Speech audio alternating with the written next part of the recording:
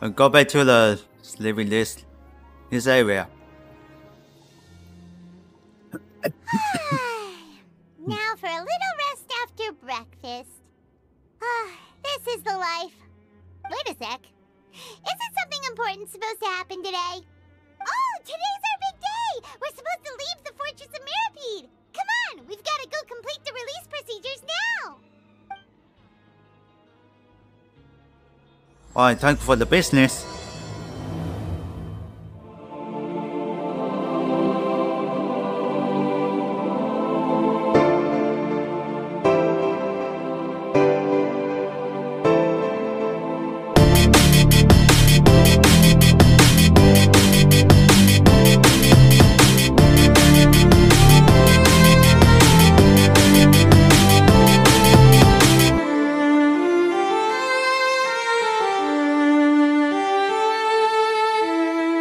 Talking something.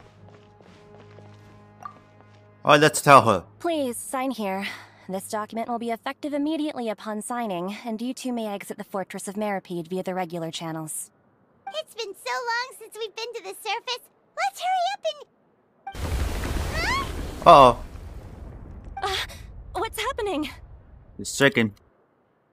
Are you okay? I'm fine, thanks. But I wonder what that tremor was just now. Let's go ask That was really bad happen. You can feel it too. I think. Your Grace? Ah, good to see you two. Is there something you wish to see me about? Yeah, what was with that earthquake just now? Ah, that. The tremor didn't originate from the seafloor. In fact, it seems No, it was came from the controlled. surface.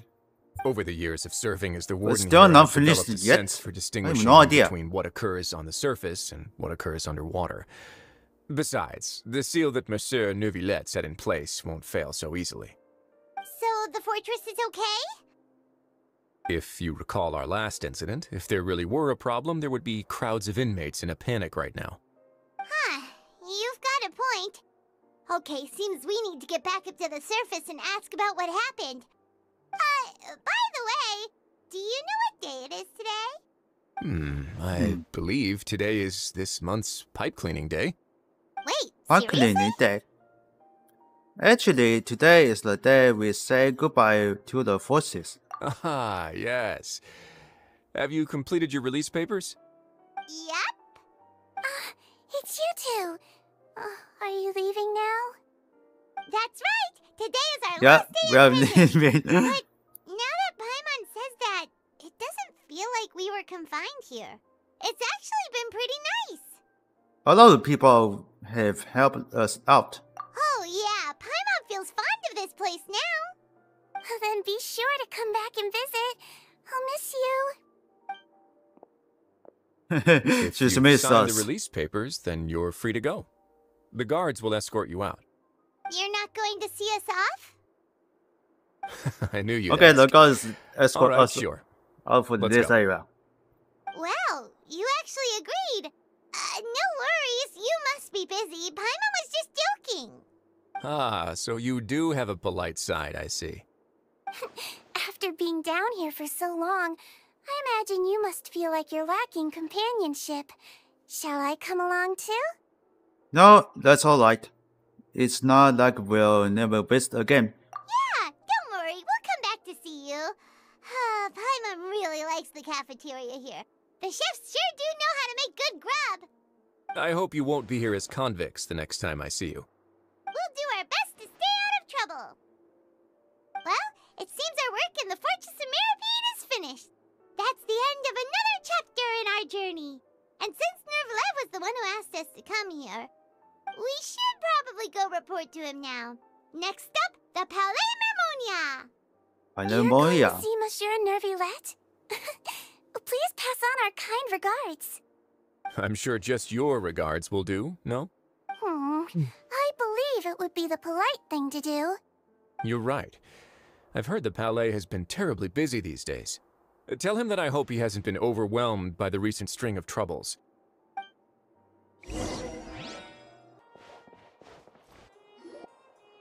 The The Palais Mermonia sure is buzzing with activity today.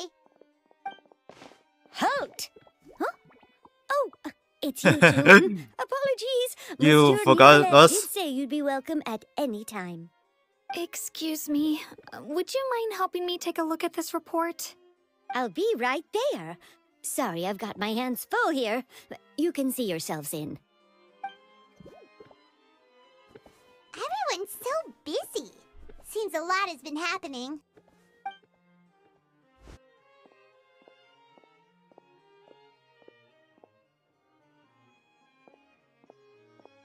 Neuvillette! Hello. You've come at the right time, but you'll have to wait for just a moment, as there are some urgent matters I must tend to first. In the meantime, please, have a seat. If you'd like to have something to drink, let the Melusine outside know. That's all right. We just ate. Very well, then. Let's take a break over there while we wait for him to finish his work.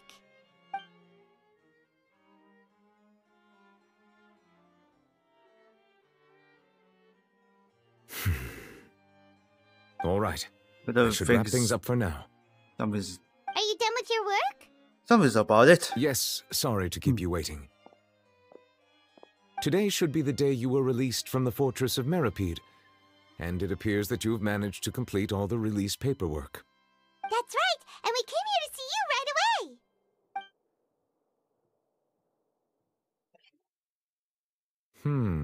A massive whale. Do you have any idea what that might be? Judging from your What's wrong? description, Then it what? cannot have occurred in any ordinary waters, but rather something like the primordial sea. A whale of that size and shape cannot usually be found in the waters of Tevat. Therefore, we can only assume that Child is presently immersed in primordial seawater. Immersed in primordial seawater? But how? What's the matter? Is he okay? Seawater? He's not from 410, so he won't disrobe.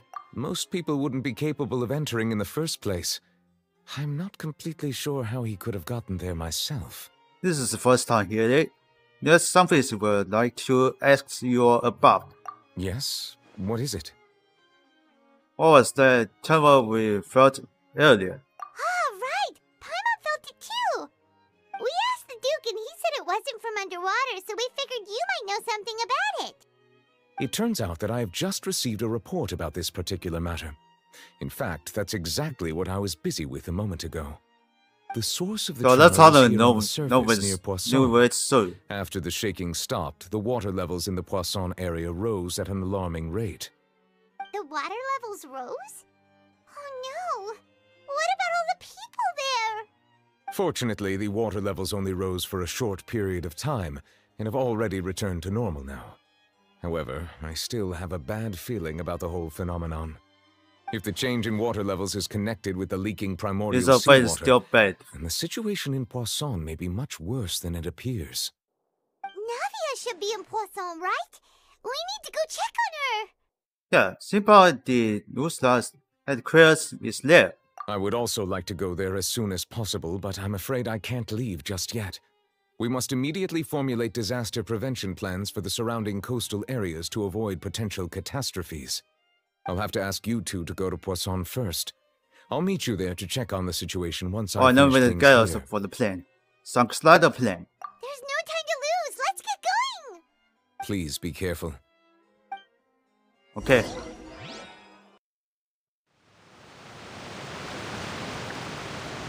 Oh no! What happened here? Oh, Jesus Christ. This boot is completely destroyed.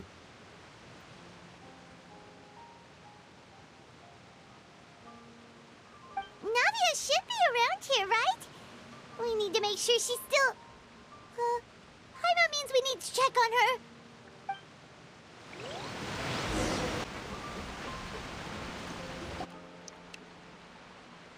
We haven't seen a single soul all the way here.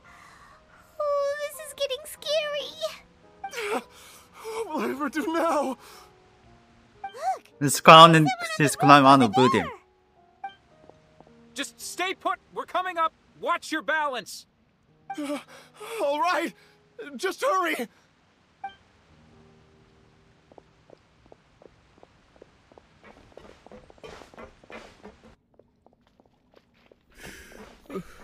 I'm not young But anymore. we'll keep going, just immediately All check out for survive the on my weapon own. in this place.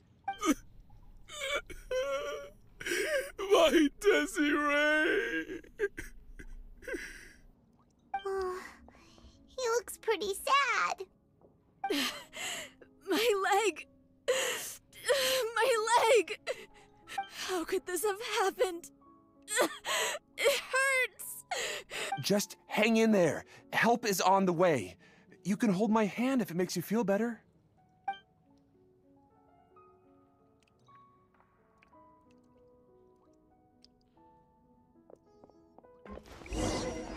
Oof. Yes, I saw it. Oh, it's Navia. She's over there. Hey, Navia, are you okay? She's fine. I don't see she's You're injured. here. We heard there was a situation in Poisson, so we came as quickly as we could. Yes. As you can see, the water level suddenly rose. It caused quite the disturbance, in fact.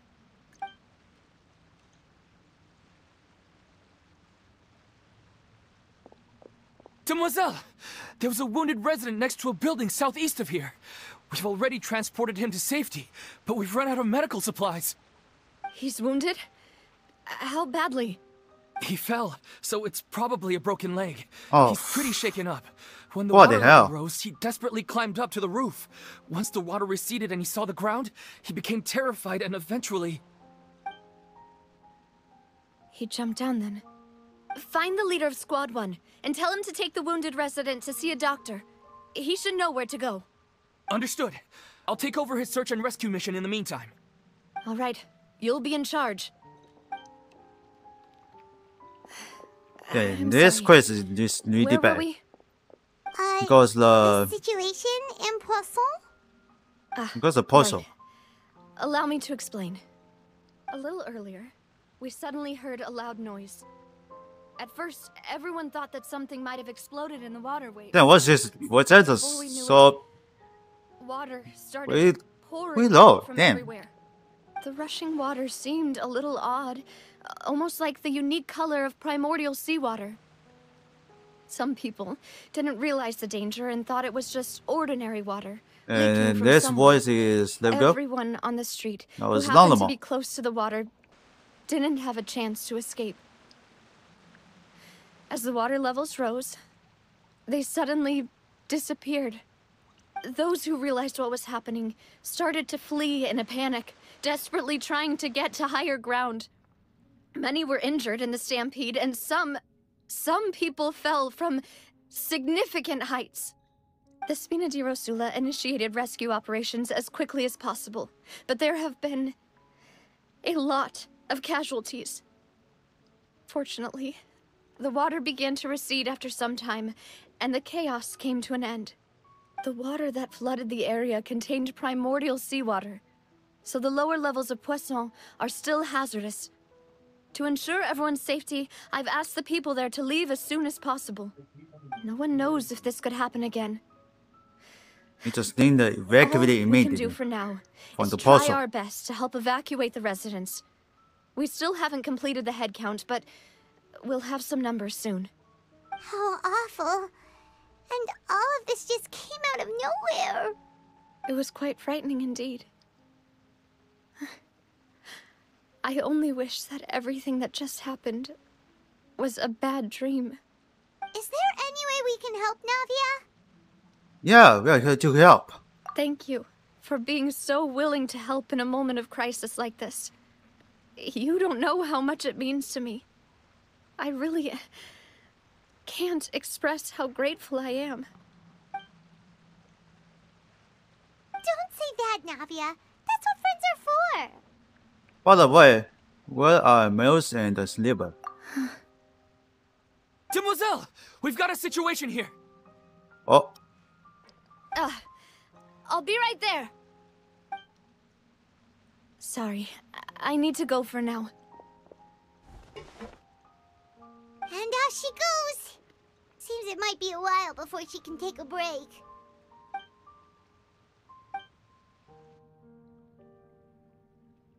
These two guys are pretty strong, Okay, but the wounded are being tended to. well, I don't and we know finished a where preliminary these two head guys count. go. More support has just arrived, so I suppose I finally have a moment to focus on my own matters. Of course, we should remain ready for anything, and continue doing our best to rescue others. I'll be sure to have everyone at the Spina di Rosula ready to render assistance.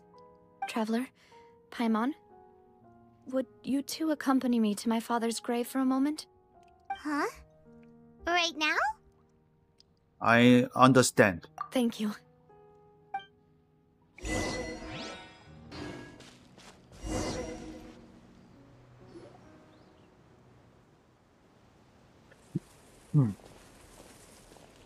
Not a lot of people here, huh? Well, given the time of day and the whole situation in Poisson, Paimon doesn't think there'd be a ton of people here visiting graves. Right. That's how things are now. The living are so exhausted that they've no strength to spare any words for the dead.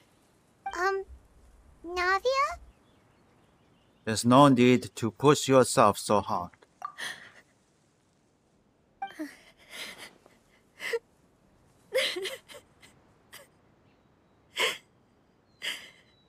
Navia, what's wrong? Sorry.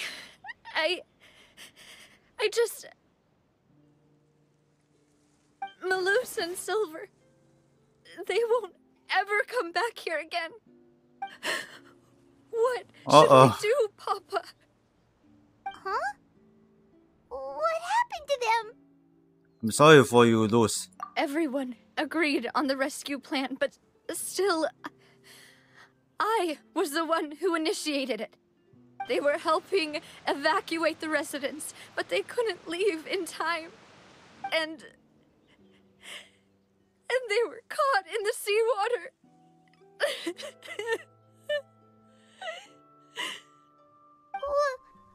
What should we do? I've known them for so long. And I know they weren't afraid. But I could at least hold a funeral for my father. And I know where he rests. But as for Malus and Silver, they're just... gone. I just can't...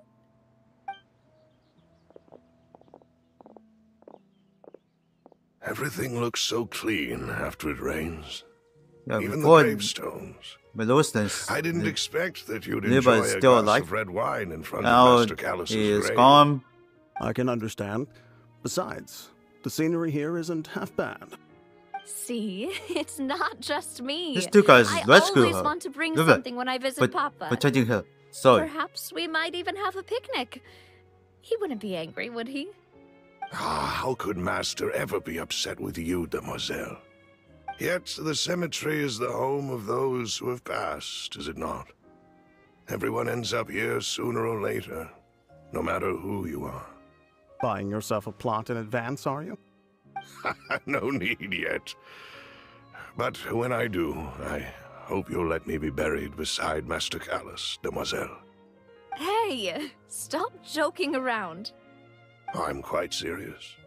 That way, it'll save us both the trip to see each other whenever you visit your father's grave. That makes sense. In that case, could I be buried on his other side? After all, besides you, Demoiselle, the two of us could certainly be considered Master's closest companions, no? Personally, I believe we fill those shoes just fine.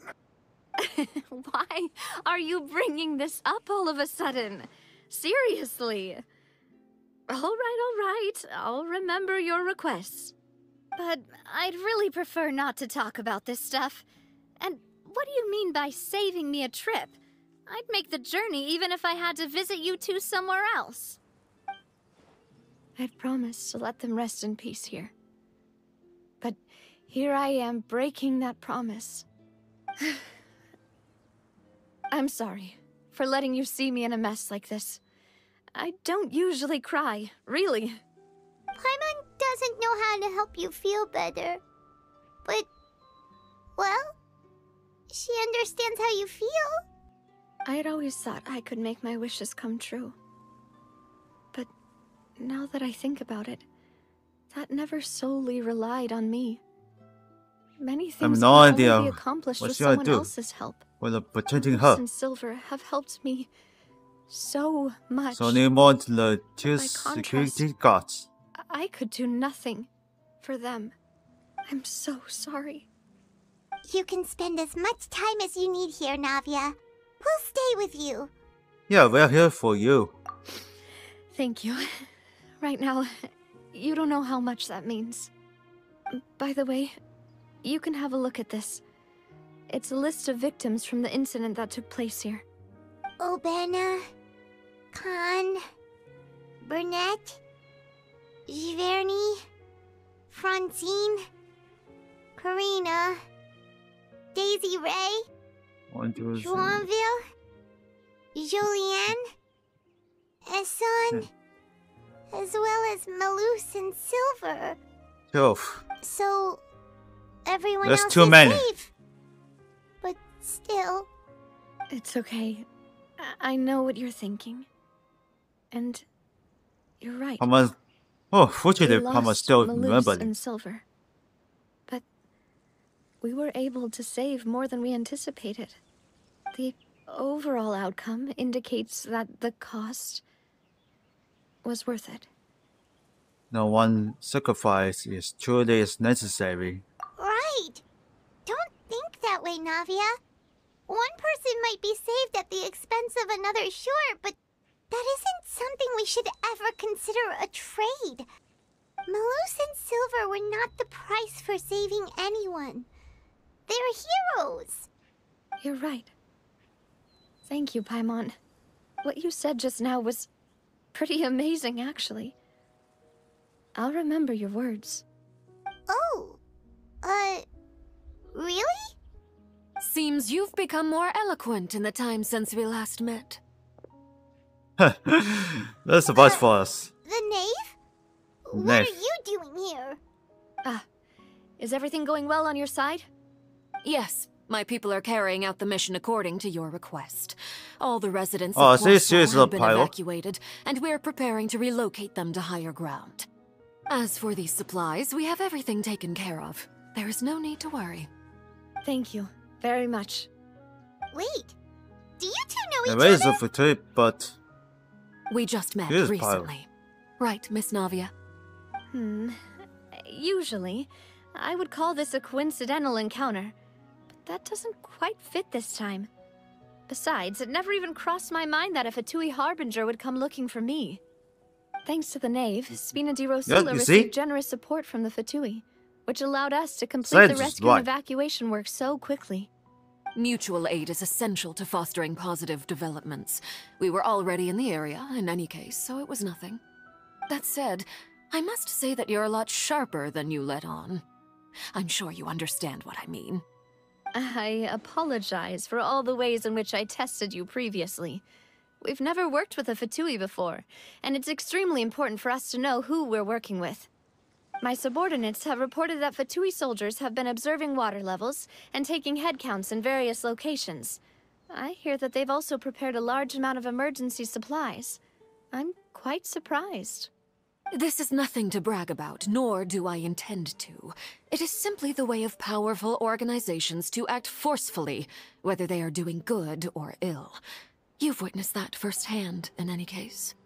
As I've told this traveler before, I know of the prophecy, and I intend to prevent the impending disaster. Lending your organization a hand was a natural first step in accomplishing that. As such, do not be troubled by this token of our sincerity.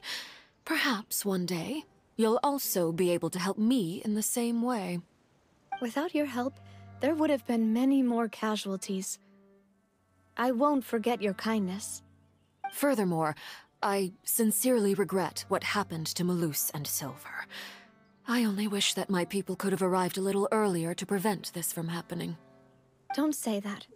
You and your subordinates did everything you could. As Paimon said, Malus and Silver didn't choose to sacrifice themselves for any specific person. And they weren't the price paid for other salvation. They chose to become heroes themselves. I've never liked hearing people put it that way, It's like trying to relieve pain by saying some noble-sounding words. But right now, there's nothing more suitable. They really did become heroes. You're right. I'm sorry for your loss, Miss Navia. Water is life to Fontaine's people, and it also spells disaster. It's no wonder that people always say that prophecies represent fate. Fortunately, I've never been one for such opinions. So, you're one who will try to change fate, then? Of course. That is why I'm going to Hotel Bouffe de Thé. I still have some things to take care of, and the children need my attention. By the way, Traveler, Paimon, one more thing. Alright, then we'll just... Huh? This isn't right. Paimon thought you would ask us to walk with you for a moment so you could tell us something in private.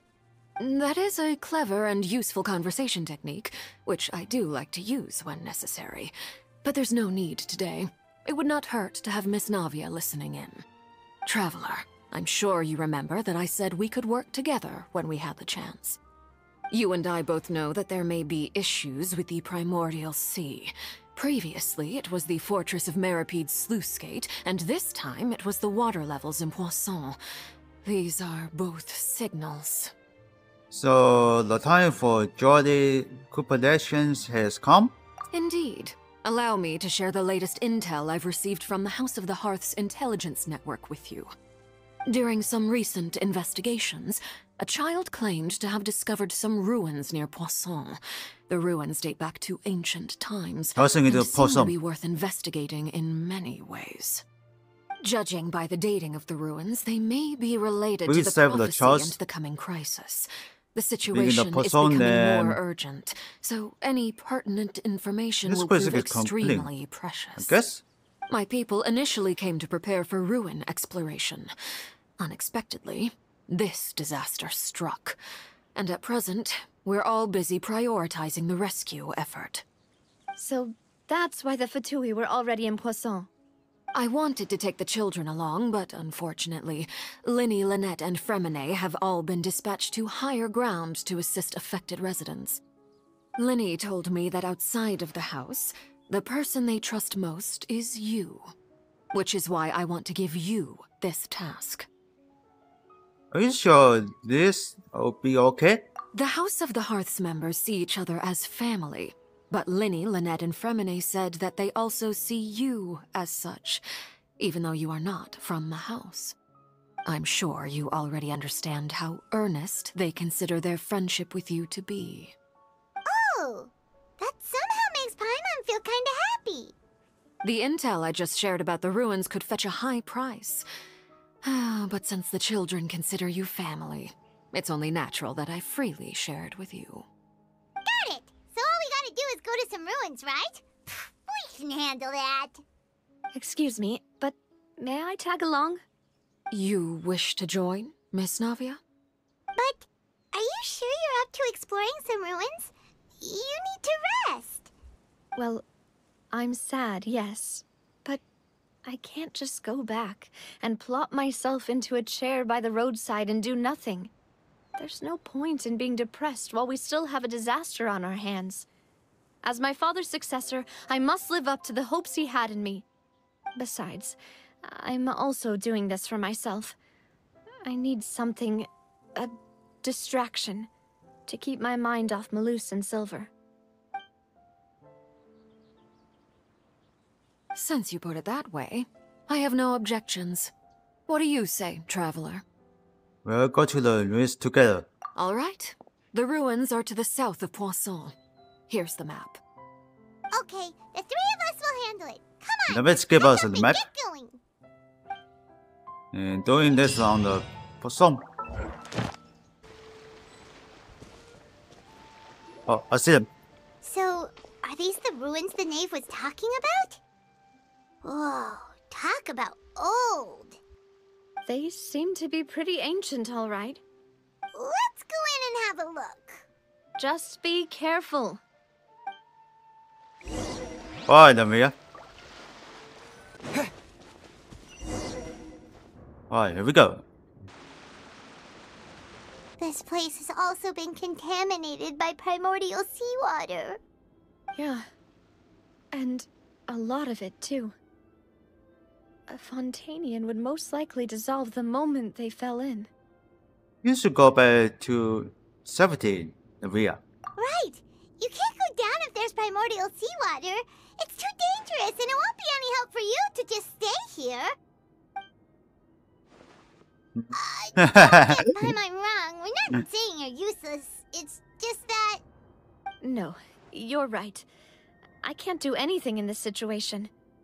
I'll leave this to you. Maybe there's no way back.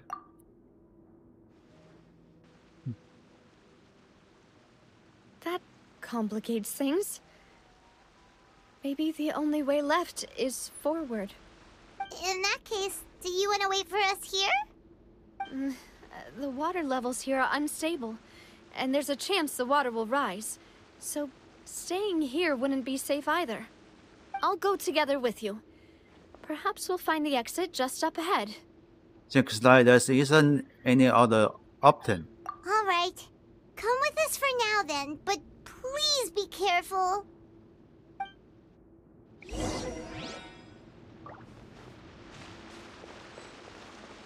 Oh no, it's a dead end! Let's try climbing over from the side. Alright, here we are. Whoa, okay. Wait, there's something wrong with this bridge! Run for...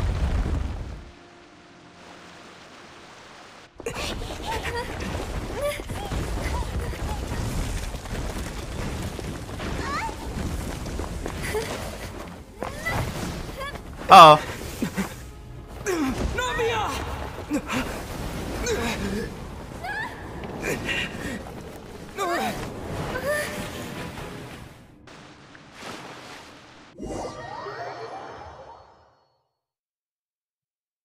The valve.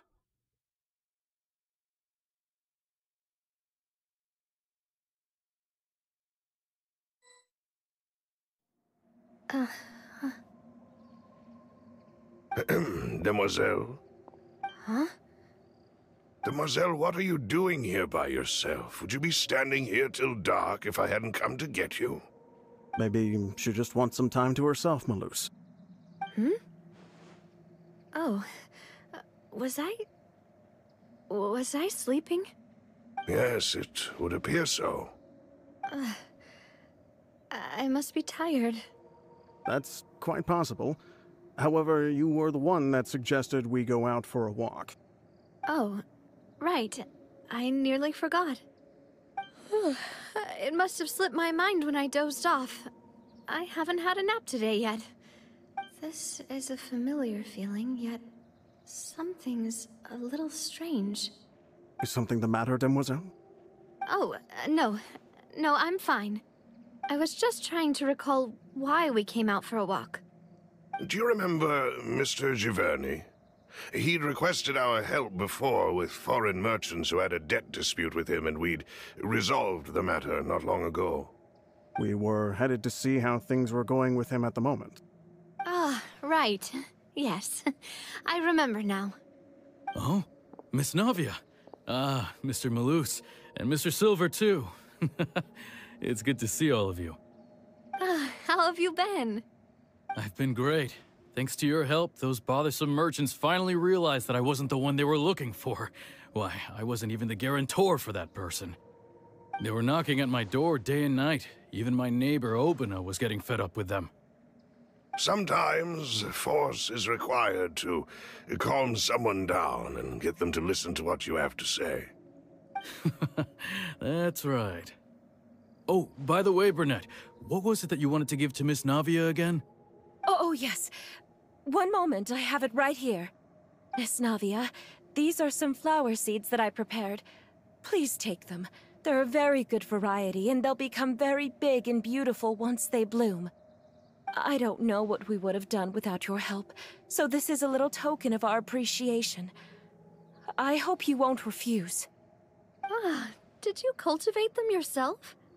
Thank you so much. I'll certainly take them. Malus, we do still have some empty flower pots at home, right? Why, we can have as many pots as you'd like, demoiselle. Perfect. In that case, we'll swap out some of the decorative plants for some of Mrs. Burnett's flowers. Very well. Wait. Something seems to be off here. Excuse me, Yes, madam. this is strange. If I'm not mistaken, your One name of is them, Burnett, correct? That's right. Is something wrong? No, it's nothing. This is the first time we've ever met, but your name seemed familiar to me. I must have heard it when I was discussing things with your husband previously. I've heard this name before. Sometime recently, I'm sure of it. And why are there so few people around here? Where did everyone go? We must mind the time, demoiselle. We still have important things to attend to today. Huh? We do? Like what? Well, now, did you forget? Miss Navia, here you are. I've been looking for you. Please, come to the Opera House. Your trial is about to begin. My trial? Wait, why would I need to go to the Opera House? Yes, she's right, demoiselle. It's just about time now, so we should get going. Oh? All right then. 他进去了 back from the tribe.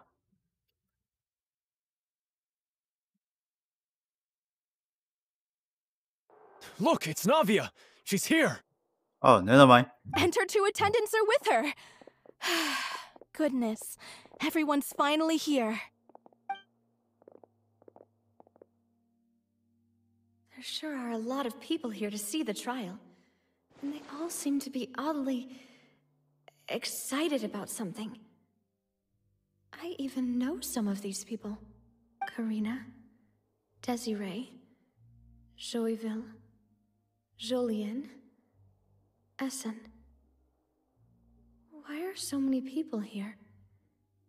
And why do I have no recollection of this case? And as for the judge... huh? Where's Monsieur Neuvillette? Please sit in the defendant's seat. Don't worry, Silver and I shall accompany you. All right. But are you sure you can stand behind me? Typically, it wouldn't be allowed, but today is an exception. Hey, what kind of place do they think this is? Come on. Do they have any idea what they're doing? Seriously. Enough with the whispering!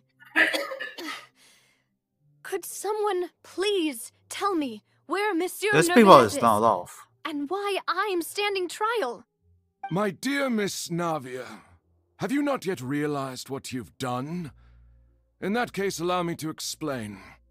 As all here know, you are Master Callus's successor, the head of the Spina di Rosula, someone held in high regard by every soul in Poisson.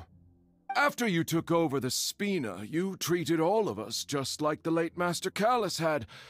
If anyone in need reached out to you for help, you responded. Not only you, but your butler, your subordinates, nearly everyone in the Spina di Rosula fought for the well-being of those in Poisson. Wait a moment. Aren't you just proving that I'm a good person? Yes, correct. Absolutely right. And that is why you stand accused. You have helped so many people get through so many difficulties. You are one with us. We are inseparable. We are one big family, all of us who are from Poisson, inextricably linked. And with you being so important, we couldn't possibly do without you. Therefore, this fair and honorable court shall declare you guilty, and you shall stay here. You will be together with us forever. Huh? What are you saying? Well, he does Everything understand. you have said is correct. I have indeed done a lot for my hometown, and I would be willing to be with you all, but what is the purpose of having me stand here like this? What is there to discuss? Ah, well, if that's what you think, then I have no further comments. How wonderful, Miss Navia!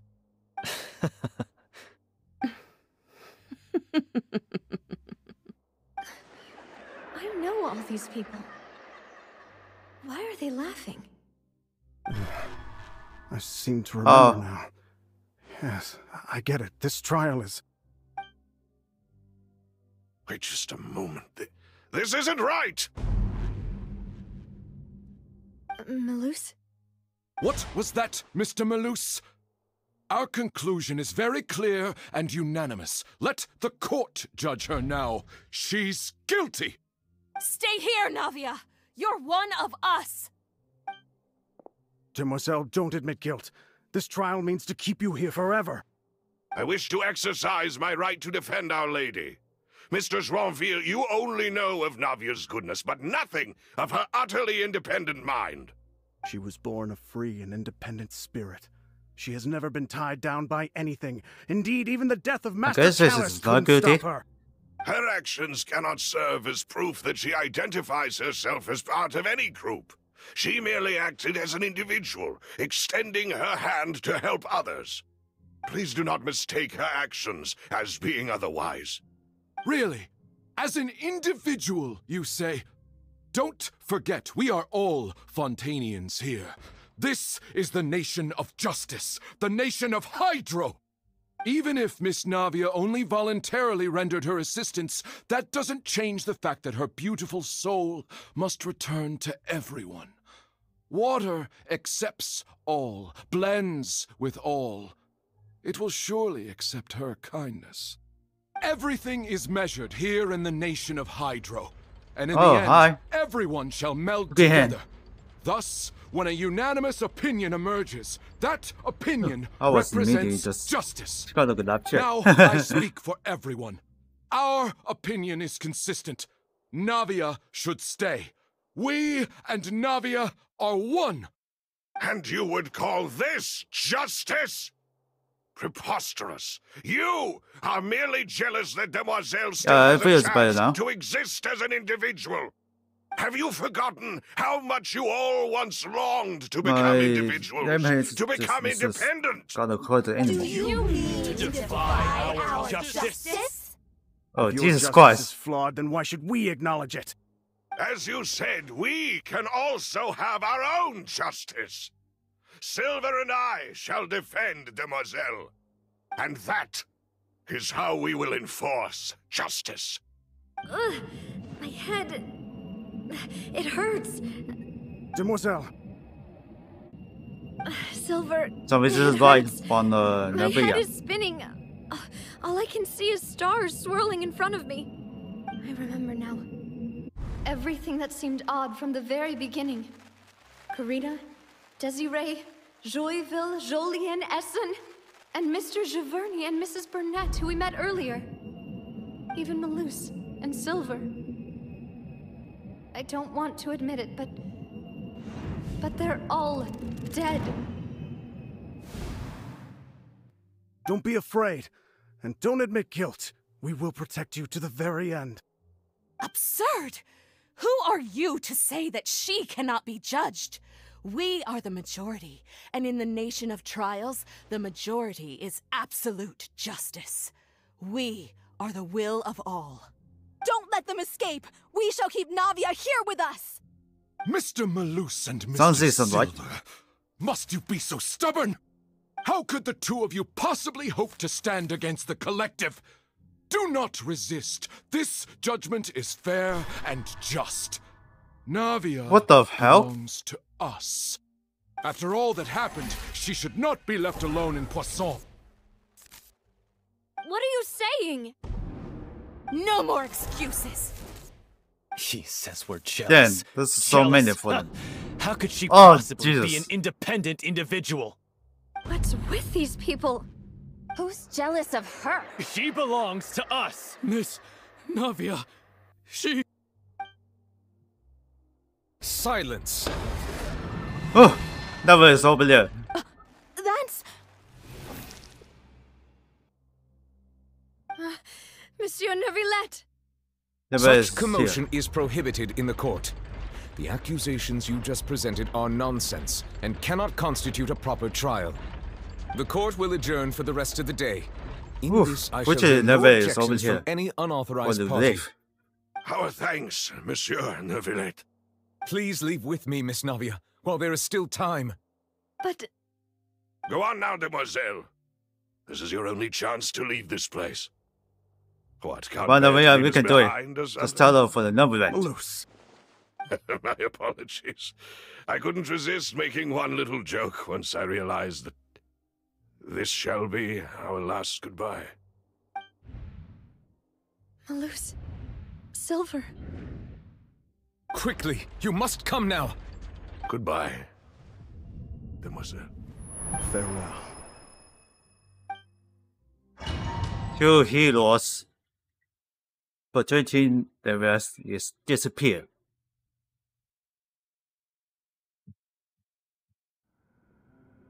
No, wait! Just a second! Navia? You're awake. Good. What? Someone saved her. I No must way. have been dreaming. Malus and Silver were still alive, and they were defending me at some insane trial. It looks like This you're is all right. scary. Did all the sad feelings cause you to have a nightmare? Paimon could give you a hug. The ruins you were exploring suffered a cave-in. When I arrived, I found you falling toward the water.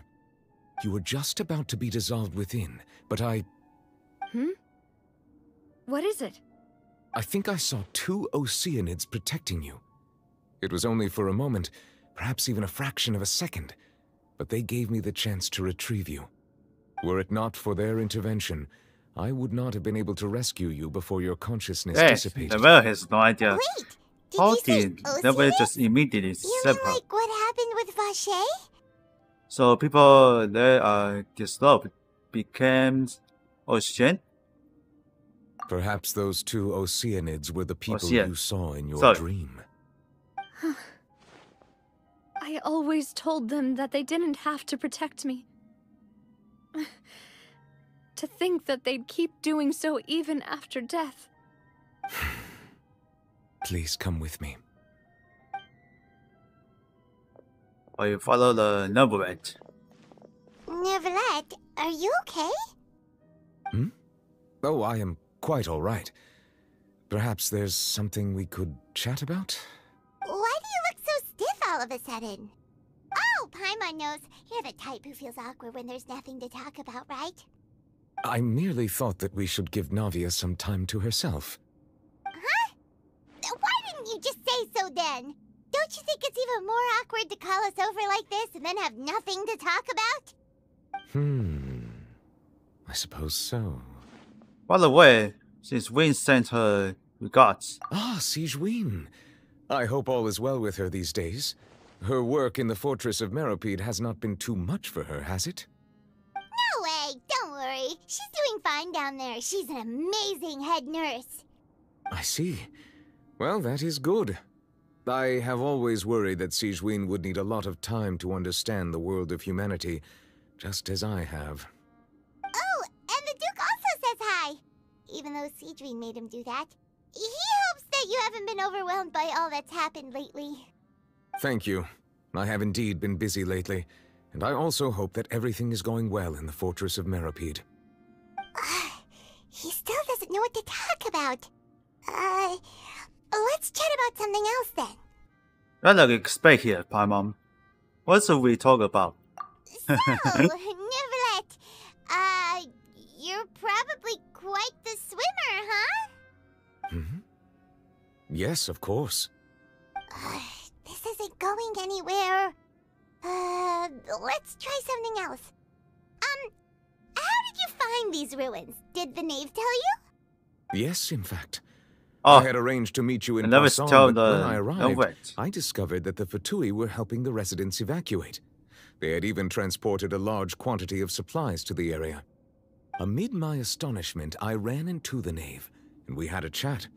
She informed me that she had asked you to investigate the ancient ruins here. Yeah, we originally planned to meet up with you, but we thought you might still be busy with all those official documents. We didn't think exploring the ruins would take very long, and who would have thought you'd wrap things up so quickly?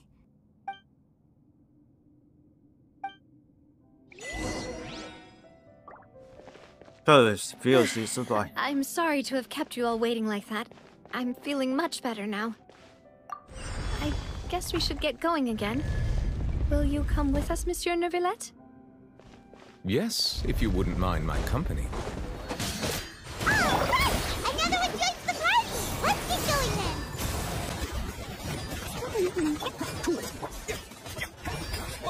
then! The two parties can be like confirm. Let's go this. Let's play this.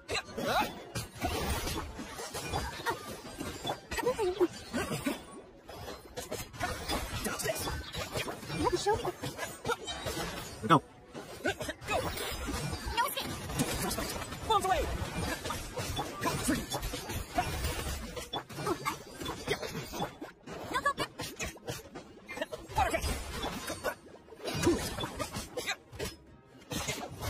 Comes.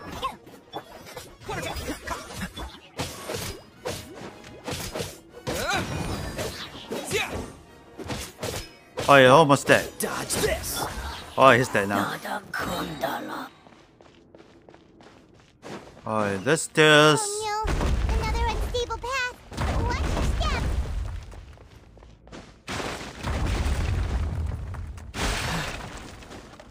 Okay. Okay. Oh, okay.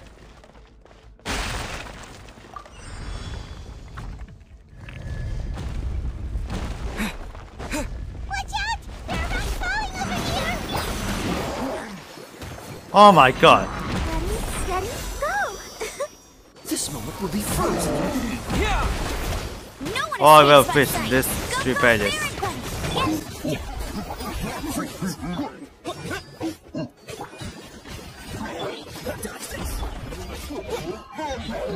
Go.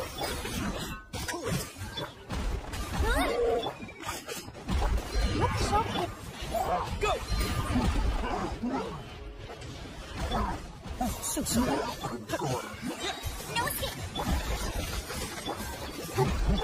Go, Baron. Oh, I almost got to hit the bomb. Dodge this.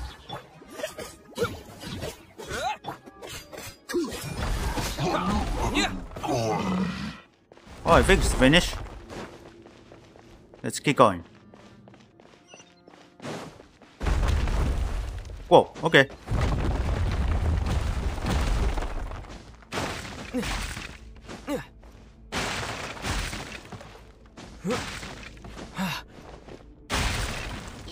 we're almost at the top. Keep it up!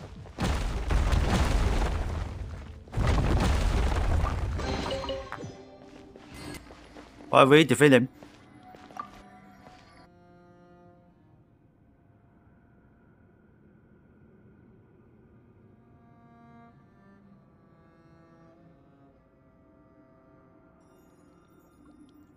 Oh, is guess the elevator is anyway.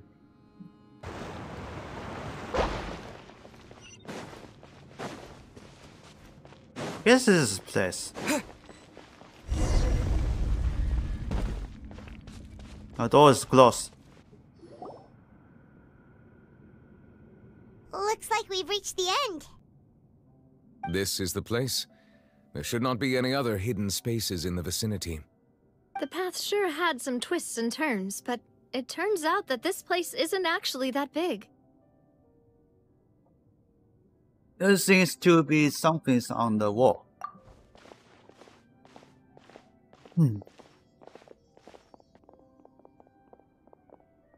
Stone slates. It seems like they were put here as an offering. Could we take them down and have a look?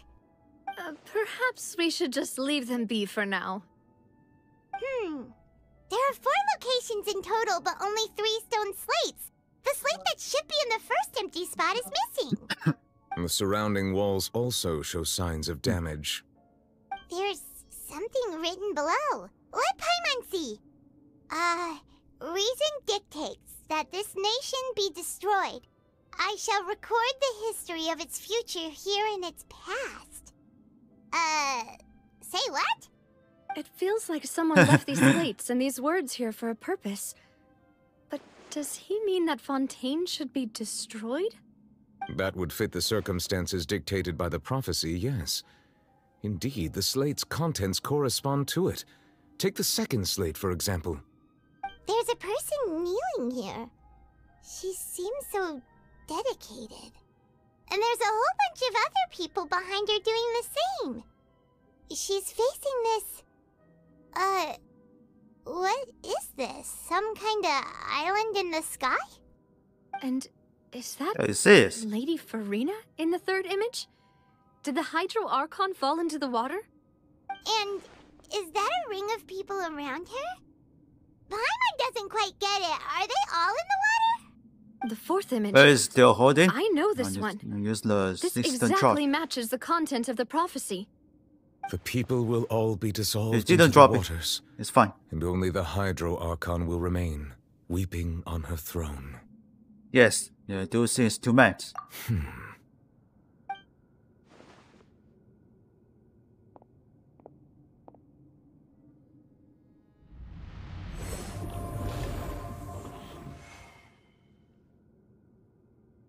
Where's find something? See what's going on. More information should be hidden in these slates, but I fear I cannot easily uncover it. Most likely due to us missing the first slate. I am very sorry. Don't blame yourself, Monsieur Neuvillette. Deciphering ancient stone slates isn't one of your duties. Ooh, Paimon's getting the chills just looking at these slates. This says that it's the history of the future, right? That means the prophecy's sure to come true. I really hope it doesn't mean that. Still, Paimon feels like these images are kind of weird when you look at them together.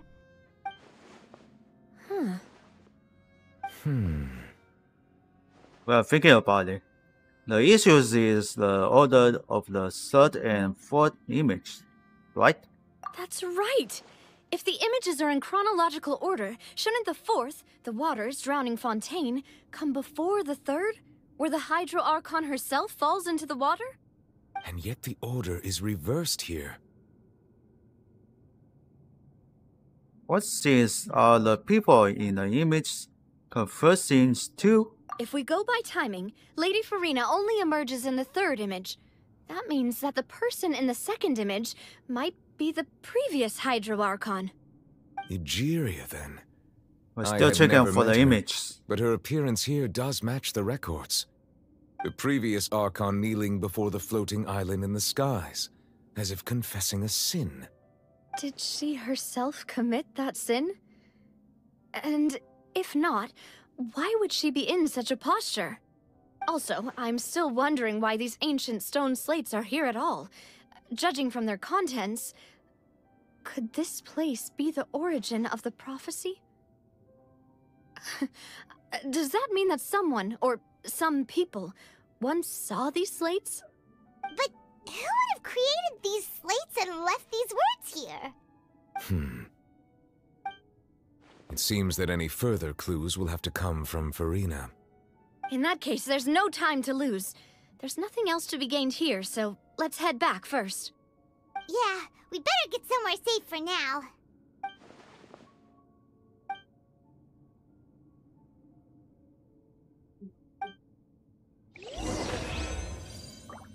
Yeah. Let's save. It's kind of too dangerous. Let's split up here. I'm going to check on what's happening with the Spina. You know how it is. There's some things you just need to be there for yourself. You still have energy for that, Navia? Paimon's already beat. Just head back to the Fleuve Cendre and have a rest then. Thanks for keeping me company all this time. I'll depart as well. Thanks for your hard work today. Rest well, everyone. Traveler, I will go talk to Farina tomorrow morning to ask about the stone slates. I'm sure that you're concerned about this matter as well. If you have time, drop by my office. I will share the results of our discussion with you. Alright, see you tomorrow. Are you really gonna talk to her about this directly? Will that be a problem? Paimon's getting a little scared now that it's come to this. She has long been harboring secrets, and will not give them up easily. Which makes it all the more my duty to ensure that she understands the present situation. Alright, we'll leave it in your hands then. You're probably the best person to talk to her anyway. I will be carefully considering my words tonight. Traveler, Paimon. Our safe house at the Fleuve Cendre is always open to you, as ever. So please don't think you're an imposition. All right. I'll be on my way then.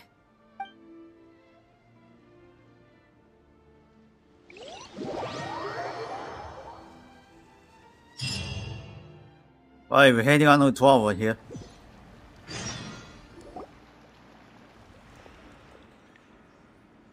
There's no voice here. Sorry. Welcome back. We've got a special menu prepared for you two tonight. Because the game calculation forgot point. The boss is the best. You did great as well, Paimon.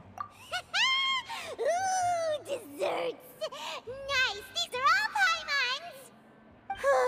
Paimon's already starting to forget what happened today. What? What? Oh, that voice. Is that who I think it is? Huh? It's you two.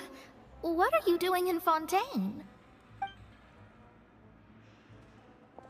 Jesus Christ! I don't know how the mods coming to this Fontaine.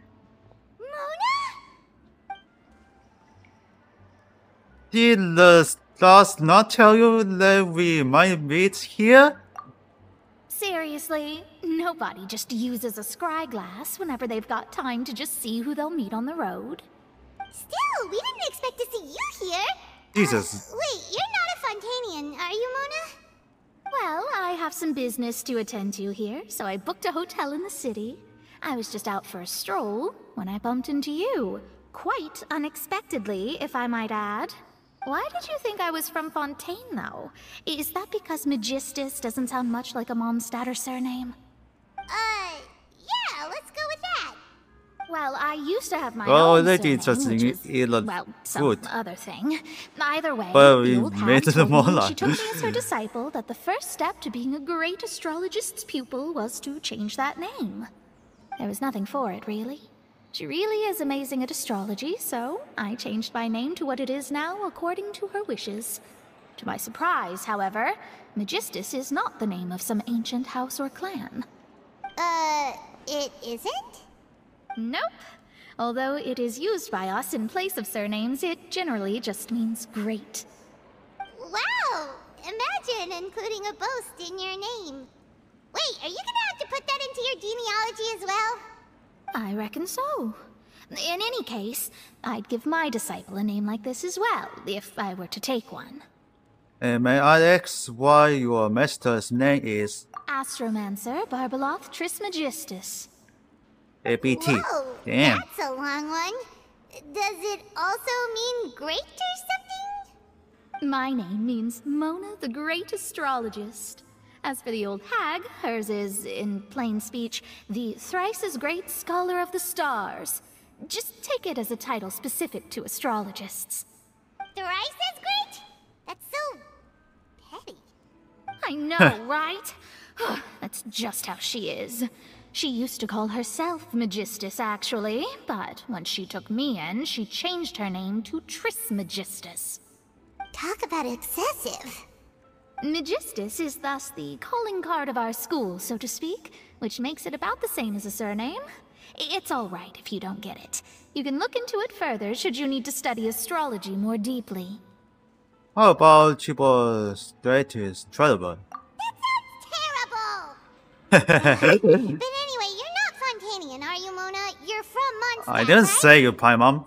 Well, I was born in Mondstadt, yes. My parents migrated to Dorman Port, and I traveled with the old hag for a while, after which I settled down in Mondstadt City.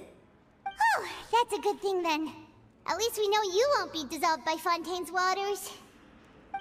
Speaking of that, I'm sure you're aware that a bunch of things have happened here in Fontaine, right? I know you're not a local, but I'd avoid getting too close to any water that looks strange all the same. There's something ominous about it. Well, the water, I mean. Did you come to Fontaine because of the poverty, Mola?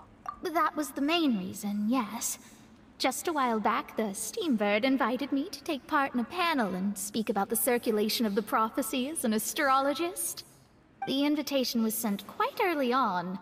I don't think anyone expected Fontaine to be in this much trouble. What do you make of that prophecy, Mona? Just tell us what you think as an astrologist. Your word would go a long way to make things more certain and less scary. What I can tell you is that I'm an astrologist, and that this prophecy concerns the fate of Fontaine, even that of all Tevat. Ascertaining this is akin to reading the fortune of the whole world.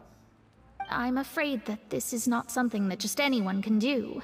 If I could do it, you would no longer call me an astrologist, but a visionary. But on the flip side, the prophecy is so huge and powerful that it must surely come from a powerful visionary. Its contents involve the fate of the world. Disregarding it would be a mistake. A visionary? Sounds really powerful and all, but does such a person really exist? Of course. The old hag could do it, and I'd bet there are others amongst those Hexenzirkel colleagues of hers who could do something similar. Could you help me get in touch with your master? Huh? Are you sure? All right, I'll help you. It isn't often that I see you with such a serious look on your face. I'll tell you once I hear back from her.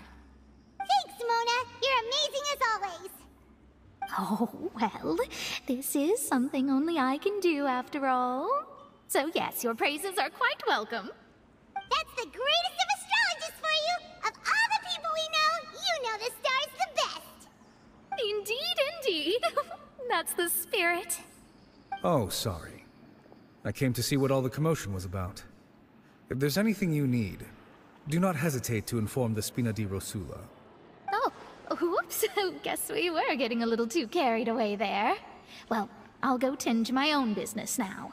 If I receive any news, I'll be sure to come find you two again. And there she goes, quick as rushing water. And here we are with the Spina guy giving us suspicious looks. Shut your kid down next time, Paimon. If Paimon hadn't spoken for you, it'd be you getting all the weird looks. Huh. The things Paimon does for you. Alright, thanks, Paimon. That's more like it.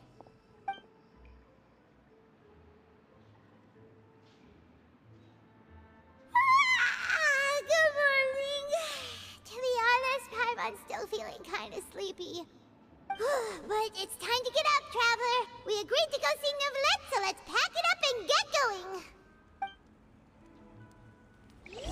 Thank.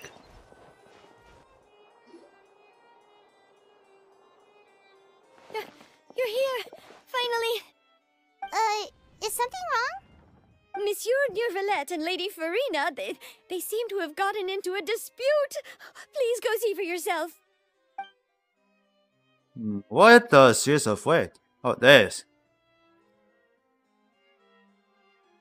Like I said, I've already explained everything. And yet the problem has not been properly solved. There is little space for excuses between us. It is not my intention to offend you, but please, tell me where you stand. You are the Hydro Archon Focalor, are you not? Look at this. This is a list of the victims from the recent Poisson incident.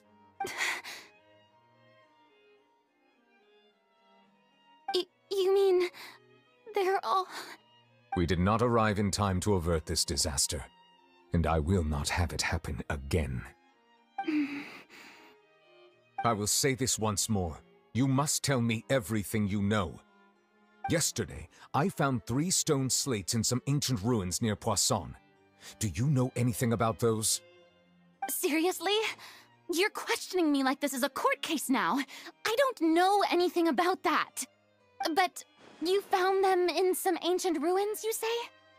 That's correct, which is why I came to ask you some questions.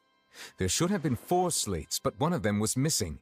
The other 3 feature different images that seem to correlate to the prophecy. The prophecy? The second of these slates depicts the previous Hydro Archon Egeria kneeling before a floating island in the sky, as if confessing something. Do you know nothing of this either? I don't. I've never seen such slates. I'll ask you again. Do you really have no information regarding the previous Archon? My deciphering of the slates indicates that the Hydro Archon Egeria once had to confess to, or apologize for, a certain sin. If anyone would know about it, it should be you. All gods don't have the same secrets, you know. She was herself and I'm me. Is it really so strange that I know nothing? I understand your concerns, but I'm sorry. I just don't have anything to tell you. Forgive me for saying this now, Lady Farina, but I have long known of your various secret investigations into certain matters. There are several indications that you have been investigating the prophecy on the sly. This is not strange in itself, considering that you are the Hydro Archon. But it is strange that you should also claim to not know any of Egeria's secrets, as well as do nothing following your inquiries. You have never been as superficial as you have presented yourself to be, nor are you a fool. And yet, your behavior is very inconsistent.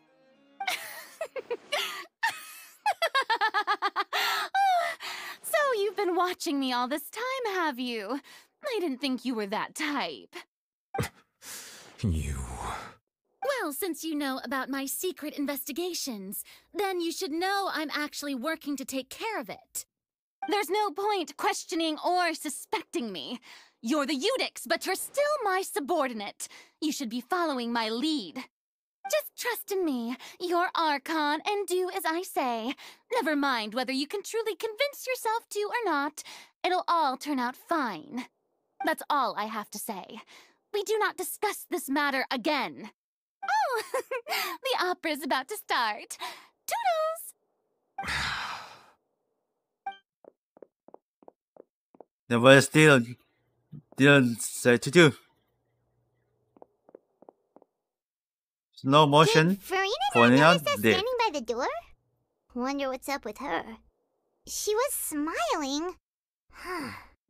She didn't seem in the mood to care if we were listening in or not. She's in deep trouble. I assume you've been outside for a while now? Oh, you noticed. Seems Farina didn't even realize we were here. She was in a great panic, though I cannot discern the reason. Our discussion reached impasses time and again, a state of affairs that we cannot allow to continue. Still, I do not understand. Dialogue is the basis for understanding, so why did she keep refusing to engage? I'm afraid the questions alone might not surface. We need to make her understand how dire the situation actually is. Everyone in her inner circle has noticed that she is hiding some secret. The issue is her attitude. I fear that she will not reveal anything unless absolutely forced to. We may have to create a situation in which she will have no choice but to speak. Oh? Like what? Normally, people will only reveal the truth when standing trial. Perhaps we must have the Hydro Archon experience just such a scenario. But Farina's seen so many trials, and she's really good at dodging questions. How do we make sure that she won't just slip away at the first chance she gets? We will need to consider this thoroughly, join forces with various parties, and then do what we can. If at all possible, I would prefer to recuse myself from this affair, but we must prevent the prophecy from coming to pass. This may be cruel to her, but all Fontaine is in crisis. The information a god possesses is too precious, and so we must take a chance on this. In that case, we will need help. But who will lend us their aid to do such a thing? Oh, I think I know who to call.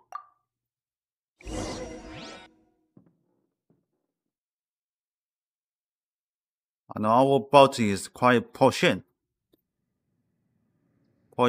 Sorry, poison, damn. For God's sake, poison, damn. Well, that's everyone, huh? Speaking of which, it was pretty smart of you to think of hiding here. Poisson was just involved in a disaster, so it's presently devoid of people. That naturally makes it the best choice. And here you are drinking tea like it's the most natural thing in the world, huh? That's what family should do. sit and enjoy a leisurely time together. It's nice to enjoy tea here, you know? Care for a cup? Lend me your ears, everyone. Or perhaps one of you might like to start us off. How about you, friend? Me? No, I don't think I can. Then, how about you, good sir? I fear that I will cause the mood on this boat to become as somber as it is in court. Well then, I guess we're lucky we've got a local like me to organize things. Wonderful, the spotlight at last. I guess I'll be facilitating things from here. That was a little long-winded, don't you think? Oh, you might be right. Anyway, to cut to the chase, our friend here, the Traveler, has brought us together to discuss something. As for what that is, well, let's start by saying that we'll be pooling our efforts together to create a series of traps. Oh, how intriguing. Well, it's just an expression, really. One that I just learned from Chlorand. And Okay, used on excited the over the spot. Fulina. So, let's invite her to a lot explain here. in detail. A round of applause, please. Huh? Didn't you say that you would be facilitating this? Oh, come now. Your work doesn't involve much public speaking, right? This is a good chance to practice. You might even pick up some fancy oratory tricks to impress your boss with in the future. I see. And what does my boss say? He is glad that you consider him your boss. Do go on.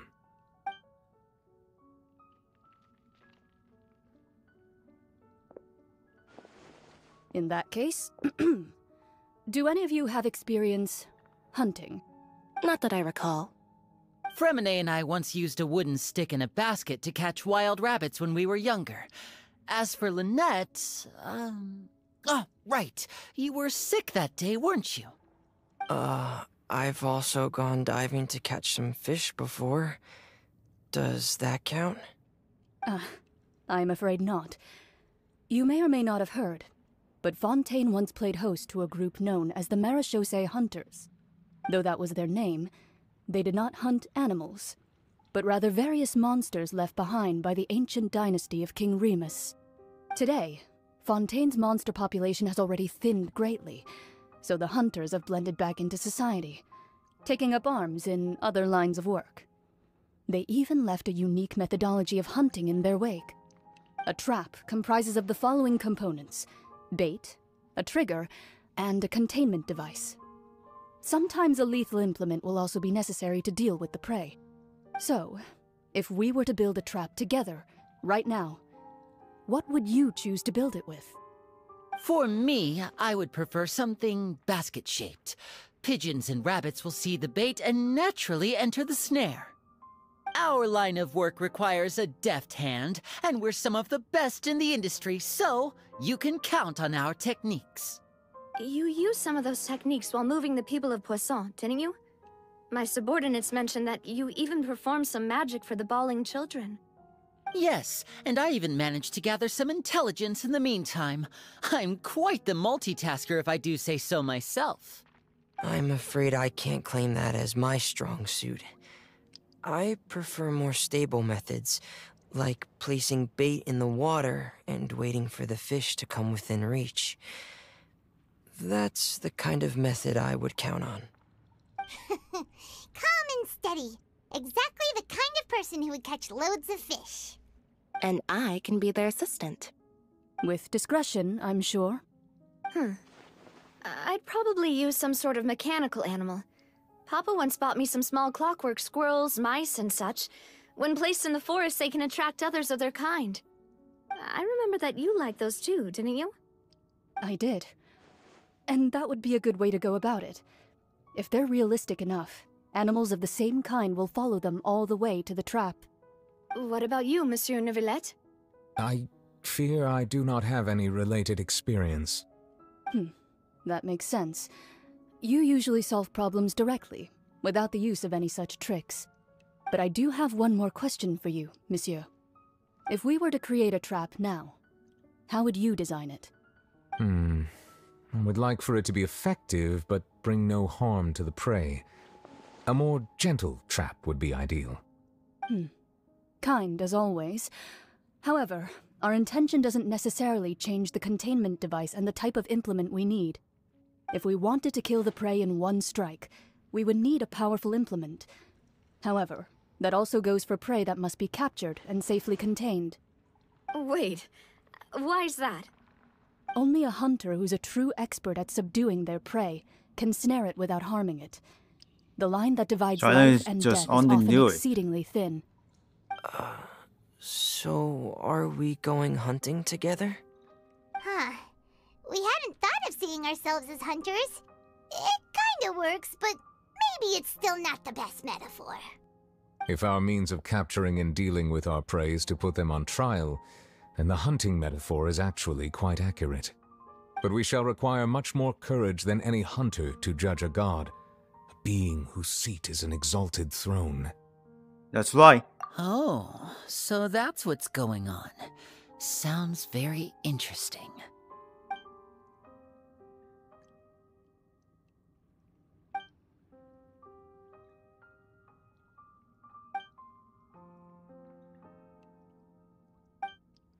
So that's all we needed. Here we go.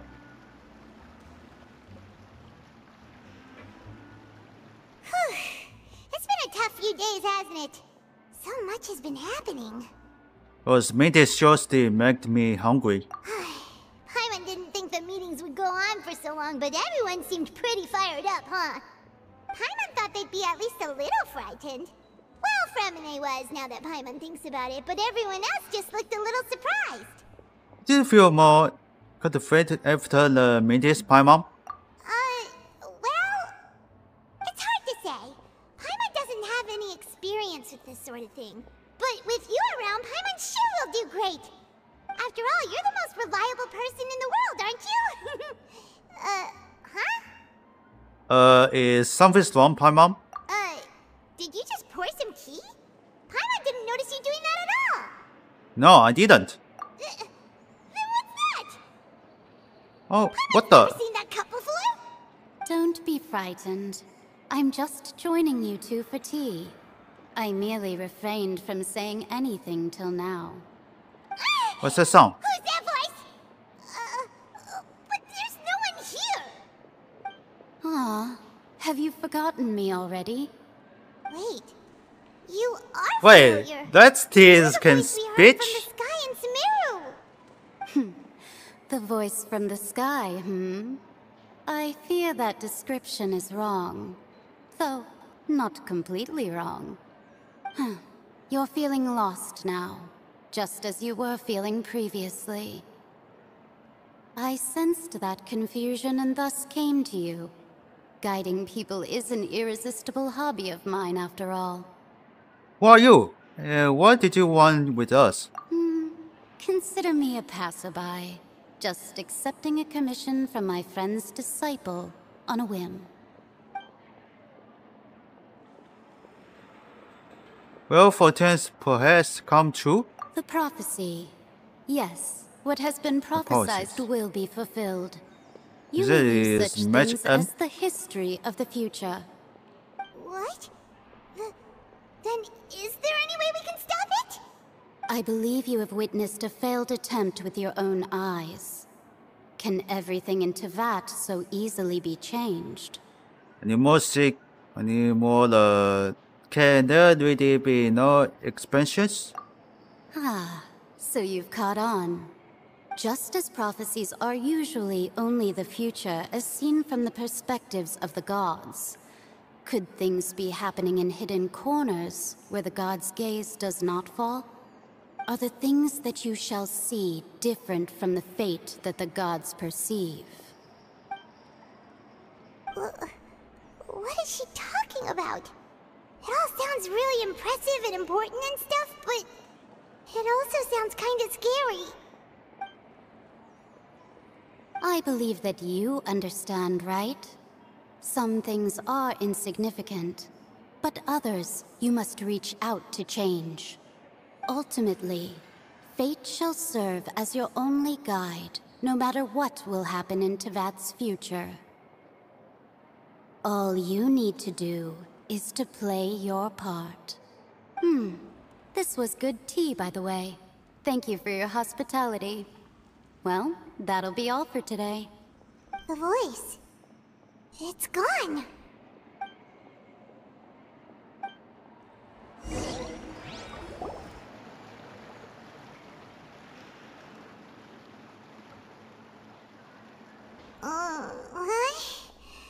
I want to hear someone talking. Alright, coming! You're getting more dialect, Paimon. Hey, it's you who's getting lazy, okay?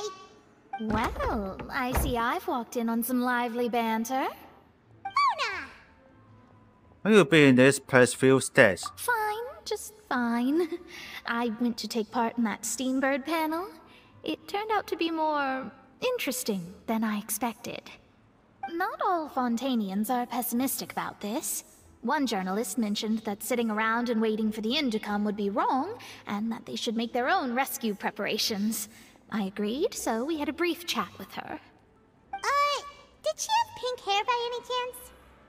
Why, yes! It was Charlotte. You remember her, right? That daredevil journalist? I'm in full support of her view.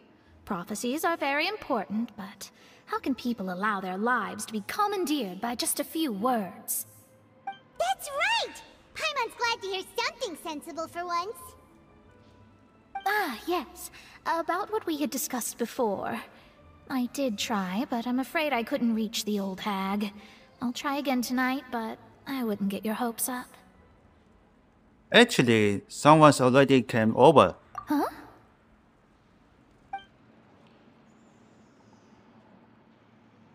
Goodness gracious. Are you serious? Yeah, I believe she's coming to pass the message to us. She said that even the god's gaze has blind spots. Pretty bold if you ask Paimon. The Hexen Circle members are certainly anything but ordinary.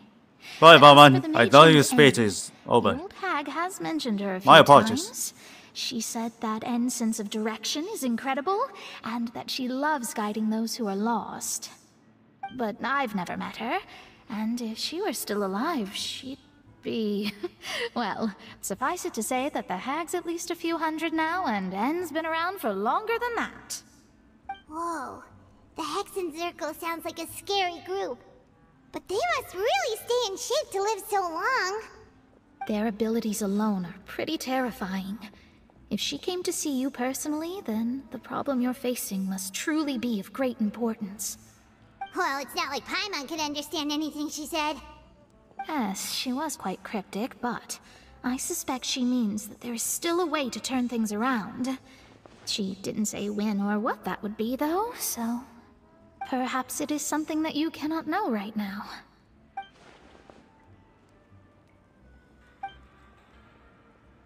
Traveler, Paimon, are you two all right? Oh, we're fine. We're just a little down right now. It kind of feels like the end is coming, you know? I see. I feel that same sense of desperation, too. I guess you could consider me someone who has often witnessed fate. Hey, Steen, John. Cannot be swayed. Thank you. But even so, I still hope for and believe in miracles. Astrology is eternal and rational, but fate may not be. This is your first time watching cruel, my last stream, John? But it can also be beautiful. Perhaps that's what En was trying to tell you. Not to lose heart, and to believe that what you are seeing playing out before you is not yet set in stone. I did originally think of steering clear of all this, but I couldn't. Even if this is all futile, I still wish to help everyone. If we don't struggle to the last, then how can we face the end when it comes? Huh. You do have a point. There I go, talking about astrological principles again. Sorry about that. The moment I start talking about work-related stuff... I need to get going. Okay, don't worry about it, Mona. And thank you. It was worth trying to comfort you, even if only a little. I believe that you'll help those who are struggling in the same way I did. I suppose that might be why we always seem to meet by coincidence. Paimon feels kinda moved by what Mona said. But also kinda sad, too. Hey, Traveler. Paimon suddenly feels like going outside for a walk. Let's go. Let's walk around the city, shall we? There's a few spots we always like to walk by.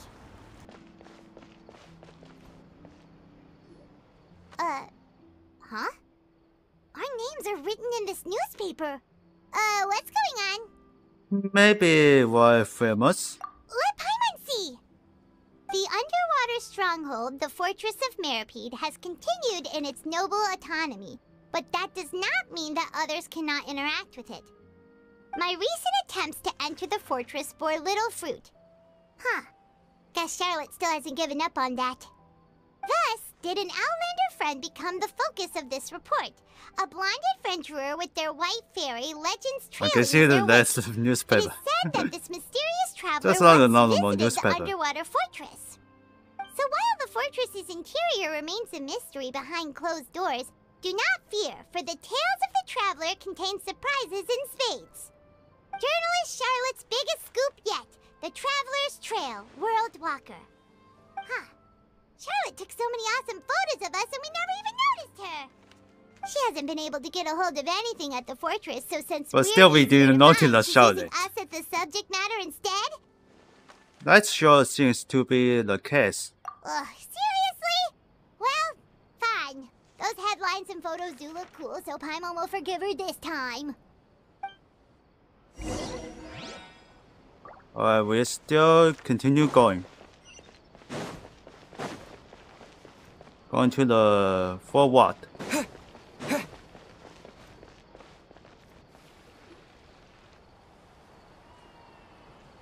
It's a fun game, but it's a sucky game. Paimon's hungry. Should we go in and get something to eat?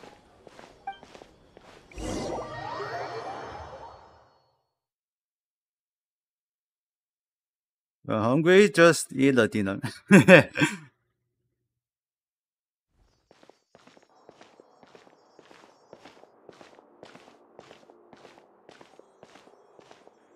Hey, quick! Look! That's the limited edition only 16 slices a day cake! It hasn't already sold out for the day? It was so delicious the last time we tried it!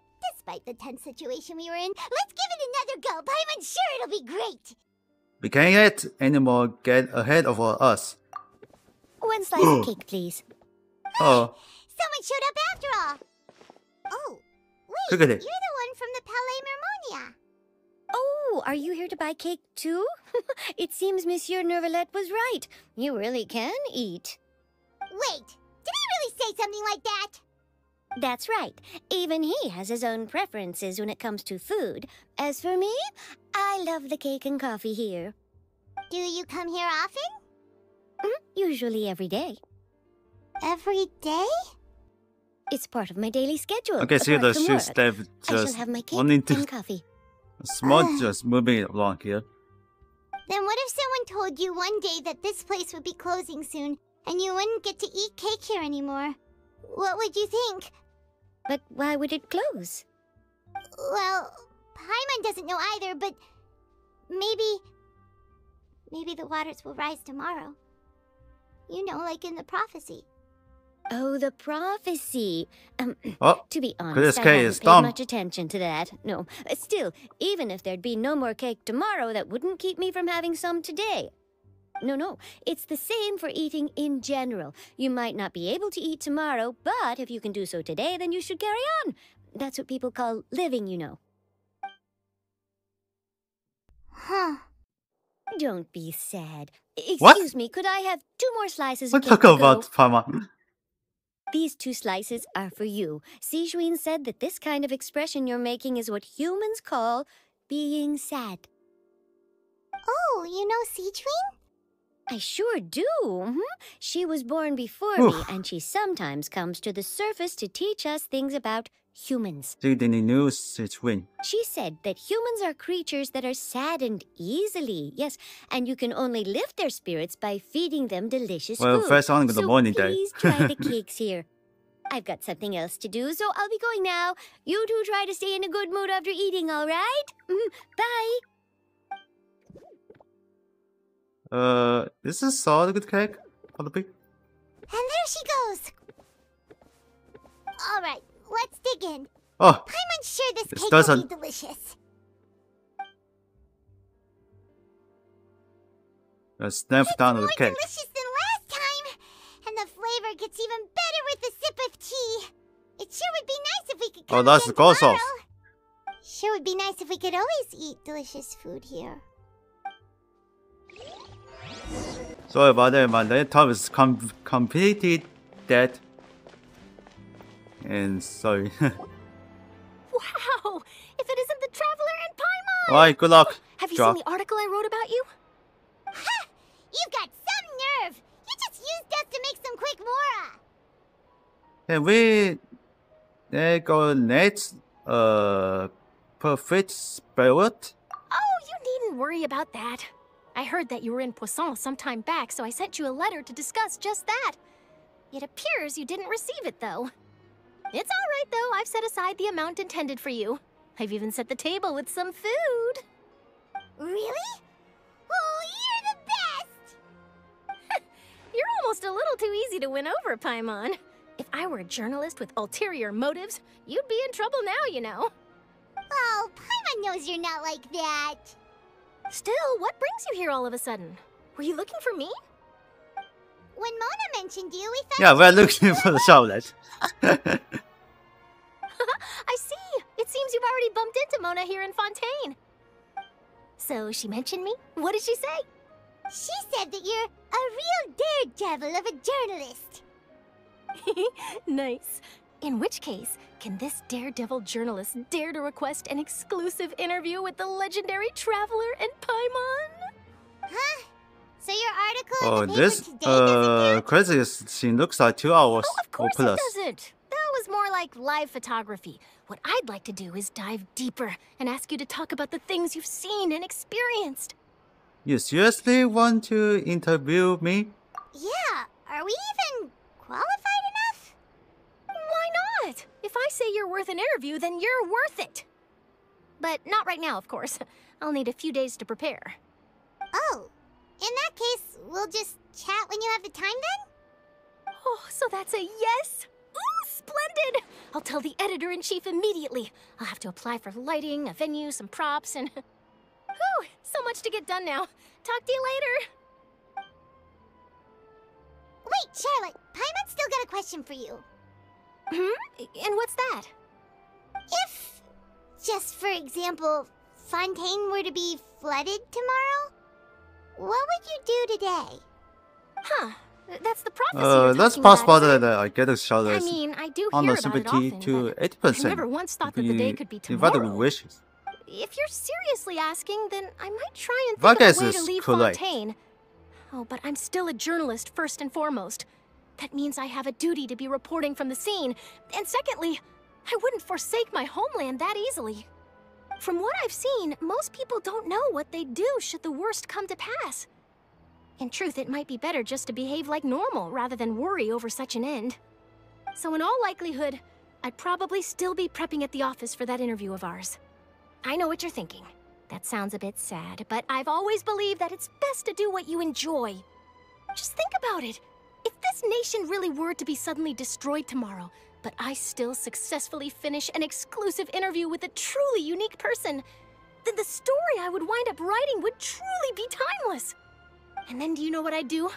Well, I'd write that story, send it for printing, and use messenger pigeons to get copies out to the various nations as soon as possible.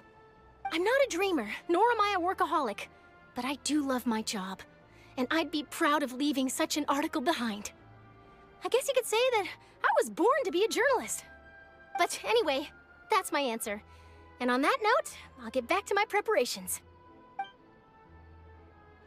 That's so nice. All of a sudden, Paimon actually kinda envies her. Anyway, let's go and take a look at the sea, shall we? Alright, let's go to the secret of what's going on here. No. We're going to the sea. The sea breeze and scenery can be a pretty soothing combo, huh? Paimon's been thinking. Yes? If it wasn't Fontaine, but all of Tevat that would be destroyed tomorrow, where would we go and what would we do? No, Paimon should ask, if you could choose, what would you like to do?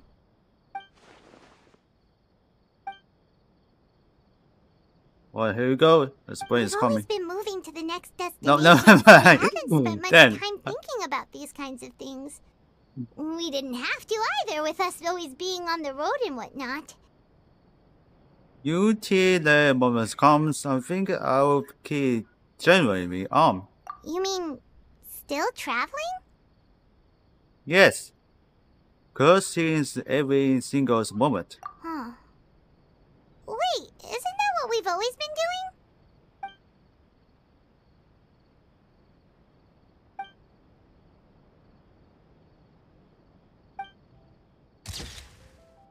Oh, I hear the picture sound.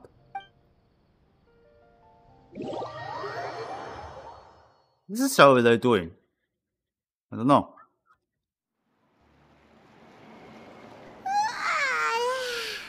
Feels like you'll grow mold if you stay here long enough.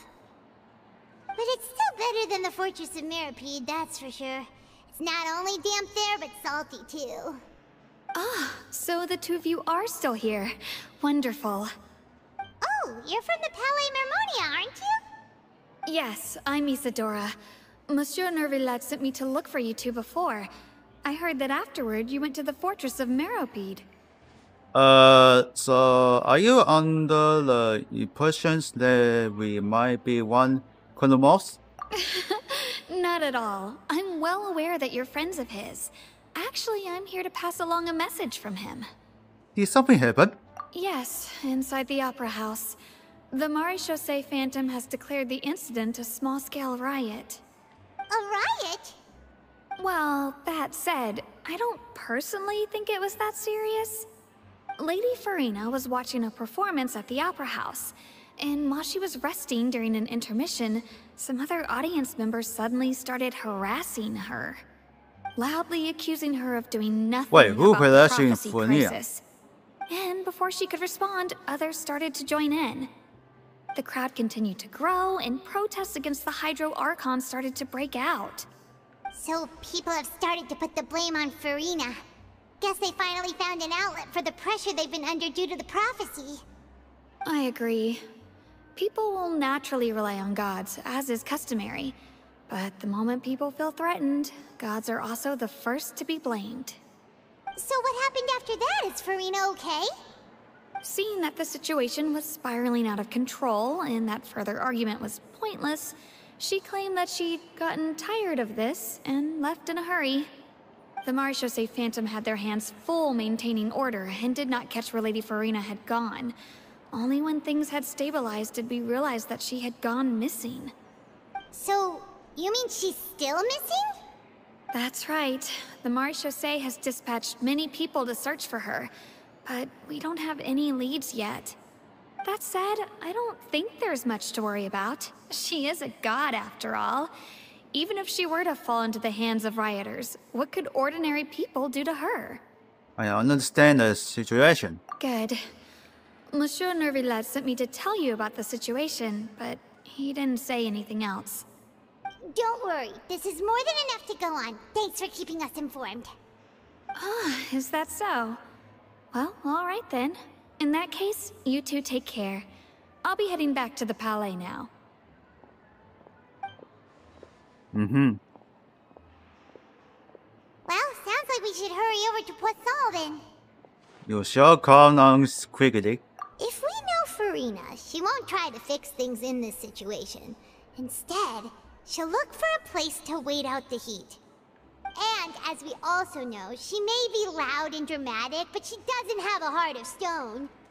When Nervillet was talking to her in the Palais Mermonia, and she heard about Poisson, she couldn't hide her sadness and remorse. It would be hard for her to ignore being accused by the public today. Paimon thinks Furina's probably taken the opportunity to slip away to Poisson and try to relieve the sense of guilt that she's feeling. Huh. Well, what do you think? Paimon knows the answer, of course, but Paimon can do the analysis to back it up, too. Cool, huh? See, becoming a detective done you some good. In that case, there's not a moment to lose. Poisson, here we come! Poisson's happened here. On the last time. This place looks deserted. Guess all the survivors must have evacuated already. All that's left here are signs of devastation. Could Furina really be here? Let's try to find her as soon as possible. Yes, let's hear it. Paimon's right. One of the perfect landing. Make sure the travelers doesn't get injured.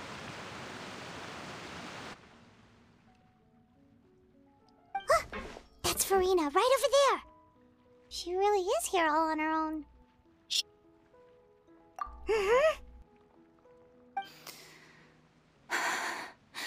Should I just give up? This is all meaningless. What was meant to happen did happen after all. My nose dead. I'm sorry. I am so sorry. Give up, Furina. There's no point in holding out. I'm sorry. But what can I even do other than to repeat meaningless apologies over and over? Melina. Who's that? Don't worry, Furina. It's just us. So it is you, blonde traveler from another land. Why, I almost thought you were someone from that mob of my ignorant subjects. Come to kneel and beg for my forgiveness. Furina. That was a surprise. You were crying just now, weren't you? The tear stains on your face are obvious. What do you mean, tear stains? Oh, I remember. The show at the Opera House earlier this morning was so moving. I'm still trying to process it. Who did that uncivilized rabble think they were, disturbing my enjoyment of the arts? They even dare to tout their Archon. I must teach them a lesson. I can just imagine their twisted and frustrated faces once they realize that I'm nowhere to be found. Oh, and I'm sure Nouvellette and those people from the Maréchaussée Phantom are freaking out right next to them, too. Stop trying to talk, Furina. Of course not. Hey, there she is! The Hydro Archon's over there! Quick, after her! Furina, those people seem to be after you. They are? They're just some rabid fans who want to cut the line because they haven't been able to meet me in person, aren't they? That's against the rules. I can't let them get their way. Furina just ran off! Quick, we have to catch up with her! Pandalasi would catch her.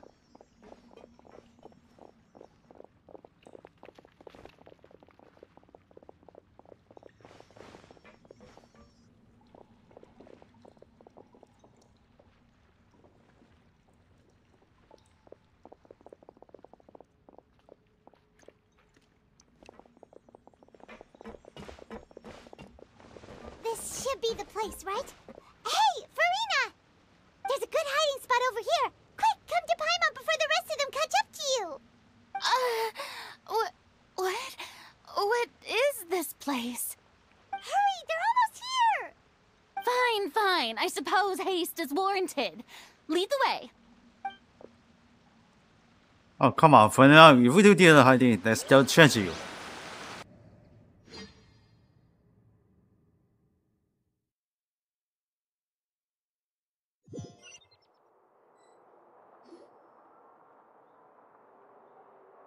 Yeah, this is very small.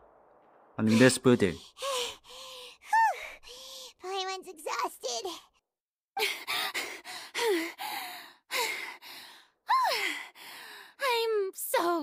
tired. I totally thought they had caught me. No, I mean, I merely gave in to the sheer enthusiasm they displayed. You might want to lower your voice to stay hidden. You're right. Yep, that's a good girl. Oh, shit, it's a light. What's happening? The ground's shaking. Is it an earthquake? Another disaster just struck. I suspect. Yeah, a quake of this kind preceded the flooding in Poisson, didn't it? It can't be. It's happening again. Well, there's no need to worry too much about that. Novelette's made some emergency plans, so the evacuation should go a lot smoother this time. Yeah, I hope you're right. But the people of Poisson, they've already...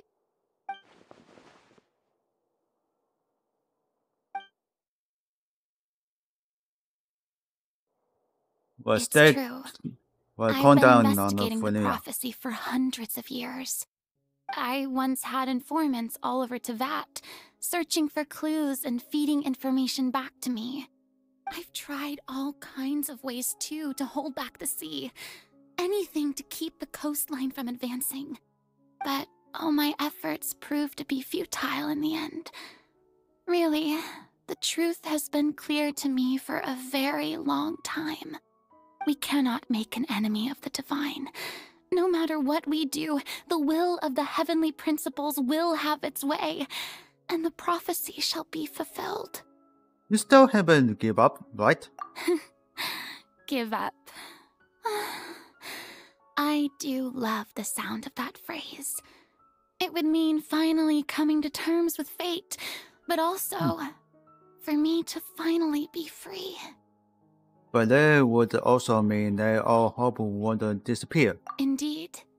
I've thought about giving up so many times, especially after we almost lost Poisson. Fate is really unreasonable, isn't it? It has no heart and obeys no rules. The prophecy has only just started to come true, and so many people have already lost their lives. But just now, it all became clear to me. I still don't have the right to come to terms with fate on behalf of everyone else. As long as the final moment hasn't come, it's still not too late. Don't worry. I will keep hope alive for everyone until the very end.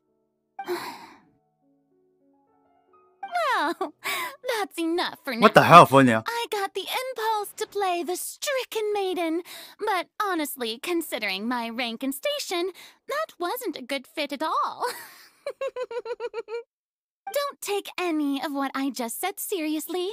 How could I possibly let Fontaine fall to the whims of trivial prophecy? Come on! Paimon could have sworn you were actually being honest just now. Funya, you might not have to shoot this bond alone. Your people are more than willing to share your bond with you. Share my burden. That's impossible. It was fated right from the start that this would be my duty alone. But even if your bond doesn't need to be shared, just share it with me. I want you to call a witness. A witness? Yes. I've heard that you came to Tevat from beyond the stars, yes. In other words, you never belonged here. And if Tevat is, in its entirety, a show on a stage, then you're just a spectator, aren't you? If that's the case...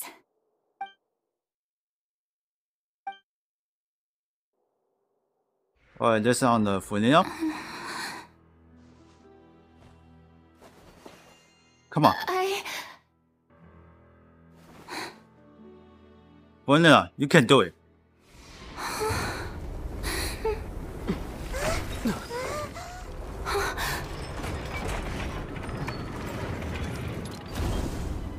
What? Running judgment?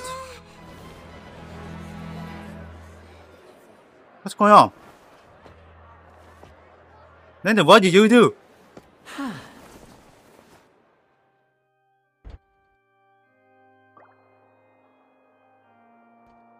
Ladies and gentlemen, this concludes my opening performance. Now, without further ado, we may proceed to the trial of our god. So this is what it is. Yes, you deserve praise for the effort you took to raise the dramatic stakes.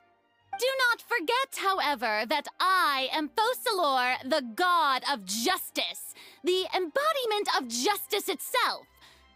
Does it not strike you as even the least bit absurd to bring the very concept of justice to trial? May I interpret these words as your refusal to stand trial? In that case, you will have the opportunity to defend your honor through a duel. You would draw your blade against a god? Uh-oh. I see. It seems like you have made up your mind.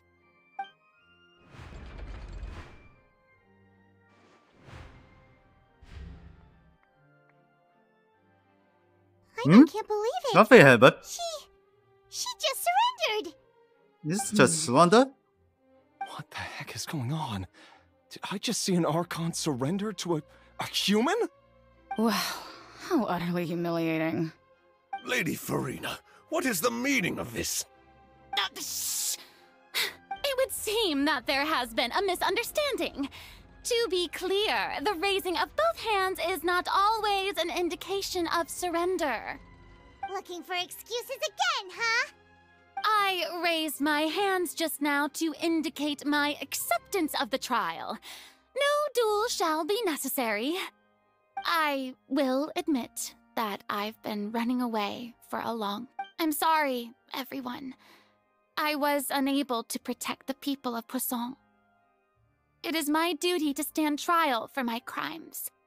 You are not the only ones to be disappointed in me. I, too, am exceedingly disappointed in myself. But now, it is time for the Hydro Archon to show you her courage and resolve. I, Farina, will use this trial to show the world the true meaning of justice! This time, I will protect you. Applaud and rejoice! One of the most outrageous and fantastical arcs known to the opera epiclese is now unfolding before your eyes. Mark my words, this shall be one of the most exhilarating and brilliant shows ever to grace the stage of Fontaine! The trial of the Hydro Archon, Focalor, will now begin! Woohoo! Oh, now we're making history!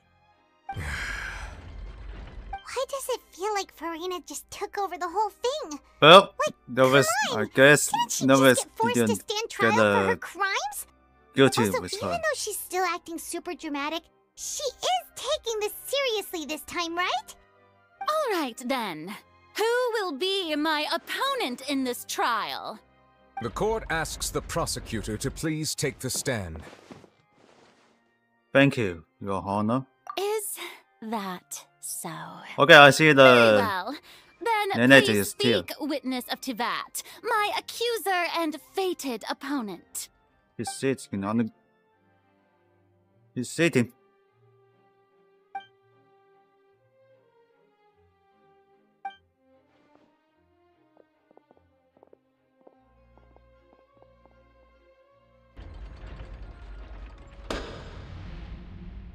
Also, please allow me to ask, as a final question before the trial begins.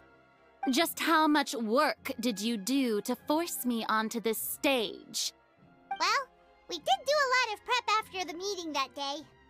I can go over the tasks assigned to the Spina di Rosula, since they were rather straightforward and easy. Okay, I see the rest. The president of the Spina di Rosula. Most of the people who participated in the disturbance this morning were my subordinates. They changed into plain clothes and came to the opera house as regular audience members, waiting for the perfect opportunity to incite insurrection against you. The people's resentment against their Archon has been building as more and more of the prophecy is fulfilled. A spark was all we needed to turn smoldering anger into a flame. Moreover, according to our understanding and analysis of you, when something like that I occurs, saw this you would likely the last flee time the Simulator scene and head to Poisson by Vanilla. yourself. So, we arranged for a second group to lie Because in wait his there. something's kind of fault. So, you mean the ones who scoured the settlement for me were also from the Spina? And their goal was to force you to step into the Charlotte giant is magic here. box so you may personally participate in the greatest magic performance in all of Fontanian history. That's right. That house was a magic box, rather than someone's residence. As the super ultimate version of the setup that I used when I first performed at the Opera Epiclese, the volume of the box was increased by a whole order of magnitude, and the distance it traversed was the entire gap between Poisson and Terengineer. Its cargo, of course, was an Archon instead of a human. My thanks, Farina. Without your help, we could never have pulled off such an extraordinary performance. You're welcome? Of course, this performance was only made possible with Father's support. The House of the Hearth spent a massive amount of labor in Mora to pull this off. We had to select a location, construct a giant magic box, dig a tunnel, and open up a path through the water. It was a lot of work for all of us. So, in other words, the earthquake that we felt within the giant magic box was just a normal tremor from the transportation of the whole house? That's right. It wasn't a sign of another disaster to come. Sorry about that. Then, I can guess Nervillette and Cloran's parts. You gathered a crowd, prepared a stage, and made sure that the champion duelist would be immediately ready for a fight. Also that as soon as I appeared on the stage, the trial may commence without a hitch. Am I right? Yes, that is correct. Well, Cloran, Yeah, that's I harder for the must commend number you for your courage. Only the most outstanding champion duelist in all of Fontaine would accept a duel with an Archon without flinching. Thank you. As for you, Traveler, I suppose your role was to keep me distracted with conversation once you found me in Poisson. You'd make sure that I didn't notice anything amiss before revealing yourself as my prosecutor once we'd arrived onto the stage. You guessed wrong. Oh?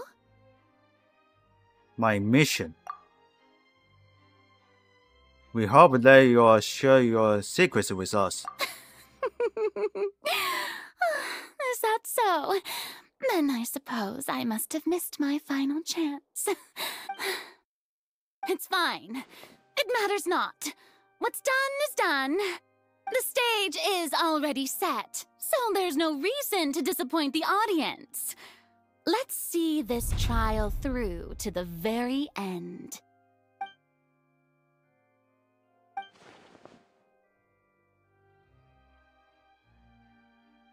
Sir Prosecutor, please allow me to pass this along.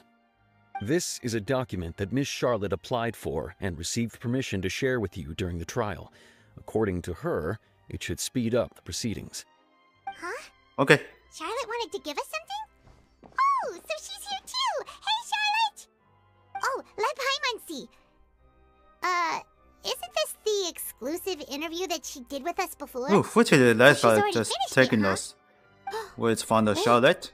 Then that means this document is a perfect timeline of everything that's happened ever since we stepped foot in Fontaine! So in other words, we can refer to this anthology of evidence every time we want to use something from our journey as evidence for an argument! I never would have thought of using in this way. Let's quickly confirm the information in it. Just think of it as a refresher, alright? You defeated the Hydro Archon in the very first duel you took part in at the Opera House. That's one for the history books, all right.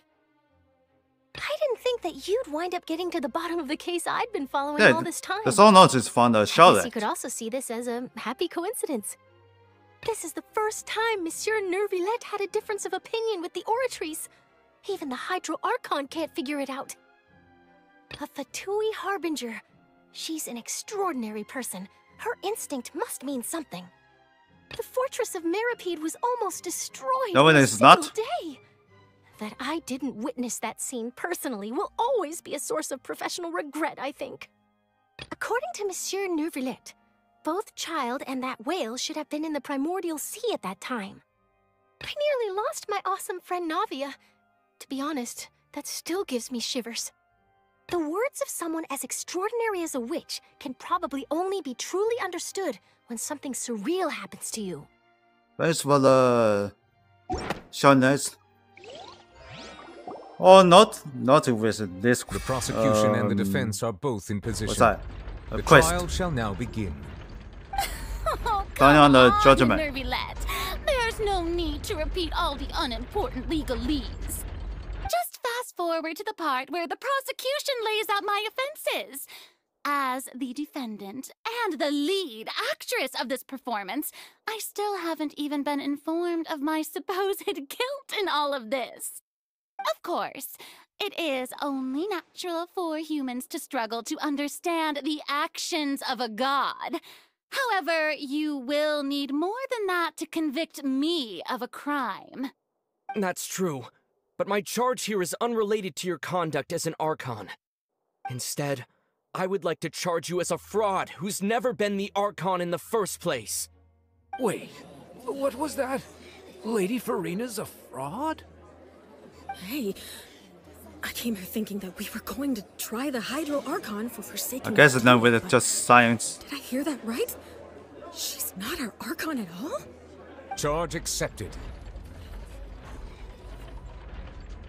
Lady Farina, do you plead guilty to the charge? Lady Farina. I plead Mom. not guilty. How can I be guilty? There is no way that I, Focalor, otherwise known as Farina de Fontaine, a member of the Seven and the Regina of all waters, kindreds, peoples, and laws of Fontaine, could be anything other than your true Archon. Yeah, even though Lady Farina can be rather eccentric, isn't it going too far to doubt her very identity? I've never Hello. questioned her identity either. Sure, Lady Farina can be super irresponsible, but what grounds does that prosecutor have to make such a huge claim? I have cause to believe that common sense will prevail in this case. Many of the members of the audience have known me as the Hydro Archon ever since they were born. There would be no fooling their memory. See? Even the Oratrice has decided to show me its favor. Are you sure you want to commit to a charge that will never be upheld? If you wish to drop the case, I can promise you as the god If of Vanilla was justice the guilty, that then you will not have we to can do face trial this for making a character false quest. accusation. We will treat everything that's happened as a dramatic spectacle and move on with our lives. What do you say to that? Huh. An argument with near impossible odds, huh?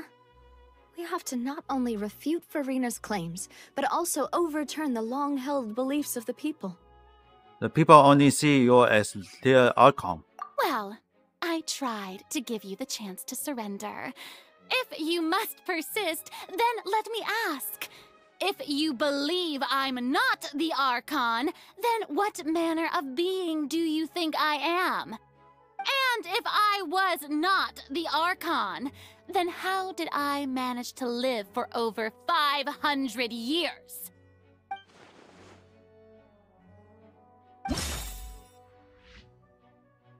Charles is not. So it's unable sending.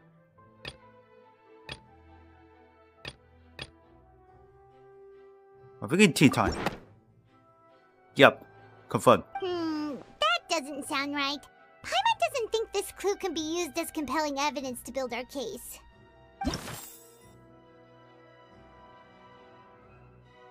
Charles not. I think it's unable. He's not here. First of all, you may be a member of another long-lived race, which would allow you to naturally possess an extended lifespan. And second of all, even if that wasn't the case, there could be other ways to extend your life. Such as a goose. Who gave you that idea? Was it the knave? You'd sink so low as to use a harbinger's words against me. What's the matter in the cabinet of the clan? A curse? I once thought it possible that the aura of an Archon might naturally resemble a type of curse. But in light of this claim, perhaps what I sensed was not your divinity, but a curse after all. You sensed it too, huh, Neverlet? So, Felina. Lady Farina is actually a human? Well, it is true that it's extremely difficult to tell humans and gods apart just by looking at them. It's not impossible. Why is draw now? Well, don't start celebrating too early now. Even if I have been carrying a curse like you said, how does that prove that I am merely a human being? Besides, everyone knows that the main difference between a human and a god is the possession of authority. Gods can do what humans cannot. That's why they're worshipped as gods. For centuries, manifestations of my authority have served the nation of Fontaine. One need only to turn their eyes towards the Oratrice Mécanique d'Analyse Cardinal in this very opera house, or consider the indemnitium that is used in every aspect of life.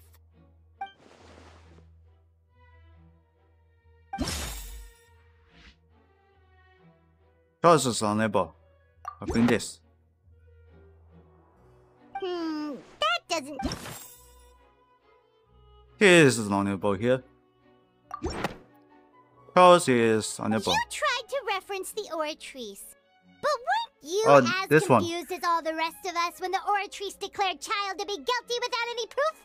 Otherwise, you should have come up with a good explanation for that by now. Didn't I make myself clear at the time? The He is decisions not. of the gods are naturally difficult for humans to comprehend. There is no need to provide an explanation. Lady Farina, I believe a reminder of your current circumstances is in order. While the court is in session, the principles of justice and the law must come before all else. While you are an Archon, you are also first and foremost the defendant in this trial. You will prove yourself unable to defend against the prosecution's charges if you continue to withhold vital information against the rules of the court. I never thought you'd use that kind of rhetoric against me. That was no trick of rhetoric, Lady Farina.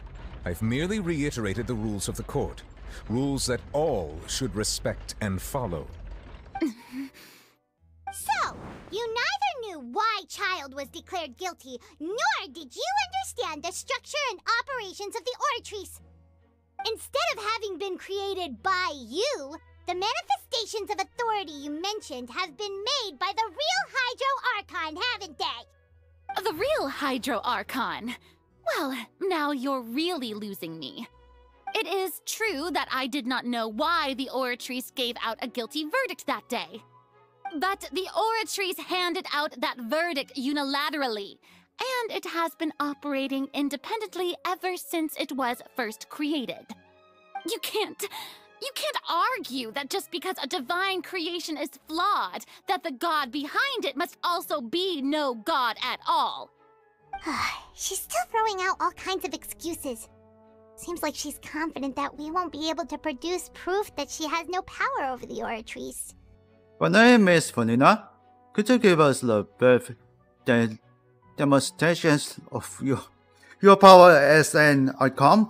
My power as an Archon. There are many ordinary citizens in the audience. How can I just carelessly demonstrate the formidable power of an Archon? If that poses a concern, I'm prepared to extend my protection to the audience. You don't need to go that far. Surely an Archon can at least match the capitals of the humans with a vision? Aren't you the Hydro Archon? Or is it that you can't even wield the power of Hydro, much less the authority of a god? Indemnitium! Yes! It's all because of Indemnitium! All Archons derive their power from the faith of the people, and I've converted the people's faith in justice into Indemnitium! Thus did I give up all of my divine power to provide everyone with energy for their daily lives. Have you ever seen a more magnanimous god? Isn't that a huge stretch? Yeah, no matter how generous an Archon can be, how could they give up all their power? Can a god with no power even still be called a god? It seems like nobody's buying Furina's excuse. Hey, come now, everyone. Please don't stare at me as if I was a liar. I'm still the same Furina you knew, right? The one that you loved. Shouldn't you want to believe in me? Please? You've got to believe me. If what the prosecutor said is true, she really has committed a grave offense. Did she deceive all of us? And all of our parents and grandparents too? And all of our ancestors? Ever since they were born? Enough. That's enough. Tell me then, if I'm not the real Hydro Archon, then who is? If you have no evidence of another Hydro Archon's existence, nor can you find anyone who can back up their claim to be such, then what grounds have you to say that I'm not actually the real deal? Wow, she came up with yet another argument. How can we refute her now? Seems like she really doesn't want to give up. Oh, is it starting again?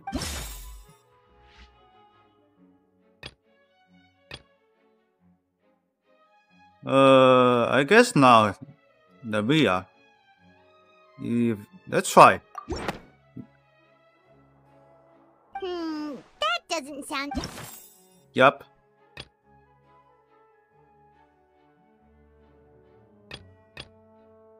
Nevertheless, it's not, because he is a judgment personal. Anyway, I guess not. That...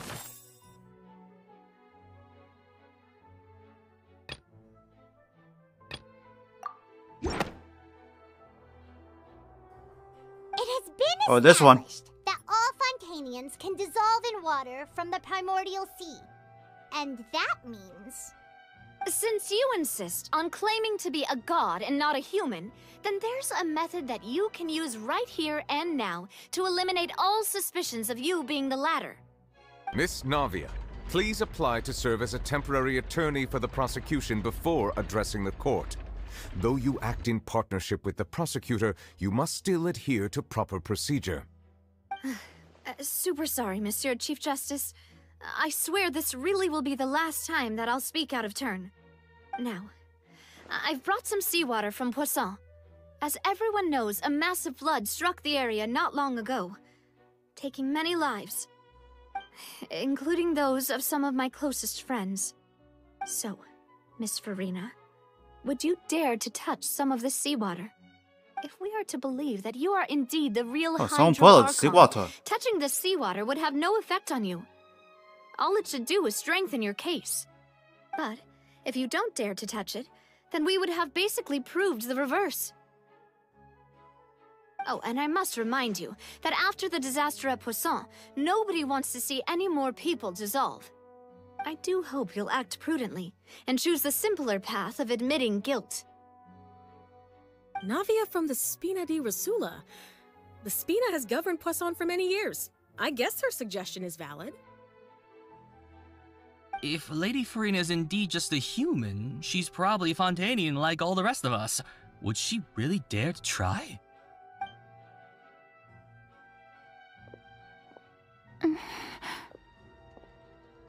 What? Just, Furina? Lady Furina, this test has been unilaterally proposed by the prosecution. Oh, As it's it falls touched to outside the realm of seawater. standard court proceedings, You possess the right to decline participation. Well, of course he had to tell her that. But refusing to participate is basically the same as a confession of guilt. She's just staring at the water without saying a single word. It really does seem like she's quite terrified of it. That could only mean... What's going on? Is she really planning to... that's not what we thought she would... Due to the inherent risk of She's the doing test, the countdown you for the may... testing the sixth water. Oh, Lady touching. Hey! She's actually...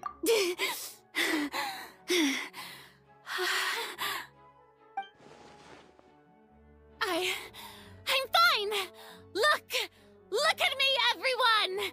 My hand is still here! I haven't been dissolved! Will you believe me now? I really am your Archon! I'm nothing like a normal human who would fall apart as soon as they touch this water! Really? Was this not the most obvious thing in the world? Miss Siegewin? If you are present, Miss Siegewin, please come forward and attend to the defendant. Siegewin? Don't be nervous. Oh, Liz. It'll just take a few seconds. Let me see. That should be enough. Please Check announce it the out for results of consent. your evaluation to the court, Miss Siegewin. As everyone doubtlessly saw, Miss Farina was displaying symptoms of hyperventilation and flushed skin. These indicate that she was experiencing the adverse effects of exposure to primordial seawater. The extent to which she was affected is the same as other humans when exposed to primordial seawater of a similar concentration. Thank you, Miss Siegewin. Lady Farina, you may return to the defendant's stand. Oh, wait. Oh, that's What not did she happen. just say? I didn't get dissolved. Shouldn't that be enough to prove my innocence? Well, considering your tendency to run from your problems, we did originally prepare a direct sample of the seawater around Poisson. However, after extensive discussion, we exchanged it for a sample that is not concentrated enough to dissolve an actual human.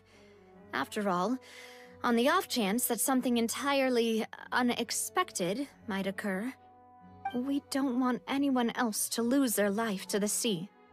Yeah, so out of regard for Farina's life, you secured a low-concentration sample and asked the head nurse to serve as an expert witness. It's a great thing that the direct sample wasn't actually used. Farina could have... I can't believe... You...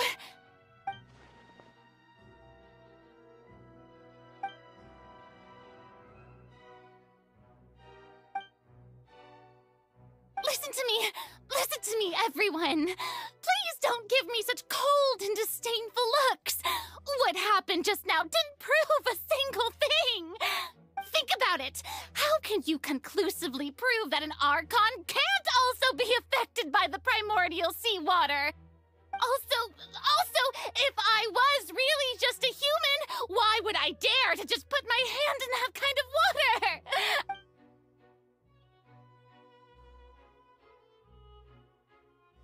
Please, anyone, just listen to me! I swear, I really am your Archon!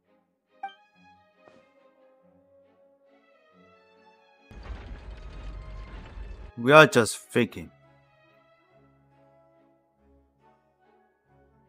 I don't think anything she says at this point will sway anyone. The odds are just too stacked against her now. With all the things that have been said, Paimon doesn't think there's any way left for Farina to win. I believe the time for arguments and presentation of evidence has come to an end. If there are no objections, we will move on to the final judgment.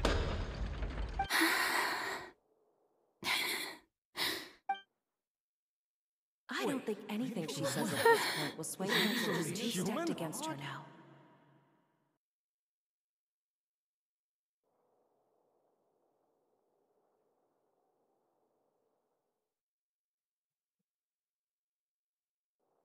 In my capacity as Chief Justice, I shall now render judgment on Farina's misrepresentation of herself as the Archon of Fontaine. As a human who knowingly deceived her fellow citizens, Farina is Guilty? guilty. Oh, fuck.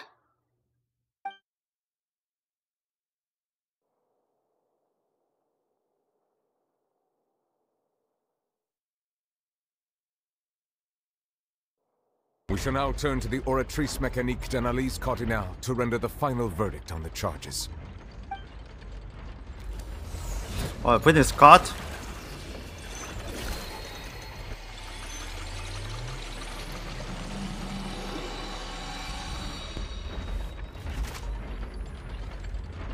According to the judgment of the Oratrice Mécanique d'Analyse Cardinale, Farina is... What? Not guilty? What's wrong? What's the Oratrice's verdict? Can't be. No. The Oratrice also displays a guilty verdict. Isn't that correct then? However, the exact wording of the verdict is thus. The Hydro Archon, guilty, to be punished via the death sentence. Death sentence? Damn. The death sentence? That's actually one of the available That's sentences? I never see I've this. always thought that it was just a myth. The one and only time the death sentence has been handed out at the court, and it's been given to the very person we've worshipped as the god of justice? What an unexpected twist. Farina's been sentenced to death by the Oratrice? We just wanted to use the trial to show her the seriousness of things so she'd tell us the truth. A guilty death sentence? Things escalate this What the heck? This outcome is indeed quite strange. According to Fontaine's current definitions of justice, as well as its recommendations for criminal sentences, is this something sentence wrong? really appropriate for the crimes that have been committed? Yeah! Even Fauché wasn't sentenced to death by the Oratrice. You know, the real evil mastermind behind the serial disappearances case. What's more strange is... Indeed. Not only is Farina's sentence overly excessive, the very point of our trial today was also to prove that Farina has never been the that we Hydro thought Archon in the Farina first place. is guilty. But now, the Oratrice seems to have deliberately invoked the title of the Hydro Archon. What does this mean?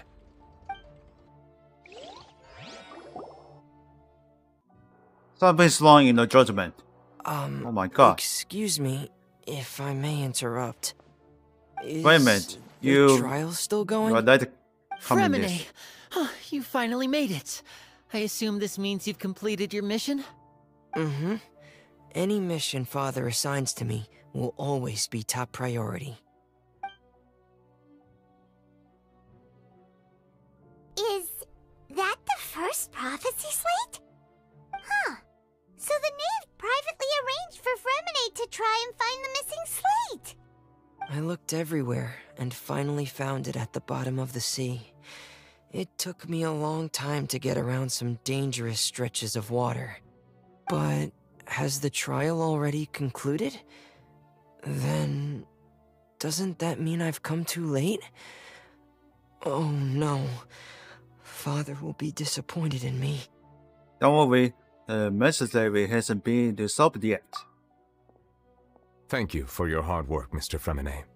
Please allow me to review the record left on the slate. This one's missing Traveler, because I believe that you have already because seen the probably other is existing slates. the I would death like you to sentence. come here and confirm their contents. Huh? So what do you see? What is it? This looks like the the power's Hydro Archon releasing her divine power. I believe I've now made sense of the Hydro Archon's crime. It has to do with Fontaine's lost history. Huh? Isn't the Hydro Archon just guilty of deceiving her people? Oh, wait, no, that's Farina, and we've already proven that she's not the Hydro Archon. So when you say Hydro Archon, do you mean the real Hydro Archon we've been kinda talking about? In truth, everything that you've encountered in Fontaine up until this point can be traced back to the contents of these stone slates. Yeah, it's almost 3 However, hours. I'm uncertain as to how much sense they currently make to you. And associations between the contents of the Celtics and the events in real life. Okay, let's recall the contents of the other 3 stone slates. Paimon will do her best to help you remember.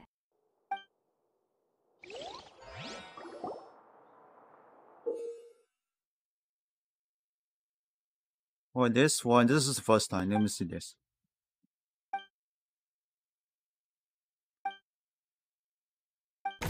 When you find the correctly is the...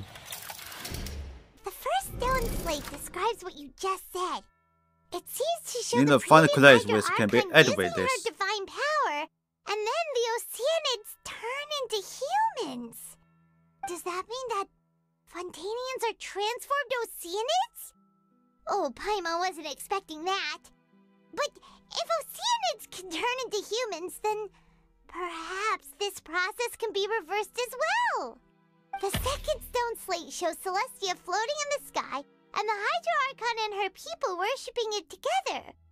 But the heavens still brought judgment down upon them. This must be the point when the Hydro Archon and the Fontanians were branded with their original sin. Does this mean that the original sin and the Hydro Archon sin are the same thing? The third slate shows the Hydro Archon sinking into the sea surrounded by many people. That reminds Paimon, didn't we also watch that happen to someone else? Well, the fourth slate is the prophecy the Fontanians have been talking about. People dissolving into the sea, the Hydro Archon crying on her throne, and so on. We didn't believe that such a crazy disaster could happen at first, On the did way we? show. But after that incident, it was just a question of when and not if.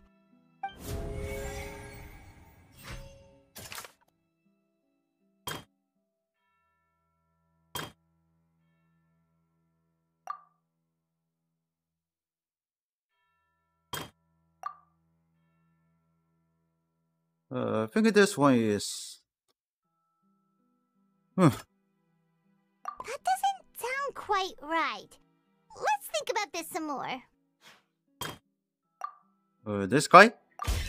We Yeah, know confirm. from the case of the serial disappearances of young women that Fontanians can be dissolved in primordial seawater. And the first stone slate tells us that long ago, the Hydro Archon used her power to turn Oceanids into humans. This might be the reason that Fontanians can dissolve.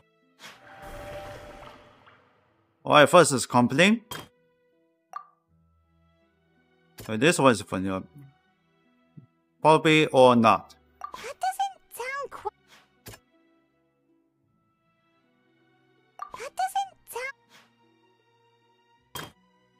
The shadow is... That doesn't sound... This is funny or not. That doesn't... Yeah, confirm is not. That doesn't sound... That doesn't sound... Perhaps when what I is do about it. to take place has all happened before. The true sin of the Hydro Archon that Nervalet mentioned, and the original sin cast down on the people of Fontaine by Celestia, has recorded on the stone slates. Celestia?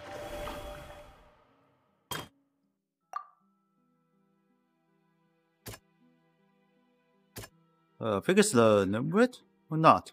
That doesn't... Nope, it's not. That doesn't sound... So it's the Mia? It's not as simple as falling into the sea. When Navia fell into the sea, her consciousness was subjected to judgment. The stone slates show the people gathered around the Hydro Archon in the sea. Could that be alluding to the same thing? Yeah, we just fell completely destroyed. So first the novel probably. Yup. The prophecy from the stone slates found its way into society, but not many people believed it at first. The fortress of Meropide was nearly flooded with primordial seawater, which we know can cause Fontanians to dissolve. It seems increasingly likely that the prophecy may come true. If we hadn't dealt with it in time, things could have gone very badly. Oh, it's complete. They'll dissolve into the primordial sea but won't cease to exist. Their essence will flow in the seawater. Converge. and take the form of an Oceanid. The Hydro Archon was sentenced to death in court, shocking everyone present. Perhaps this means that her sin was actually Fontaine's original sin. Navia fell into the water inside those ruins, and she nearly dissolved. She was surrounded by the people of Poisson in a court within her consciousness, and was forced to take part in a trial meant to make her stay. The eruption of the primordial sea at the fortress of Meripede was the surest sign that the prophecy was about to come to pass no matter what. The prophecy's contents can all be verified by recent events. If we combine what we know together, loads of truths should come to light.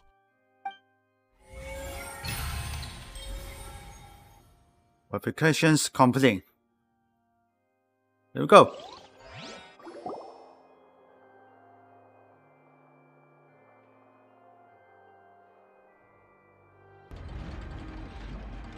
Huh?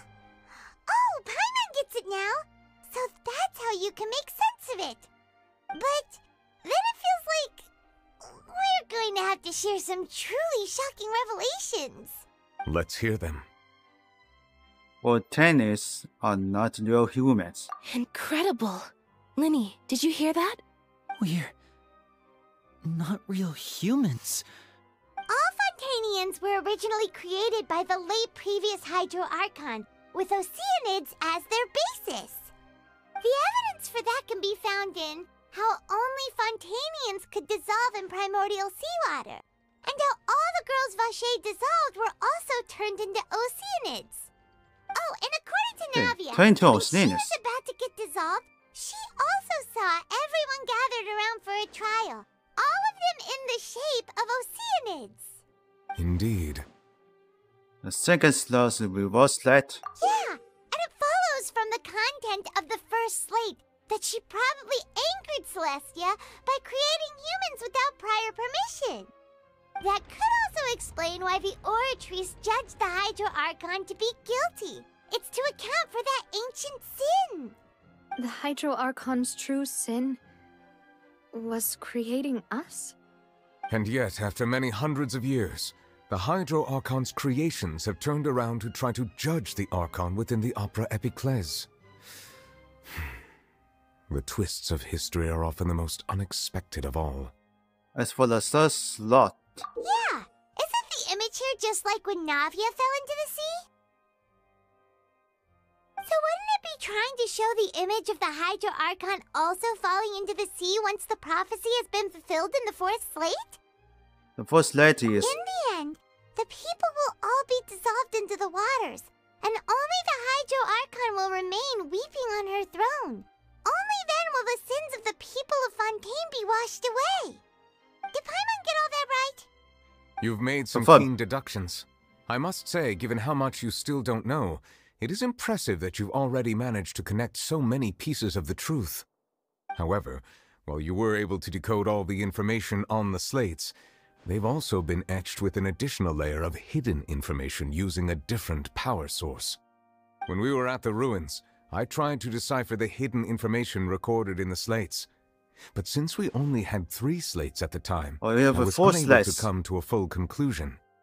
Now that the slate collection is complete, I shall make another attempt to decipher the narrative recorded within.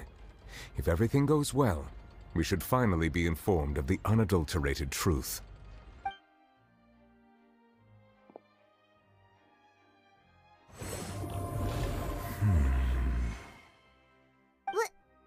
Well? Did you get it? I believe I should share this truth not only with you, but with all the people of Fontaine as well.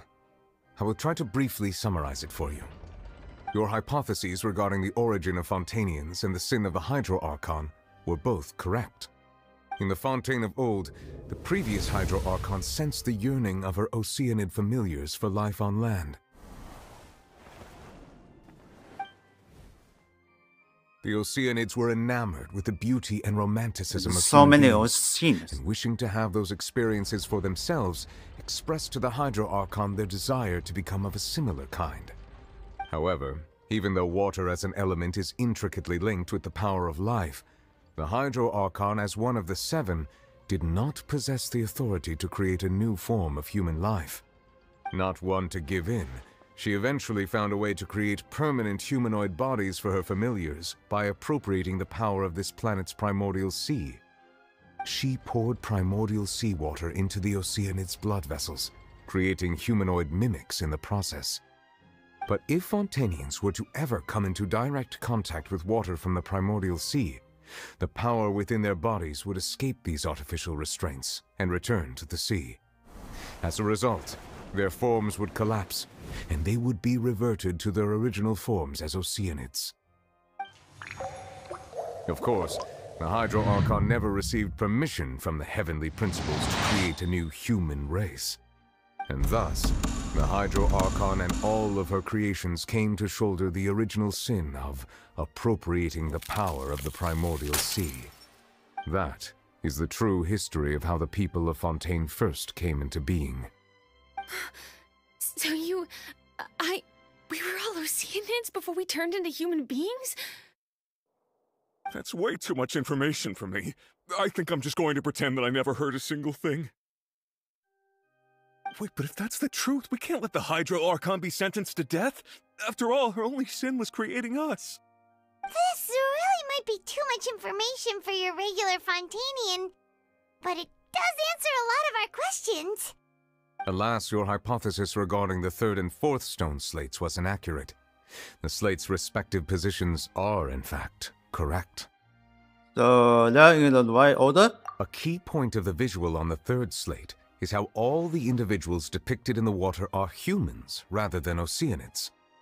They have not been dissolved, which implies that the water depicted in this slate is not water from the primordial sea. The nation of Fontaine is the nation of Hydro, as well as the nation of Trials and Justice. Instead of being the literal element, the water in the scene symbolizes judgment and justice. You may also recall Navia's experience. When she fell into the sea, her consciousness was surrounded by that of many others who intended to hold a trial to determine her fate. Therefore, the meaning of the 3rd slate is that the people of Fontaine shall try the Hydro Archon at the court of justice. Yes, it refers to our present situation. I think I'm following now. So, what you're saying is, even though we decided to put on this trial to avoid fulfilling the prophecy, in truth, everything we've done has happened exactly as the prophecy foretold. So now, it seems, we're the ones making sure it comes true.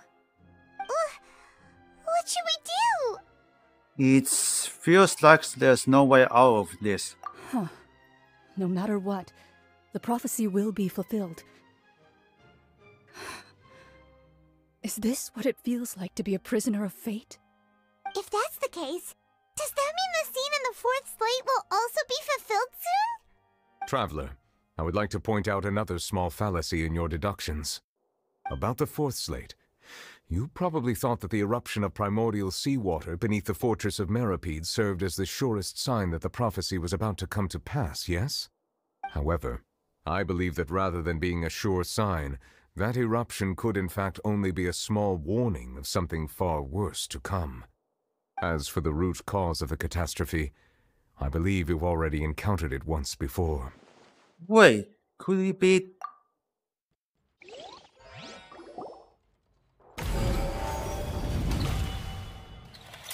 Oh, here we go again. This eruption was just a small warning of the things to come.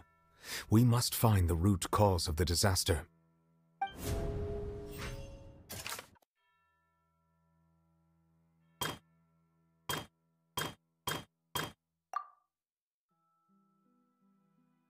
This one? It was both dream and reality. If we're talking about a true Because this conflict, is that can unknown. only be that thing inside the primordial sea, right? The truth, the original sin, the trial, Right. I know about and the that. root cause of the disaster. Because to tsunami.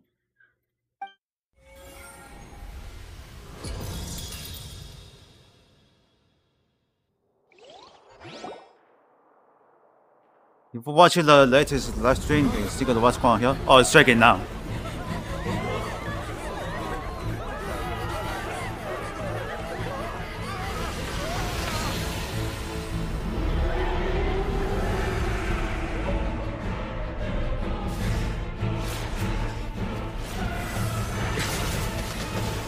That's not possible here, but on the judgment.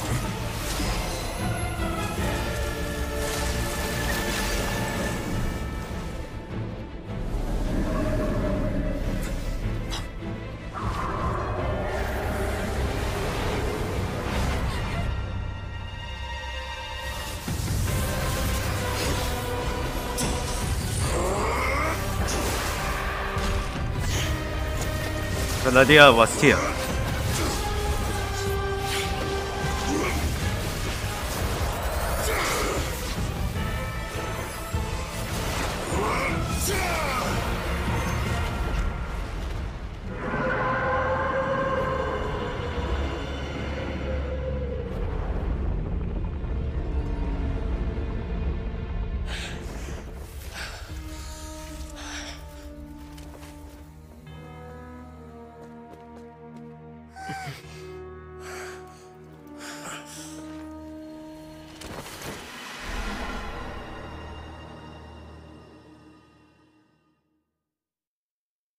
This probably is the issue.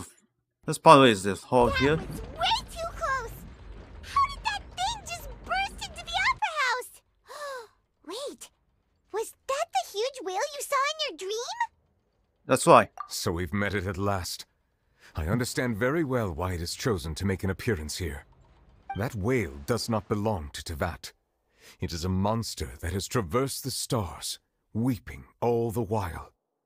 It has been greedily consuming the energy from the planet's primordial sea, using it to grow. That is the main cause for the rising sea levels. And once it has finished consuming all of the energy contained within the sea, its next step will be...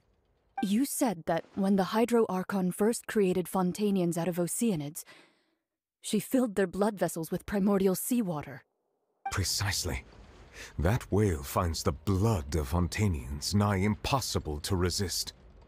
Therefore, when it left the primordial sea, it decided to make its next stop a packed opera house full of food.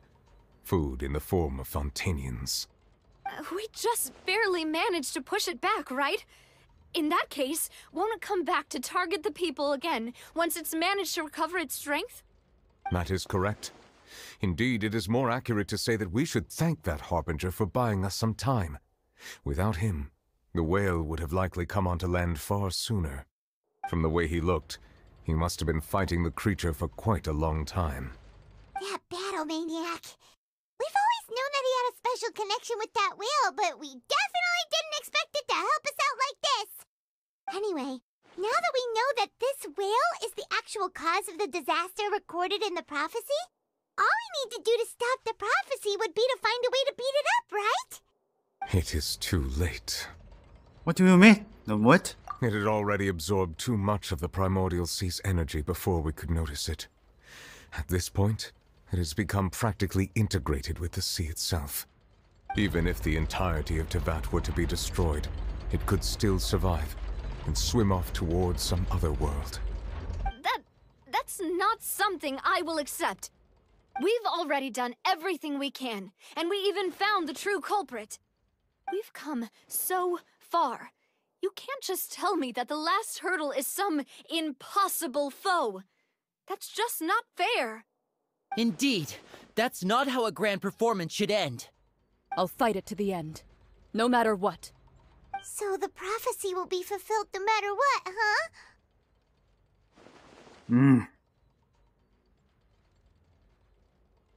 The prophecy. Yes, what has been prophesied will be fulfilled. You may view such things as the history of the future.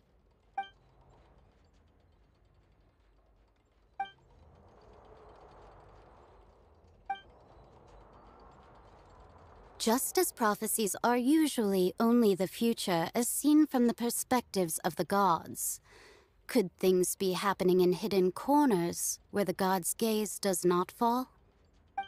Ultimately, Fate shall serve as your only guide, no matter what will happen in Tevat's future. All you need to do is to play your part.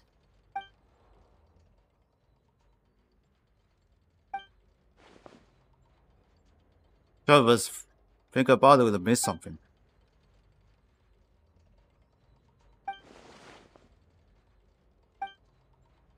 Is that box?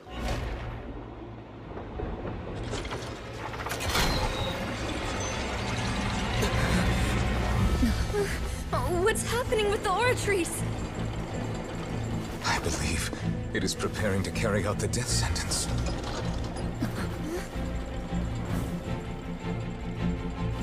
Farina!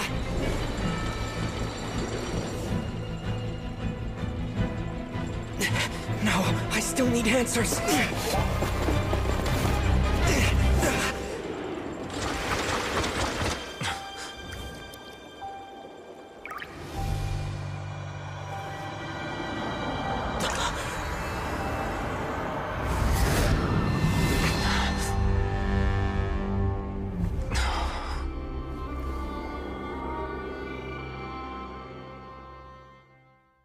What the heck is this?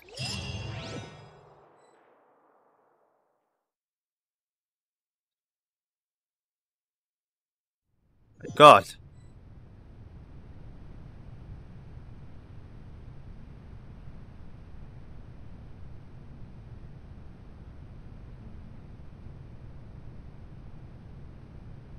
This before. You. Sorry. That shocked expression on your face is just too amusing. I couldn't help myself. You are not Farina. Who are you? The sweet sound of bewilderment. Marvelous. Carlos. A sure sign that my attempt to deceive everyone was a resounding success. But to answer your question, I am Focalor. You know, Focalor. the god. Focalor. Why did you deceive us?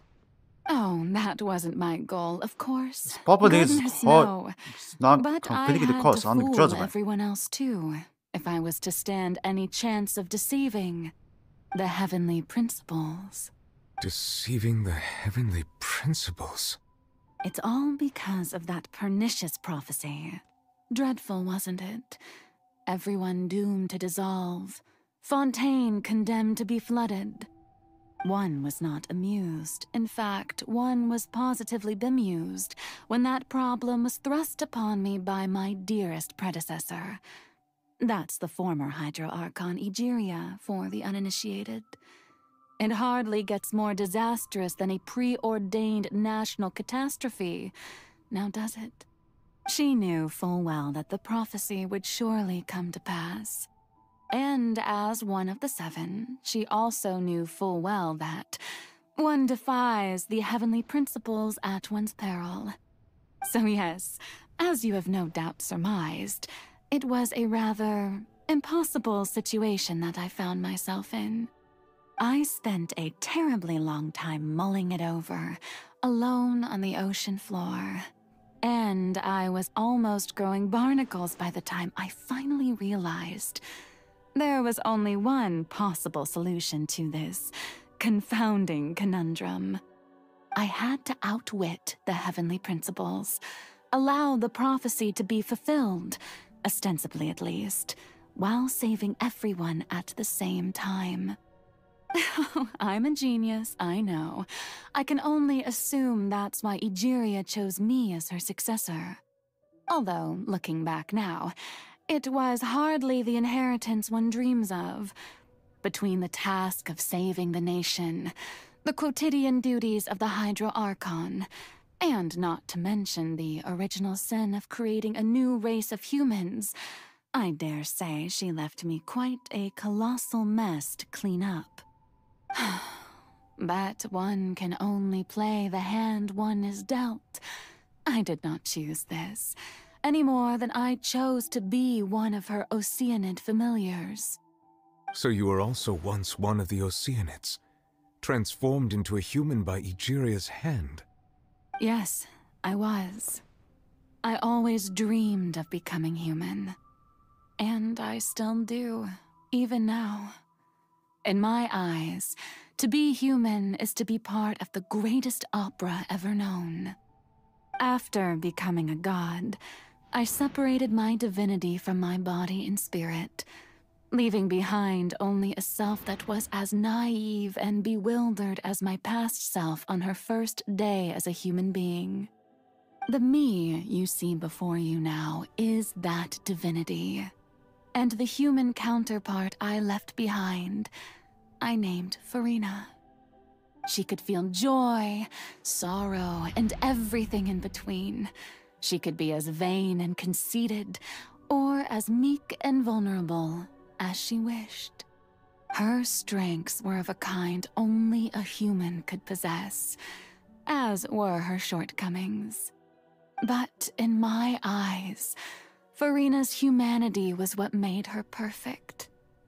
She was perfectly human in every way. The person I always wanted to be. Anyway, so then I cursed her. All part of the plan, of course. The plan to deceive the heavenly principles. Do you still remember the final scene of the prophecy? The Hydra Archon alone, weeping on her throne. In order that the prophecy might appear fulfilled, I invited Farina to be an actress, to play the part of the Hydro Archon in the prophecy. Under the curse I placed on her, so long as I, Focalor's divinity, continued to exist, she could not die. But nor was she free to live her life in the pursuit of happiness. Instead, she was forced to take the stage in the opera house, to embrace I the guess role this of quiz is leading about lady, 4 hours. to forever play the part of the god from the prophecy, all Or to the create a deceitful 3 hours appearance 30 of minutes. that prophecy coming No, to that's pass. over. I think so. I suppose now you probably understand why your court is called the Opera Epiclese.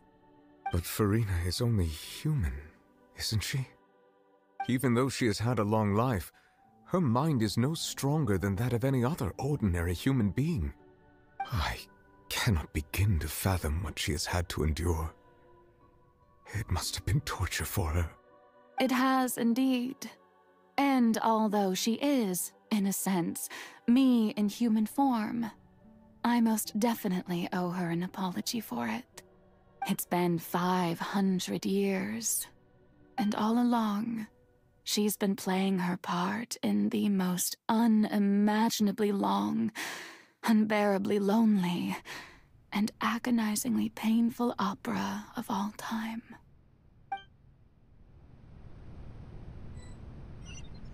With the background, the world was blind.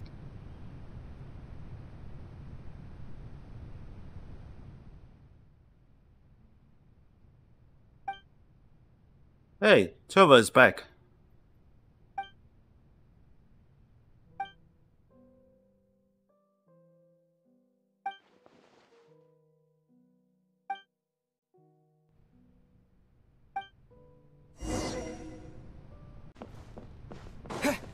Check out for the Farina. Oh, who permitted you to come onto the stage? Now, I understand your admiration for my august self, but I must ask you to keep to the rules. Farina? All right. It is not my intent to reprimand you. There is no need to state your name. Just be off with you. Do not distract me from my performance. See the Andrews here? Oh, do not jest. Can you not feel it? I am Focalor. The eyes of countless Fontanians are upon me. I must, at all times, display the utmost elegance and nobility.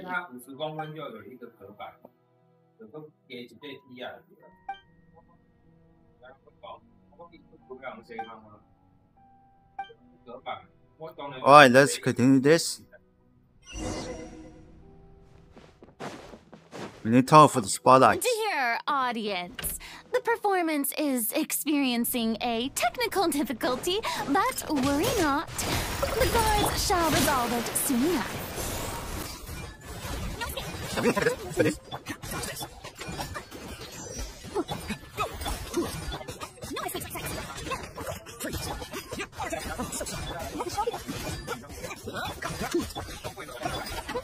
Get some fish.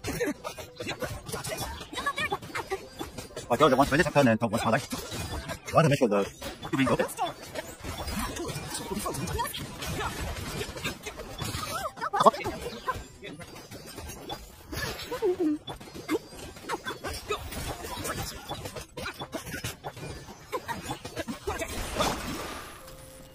Alright, killing one. Hey, and that was two. The audience is still watching me, you know. Guards? Wait, where are the guards? Guards!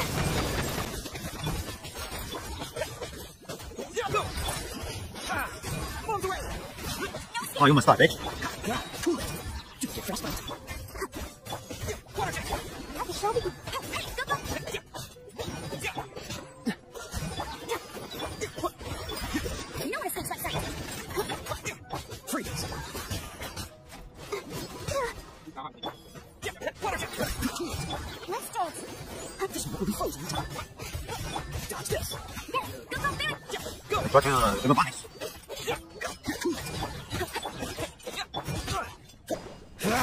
Freeze!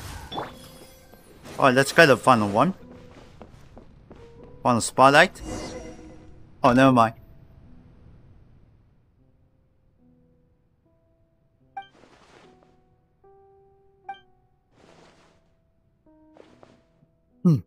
Fellow will find the tricky.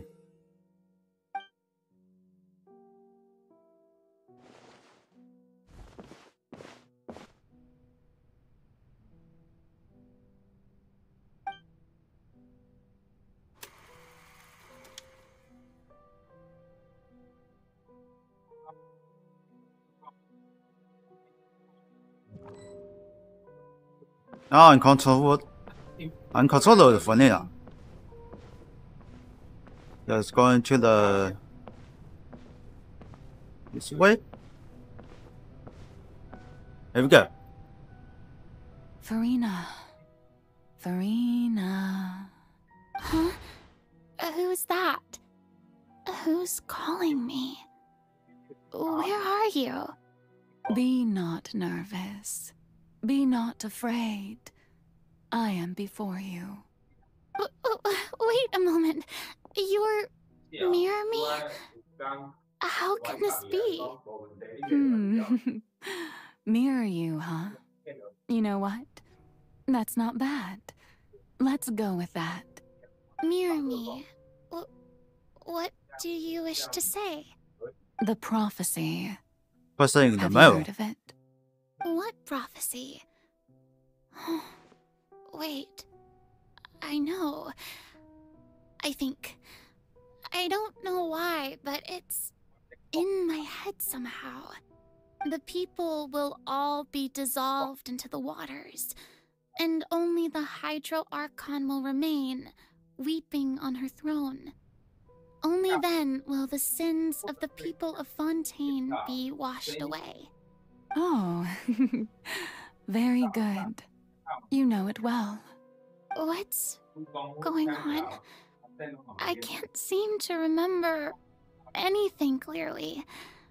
The only thing I know for sure is this prophecy. Will it really come to pass? Yes, it will. And that is Well, why it's just I've melee come is to you. it's Disaster completely will come to Fontaine sooner or and later. just telling you Things for will now. develop just as the prophecy declared. There is no escaping it. But doesn't that mean everyone will die? I'm a Fontainian just like them. Will I dissolve too? It's only the don't number worry. to do. Magical meetings way exist to in this do. world precisely to give people a chance to turn things around. It is the reason why you met me today. I will tell you how to save everyone, but You may have to suffer somewhat. Oh, so there's still hope after all. Goodness, you frightened me. You spoke so much and with so much certainty. As for the suffering, well, I will admit that the first thing that came to mind was, why do I have to be the one to suffer? But if the prophecy will come true... Oh, I guess this quiz still keep going. So, if I've already met you as my magical meeting in this world, if there were scales, with all the people of Fontaine on one side, and my pain on the other, is it not obvious where the scales should tilt? She looks like about 2 hours. You truly are the perfect human. My ideal. I suppose this would also be the justice that belongs to you. Huh? Don't worry, it's nothing. Listen well. Fontaine has just lost its Hydro Archon. I need you to play a role. That of the new Archon. Play as... a god? That's right. Guys, you must yes, it begin is. A never-ending masquerade. You must never let anyone suspect your identity. If you can keep it up, then I shall have my way of defying this prophecy. But should your identity be revealed, Alright, let's then comment all it. hope will be lost. But how will I do this? A human assuming the role of a god without being exposed. Don't worry. What you must do is not to turn yourself into a real god. You simply need to play the role of a god as humans imagine them to be. Being a human yourself, I'm sure you already know what such an entity would be like. Remember, your true challenge will not be pursuing divinity, but contending against humanity. I'm still not sure I understand, but I'll try. I'll try to do this. So, how long am I going to have to play this role? To accomplish this mission, you will have to stay on the stage for many, many years. Just Nina many you years can be the and not grow old and get until your this role. task ends. But I promise you, all will eventually end in a magnificent and dramatic trial, and everyone will be saved. A trial, huh? How exciting. I'll be looking forward to it. State Sense 2.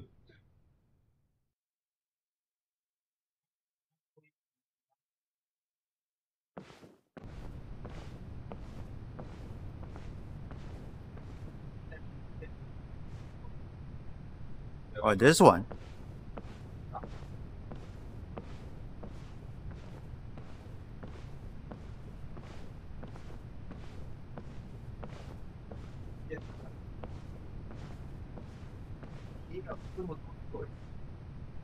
Okay, Archon is walking.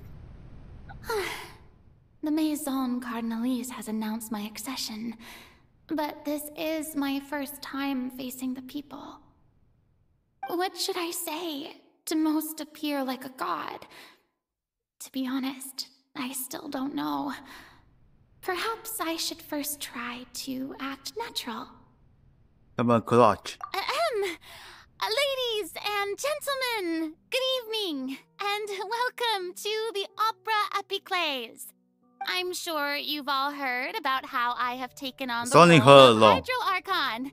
Indeed, I am Verena de Fontaine, your new Archon. Appear nest. In truth, I know little about becoming a nation's new god, but it will be my honor to guide you all. As the god Focalor, the god of justice, I shall do all within my power to lead you into an age of fairness and justice. Cross policy. Once again, thank you all for coming. If you should have any questions or suggestions, please send them to the Maison Cardinalise. The future of Fontaine will require us to work together, after all. This should do it. I thought I might stammer, but thankfully, I was able to convey my thoughts just fine. Okay, and next. That's the new Hydro Archon. Is this some kind of joke by the Maison? I would have thought that a being that surpasses humanity would be a bit more assertive. Hey, did you hear that? She even told us to send her suggestions there at the end. Shouldn't gods be all-powerful? She's being so modest. What's the difference between her and an ordinary person, then? If you ask me, Oh, that's lightning, isn't it? Either way. she might just be a Maison-back puppet. Wait, what's going on? Why is I think the everyone lights is all suspecting me on. of being a fake? Oh, this is bad. If I get exposed here, there'll be no saving the people from the prophecy. Right. Mirmi said that I just need to play the role of a god as humans imagine them to be. Calm down, Farina. Think. What do the people want? How would they imagine a god to speak and act? Assertive, with a strong sense of presence. One who can dispel all doubt. That is the character I'm fated to play.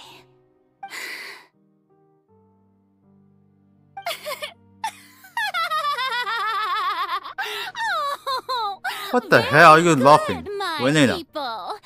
Only ones such as you are deserving of my rule. Now, I was wondering if some weak puppet were to one day come onto the stage and claim ownership of this opera house, would the children of Fontaine follow them? Well, it seems that you would all see right through them. Having passed my test, you are qualified to witness wondrous trials alongside my august self, here in this opera house.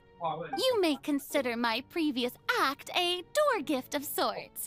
I thought it was a debut that suited the atmosphere. Now then, let us be reintroduced. Ah, so that was just a performance. Oh, that is How close. could I have forgotten that we were inside an opera house? Her personality. It's quite shocking, to be honest, but I suppose it's a better look than before. Such a fascinating and bold deity. How wonderful! Our future may yet be bright after all. It seems I've turned them around. Best follow this flow and restart my accession speech. Duty with conversation. My dear people, whether you acknowledge me or not, whether you trust me or nay, I don't want to repeat I that. say to you, keep faith in your ardor for justice. We have heard it said that this nation's sins can no longer be washed away. Well, I say that justice is most fragrant when it blooms amid sin. Let's turn up the dreamer. The scales of justice should not weigh heavy in the hands of its god.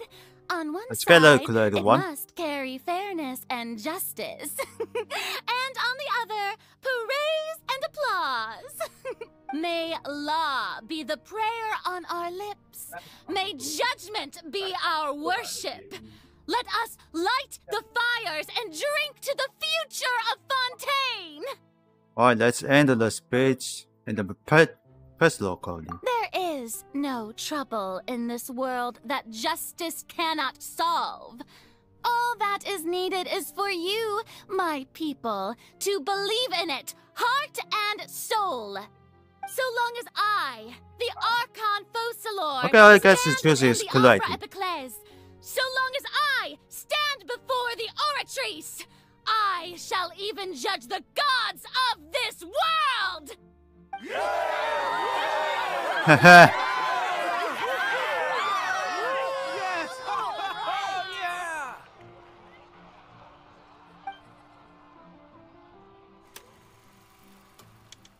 Oh, it's in 3.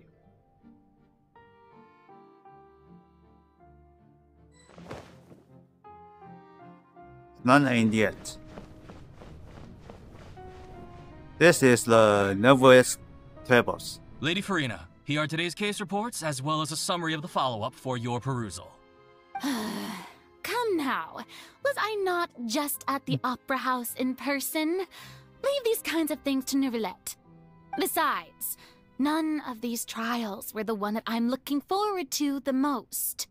If I may be so impertinent, what kind of trial are you truly looking forward to? A magnificent, dramatic, and wondrous trial. A trial to end all things. How could you hope to understand? That's true. I fear I lack the ability to grasp the spotlight's your still divine there. thought, Lady Archon. No need for fright, and do not take what I said before too seriously. Go now, do your duties. The trial I await. It will come one day.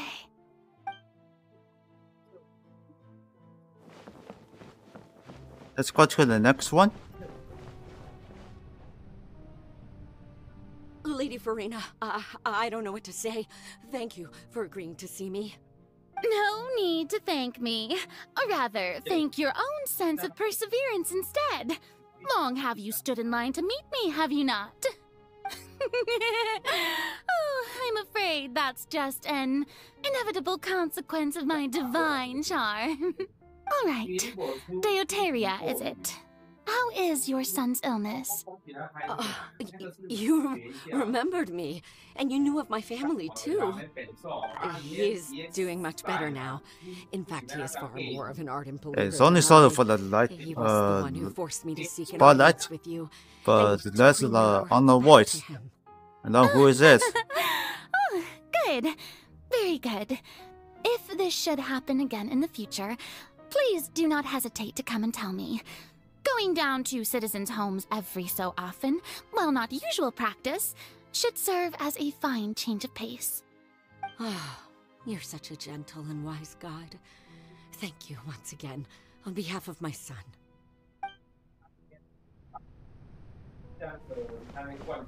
Alright, let's go to the final one.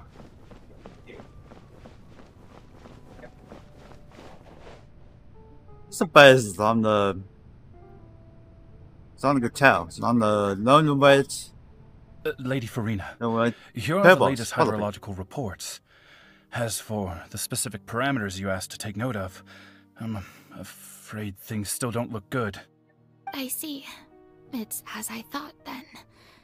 As your god, I did already expect this, but I wanted to see how far your human wisdom would allow you to analyze it. All manner of signs indicate that the prophecy will still come to pass. Forget it. That's not something you need to worry about right now. Well, as I understand it, the Fontaine Research Institute is also trying to find a way to counter the rising water levels. Really? Have they found anything? I'm afraid that they haven't found any effective solution thus far. Oh, is that so? Well, no wonder. This issue has reached the realm of the gods, after all. Still, their spirit is praiseworthy. Okay. Then going back on the back. The day is finally over. I haven't had a moment to breathe this whole time. But it's good to see that everything's getting on track. There are no longer any voices of suspicion. Maybe this is fine. I just need to keep going, and everyone will be saved. Alright, Farina, don't think too hard about this. You need rest. Tomorrow's a new day. Sense 4. Opera's house, Vanina. Lady Farina, here are the new trial reports for the latest cases, as well as a summary of the follow-up. There'll be no need for that. I've seen them already. There's no need to go back over scenes I've witnessed in person before. Lady Farina, I've waited so long for this chance Well, to it's see still you. the chilling, following. Indeed, my dear loyal But citizen. you see his This location joyous moment and is an honor for us both. the discussion is different. Lady Farina, we're detecting significant hydrological anomalies near Poisson. Understood. Keep monitoring. Oh, that's the problem here. Keep me informed should anything come up at the Institute.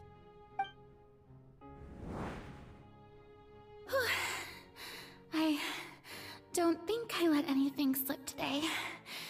I must show the people that there is nothing to worry about. I just don't know when these days will end. I feel utterly exhausted. Best to rest early today, too.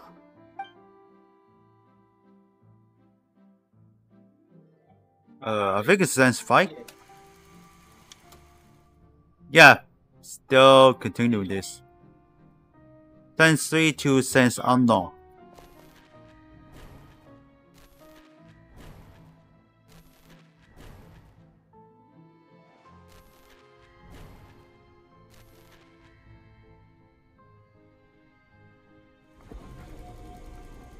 Oh my god. Sense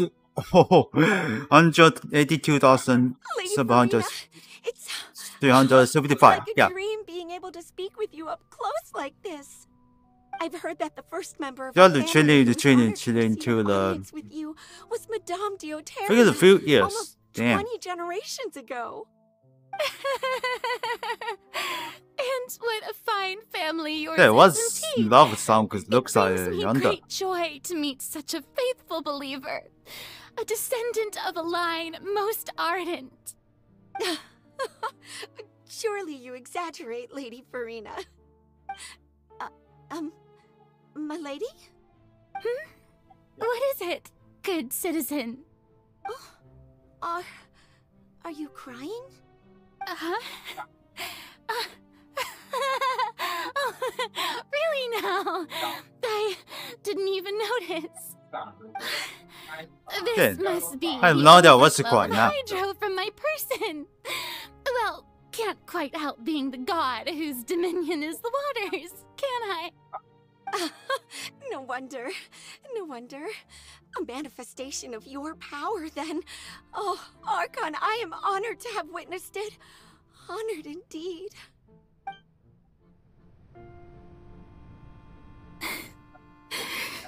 Then, I don't know how this is end. So interminable. So lonely. Just how much longer?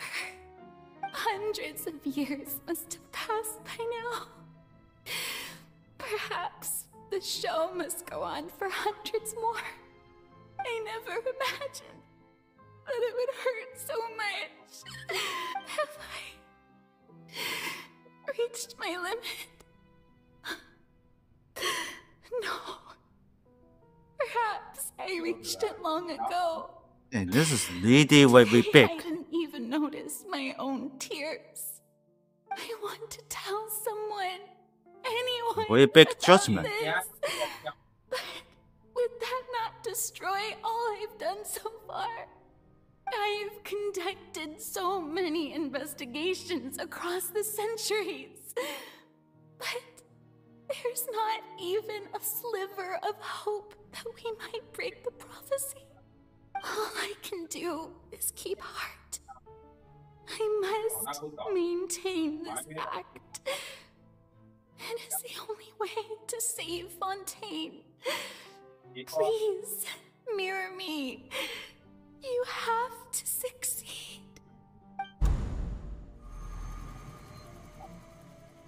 What is... And what?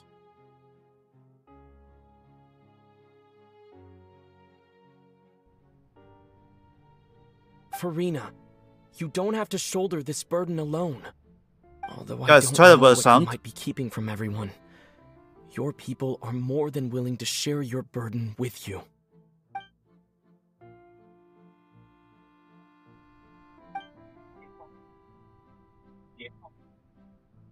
Share my burden. That's impossible.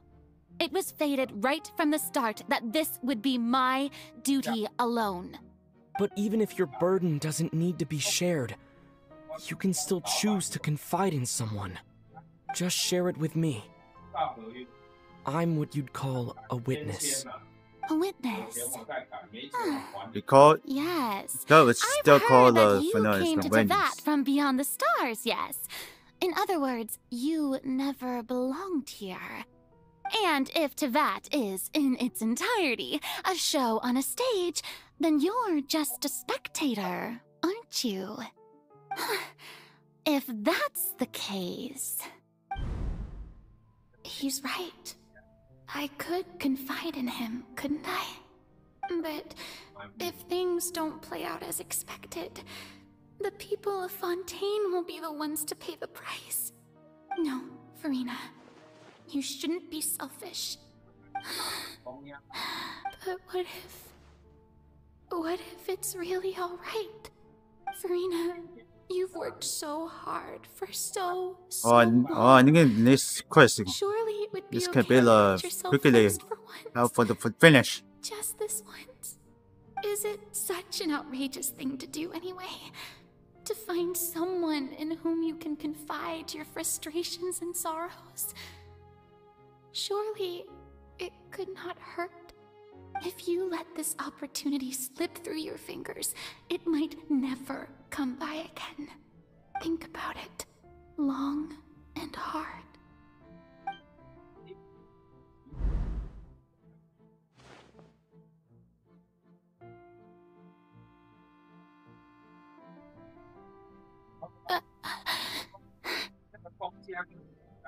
No, I have nothing to say.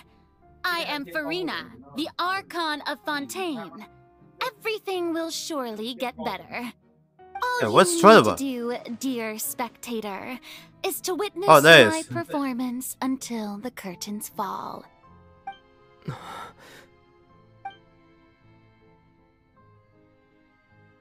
You still looking at Funina?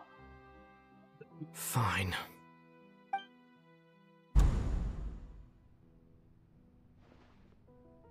And boom, leave. So we're heading back. Possibly.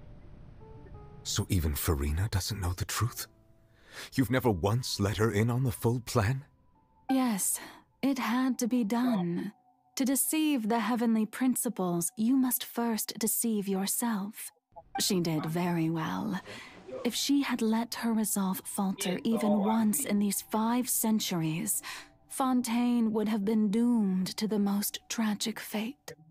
It seems that trusting humanity was the right decision after all. I believe that I understand how your deception works, but that is only half the truth, is it not? How would you build on this foundation to save the people of Fontaine? That is the most important thing. Ah, good, good. Of course, the Iudex of Fontaine has pinpointed the crux of the issue. I'm sure you've long sensed that the Oratrice is no simple machine, yes? I've always suspected that it had its own consciousness. And Lenny did mention that he heard a human voice within the core chamber. It now seems that that person was you, hidden within the machine all along. Still holding. Am I right? And then I became one with the Oratrice, taking Fontaine's gnosis with me. Yes, it would seem so, wouldn't it? Alas, your understanding of this device still lacks sufficient depth. In truth, it is no enactor of justice. It is, in fact, a device created to kill the god of justice. I beg your pardon? Oh, you have it. And to be more precise, not only will the Oratrice take down the god of justice, it will also take down the divine throne upon which she has been placed. I mean, did you think I would be the sort to enjoy peaceful repose? Yeah, I have no idea Farina what suffered? is needed My work over these last 500 this years quest. has been to constantly accumulate indemnitium within the Oratrice. But really, some have already discovered that only a small fraction of the energy generated by the device was ever used to provide power to Fontaine. The vast majority had to be, accumulated to enact this death sentence. It was all a part of your plan, then? Both the trial and the sentence? Indeed. This power, accrued over 5 centuries, could have sustained Fontainians for millennia had it only been used for that purpose. Almost all of it has now been stored within the oratories. But only power of this magnitude could hope to destroy the Hydro Archon's divine throne, shaking the rules established by Celestia, and breaking through the institution that is the Seven. So the Oratrice's call for death was for neither Farina nor Focalor, but for the Hydro Archon. The destruction of that divine throne. If I do not misunderstand your intent, you must be... Returning what's rightfully yours to you, of course. In other words, this was all done to return the authority of the Hydro Archon to the Hydro Dragon of this planet. But...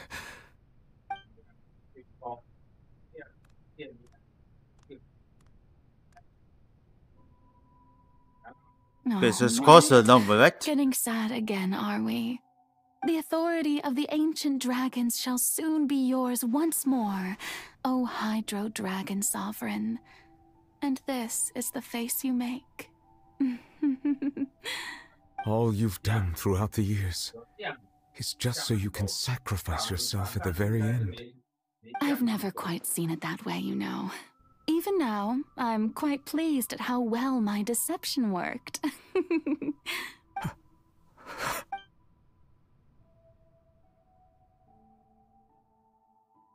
Hydro Dragon, don't cry. I must say, had it been within my rights, I would have loved to judge the heavenly principles themselves. If you don't cry, then rain stop. Were they not Sounds guilty calm. of essentially the same crime? Egeria stole the power of the I've been primordial last time sea, on and the heavenly the principles quest is stole the number, power right? you ancient dragons If you possessed. cry, then rain still I, for coming. my part, am the god of justice. And is it not just that your original powers should be returned to you? Speaking of justice, I have always believed that justice lies in the process of pursuing human existence itself. So, if the theft of the primordial sea's might was Fontaine's original sin, then, leaving matters of procedural right and wrong aside, the descent of the Fontainians as humans and their right to exist in this world would be Fontaine's original justice. In other words, existence was Egeria's justice, and to me, justice is the continuation of that existence. Defying the prophecy and ensuring that Fontaine's people shall live on. That should be the justice enthroned over all others. At this point, we, whether it be myself or all other Fontainians, have shouldered the burden of this sin for far too long. Iudex Nervillet, the highest judge in our land, when you regain your full power as an elemental sovereign, what verdict shall you pass upon us? So when I was invited to the court of Fontaine to serve as Iudex, I see now that that was your idea too. At last, I now understand the true purpose behind this position. In the beginning, I was uninterested in human existence. But these 5 centuries of living alongside them have gradually brought about mutual understanding between us. And I have even attempted to feel as they feel. You are a devious one, Focalor. Things being as they are, There's no better than that I really could never tired. This. declare them to be guilty.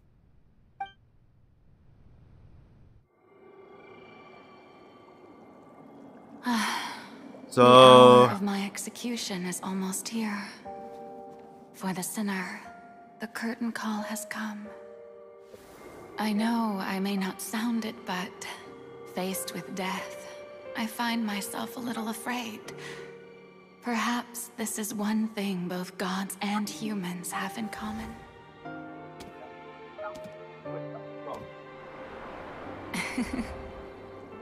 Farewell, Nervalette. I hope you've enjoyed the part you played these 500 years. So this is the end.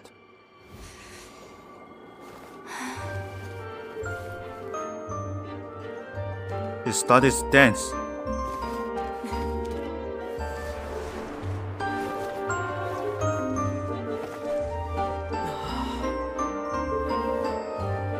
I was thinking, how could this possible?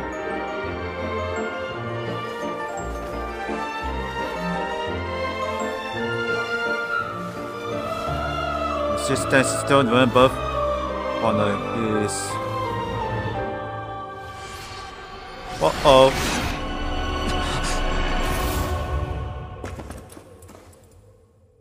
Disappear.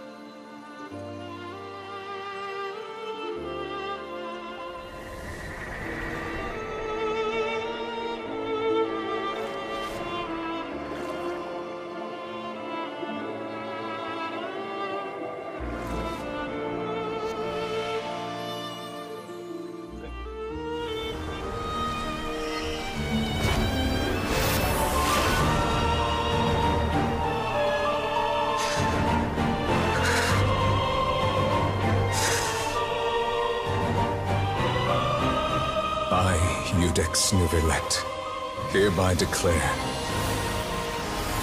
people of Fontaine, your sins are forgiven. Oh, that is completely stopped. But still continue going.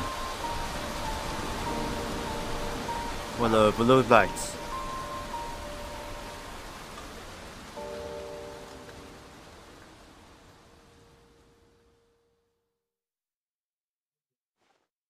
Then let's just come on in the judgment.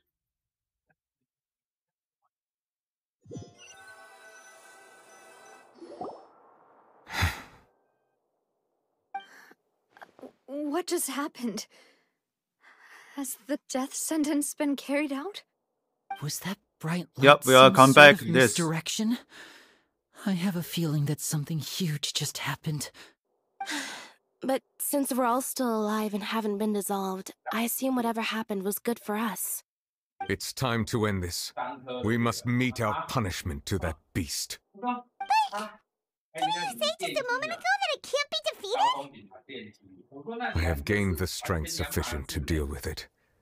Through certain means, I now have the ability to separate the power of the Primordial Sea from that creature. We should seize the opportunity to pursue our quarry. Just now? Traveler, now that the oratories can no longer function, I require an executor to help me mete out justice. You mean me? The root of the calamities befalling Fontaine, the beast that enacts the prophecy. Its name is the all-devouring Narwhal. Come with me, traveler. The hour of execution has come. Alright, we are into the hall. Probably.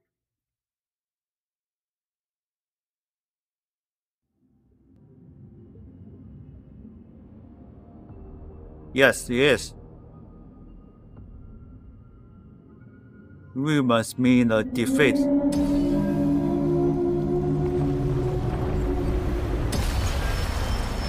to execute it? But how are we going to do that? It's huge! I've already done my best to separate the power of the Primordial Sea from the whale. Considering the size of the beast, I cannot reach the power source. Unless we can find a way to attack it from within. I shall share Get out of here, get out of the ancient dragon's power with you. We shall look for an opening together.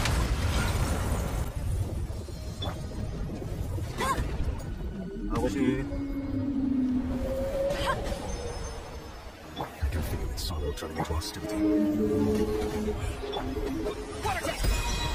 No damage.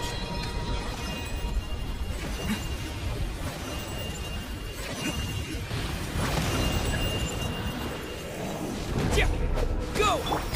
The all-devouring narwhal cannot resist its instinct to devour. Continue to trigger its hostility. Chance will present itself. Water jet! Oh, here we go. That was activated.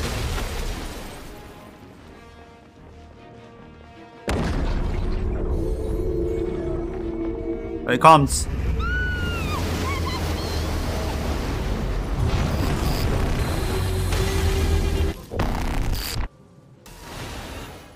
Oh, you turn on or something.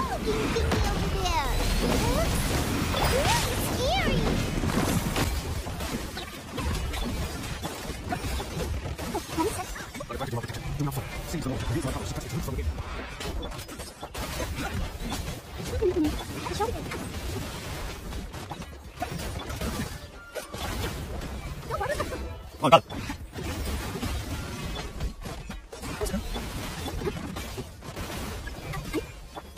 What is it?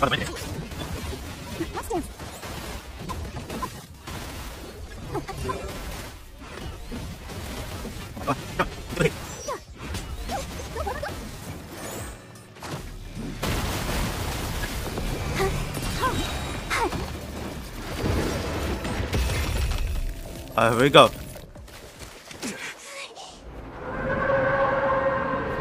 It's going good.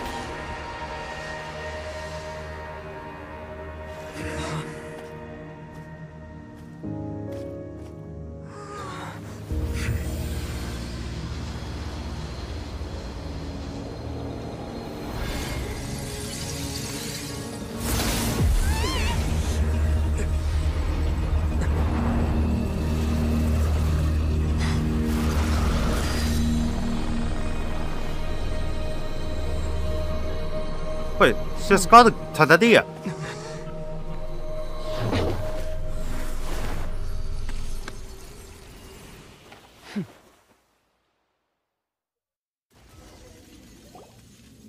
Thanks for helping with the cleanup. It should have been my job, but...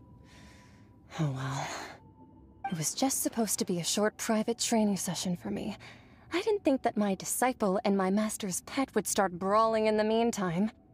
Well, actually, I had a feeling that it would happen at some point, but they bumped into one another earlier than I thought. What a blunder. I suppose I'll have to swing my sword 3 million times as penance. So, your master pet? That power. Who are you exactly? Paimon has an idea. From what she said earlier, she must be Child's master. Skirk, right? It's just that he gave us the impression that she was the less talkative person. I simply did not have anything to say to the weak. But you, on the other hand, managed to defeat the all-devouring narwhal without using power from beyond this world. So you may speak to me as equals. Because, oh, what sort of person? I have to agree. It's a strange use of a planet's primordial waters just to raise an all-devouring narwhal. That kind of power is wasted on it. It's not cooperative. It eats too much. And I have more important things to do with my time than pet sitting. The only thing that creature has going for it is its looks. All in all, it fails as a pet. Miss Skirk? I think you might have missed the point. The point being? Well, being that this pet almost destroyed an entire nation. So what sort of person is your master? Well, Child's master's master. Wait, is that right? Oh, right. So you don't know him. Sorry, I assumed you did. His name is Sertologi. Who? Huh? I am unfamiliar with that name. Huh. So Master isn't sufficiently famous. How should I describe him then? Have you heard of the name the Fowl? The Fowl? Still nothing? We did hear him. How about the Visionary? Terengineer then? Or Gold Rhine-Daughter? Ooh, that one we've heard! Rhine-Daughter's part of the Hexen Circle. She's Albedo's mom, right? Oh, so you do know that name.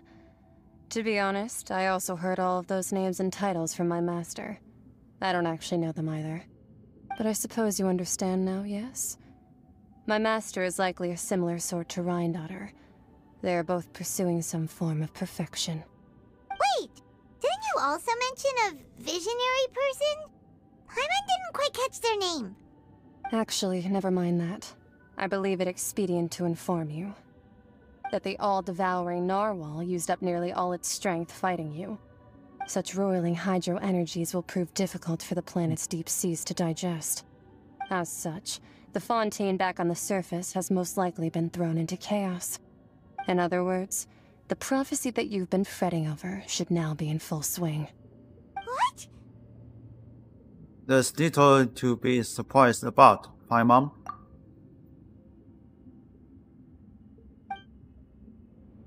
Not to worry. Focalor has already managed to deceive the heavenly principles. In the end, the people will all be dissolved into the waters, and only Furina will remain, weeping on her throne.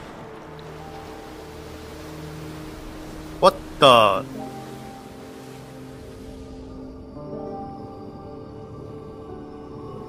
Only then will the sins of the people of Fontaine be washed away.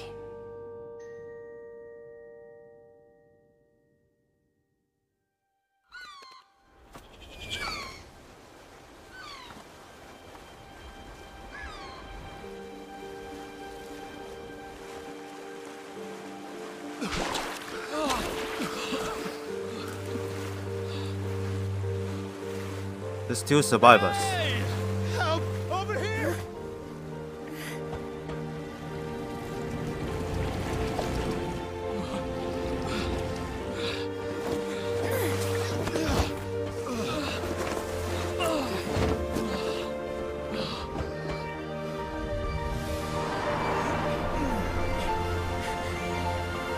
The ship is still the rescue. I'm just coming out.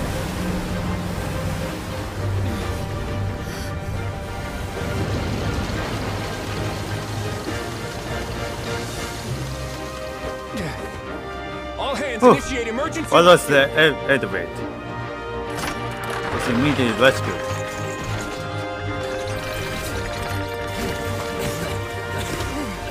Hurry!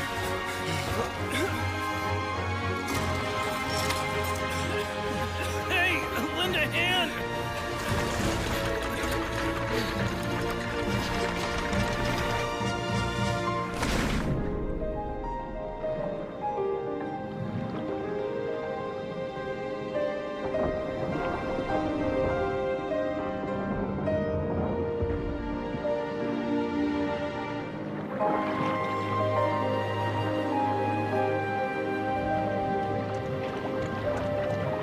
And take them and rescue it.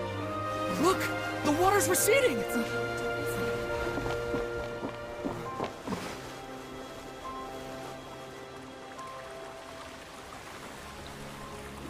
That's right.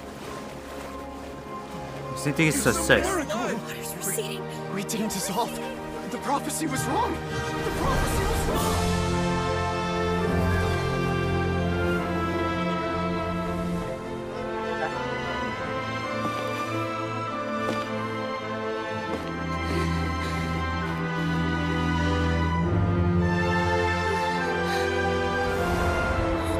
Are you alright?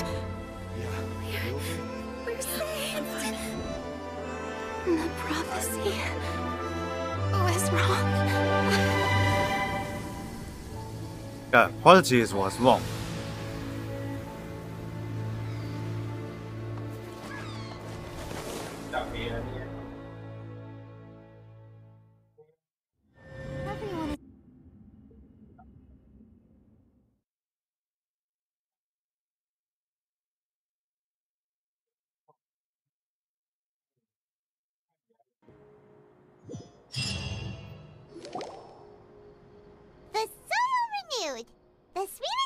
Okay, what we got a newspaper. Rebuilding.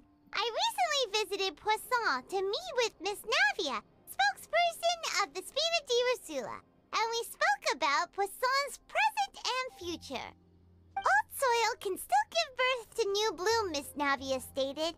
Hope is like seeing a small cookie when you're starving late at night. You just need a little of it. Skyship Winglet, boon or bane of the Fontaine Research Institute. The One shot I do various it. that have arisen on account of Mr. Edwin have suddenly become a shield over the Institute, with Jurier turning out to be a once overlooked hidden gem. People always call the first researcher mad, but few know what to call the second. And should that latter person achieve a miracle, they would find it all the harder to find a word with which to classify him and his team. Wow! Paimon barely Yeah. recognizes the people in the report. It's the only shot I do it. Really Jurier and Navia?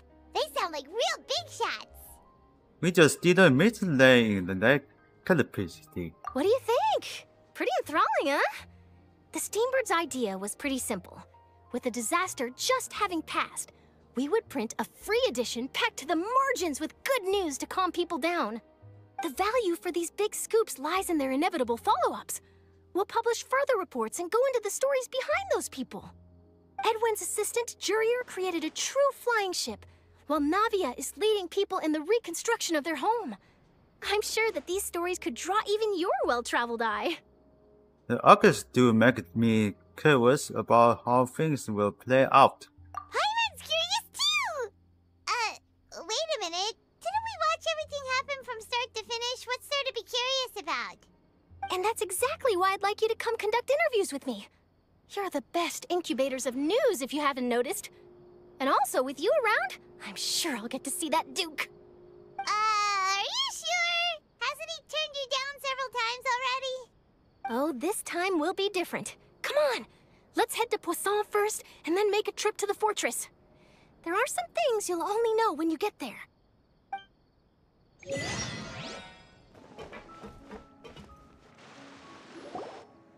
I saw the future here. Navia!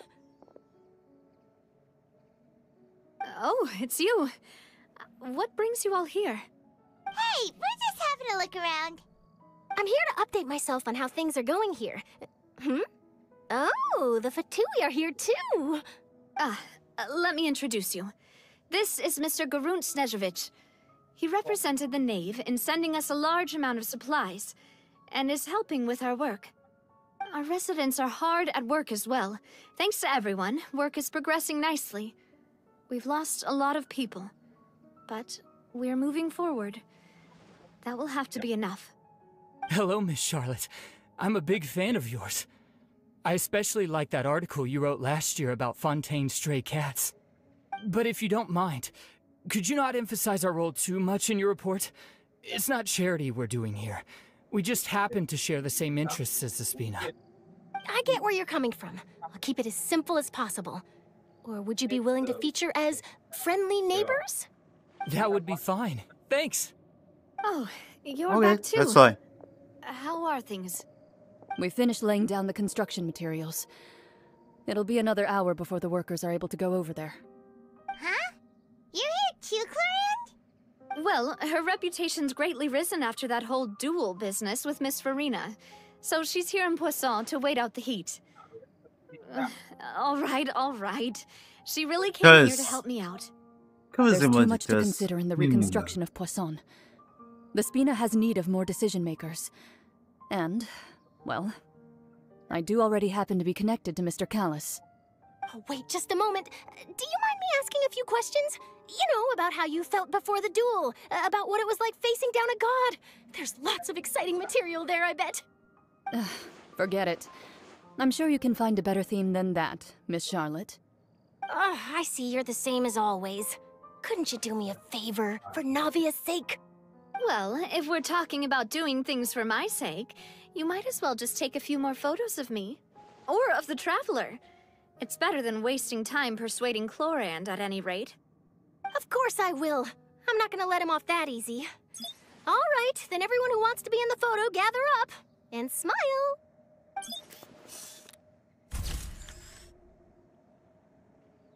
How did it go? Was it a good shot did Alright, picture successful.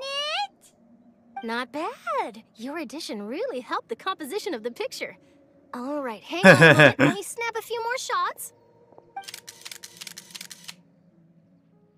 Yeah, it's just picture, that's All right, all. that should do it. I'll be back here later anyway, so let's call it a day. You're very quick. Speed is of the essence when it comes to the news, and freshness is the key. Also, not to brag, but I'm pretty good at building connections. Who knows? I might eventually get that interview with you after all, Miss Clarand. Wow, you really do have that never say die spirit. I'm impressed. I'll hazard a guess that this is how you got that interview at the Fortress of Maripede. You already knew she was going? Whoa, you're well informed. Let me make a guess too. I asked Sigewinne, who told Monsieur Nervillette, and he told you, right? That's a very complete information chain. In truth, all Monsieur Nervillette asked me was, when did the fortress become so friendly towards the media? I told him that it was best not to speak too soon. There's no guarantee that Wriothesley will make a personal appearance. You're right. I've got to treasure every moment I have with them. In which case, I'll be making a move first. Stay safe now. And tell me if you hear anything interesting. I'll treat you to afternoon tea in exchange. I forgot to check if his the message. Alright, we're back on the watch list. Wow, guess we're here again, huh? There's a real nostalgic feeling to this place. Looks like you've been missing us. Did you come all the way to the entrance to greet us? Of course. I'm here to welcome you and our dear Miss Charlotte, whom our good head nurse recommended to me. It's an honor to finally meet the much-rumored Duke. Thank you for consenting to my visit to the fortress, sir. No need to thank me. But that said, I shouldn't be the focus of your interview. I trust you recall our agreement? Of course, of course. All right then, this way. Alright, you follow the watch list.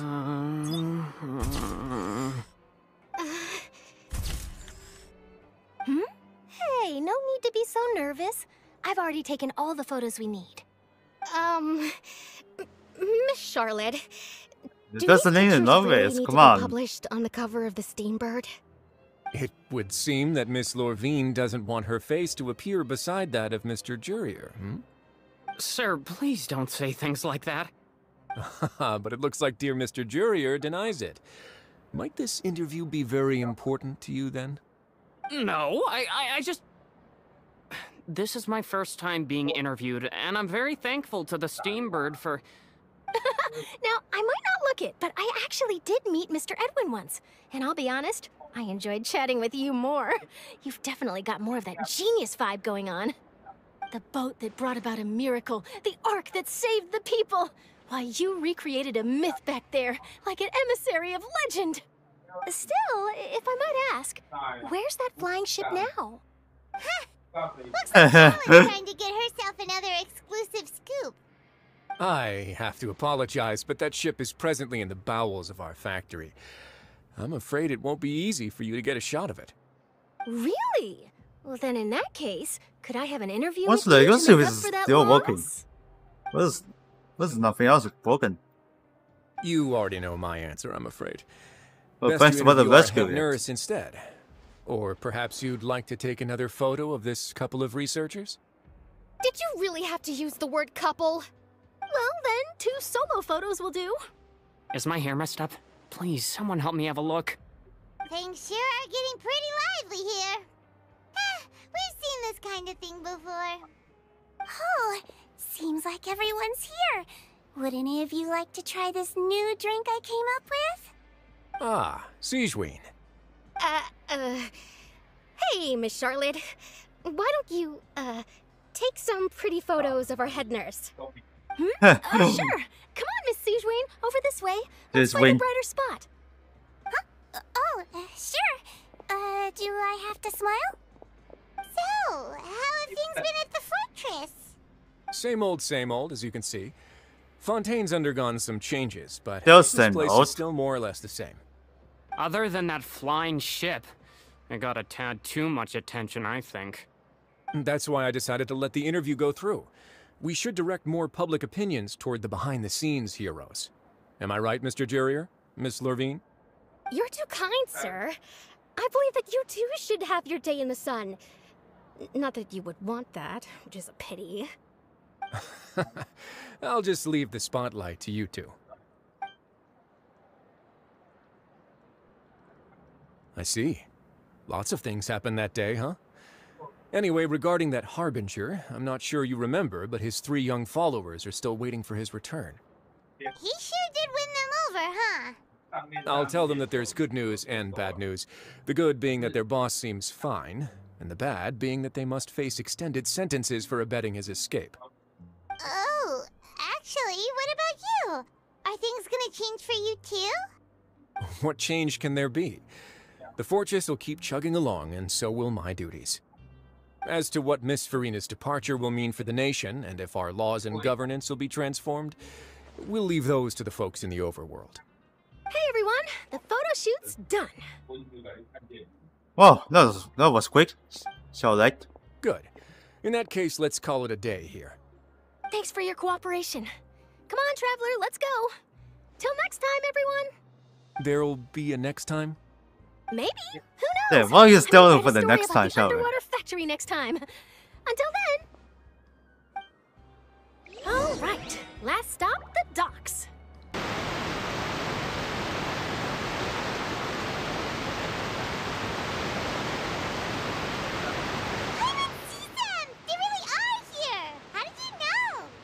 Navia mentioned that she stayed in touch with Linny and the others after working together. Apparently, they've been at the docks distributing these strange pockets the whole time since. Traveler, Paimon. Ah, and Miss Charlotte, too. Would you like a magic pocket? What sort of gadget is it? It's a wondrous bag that can be used to carry many things.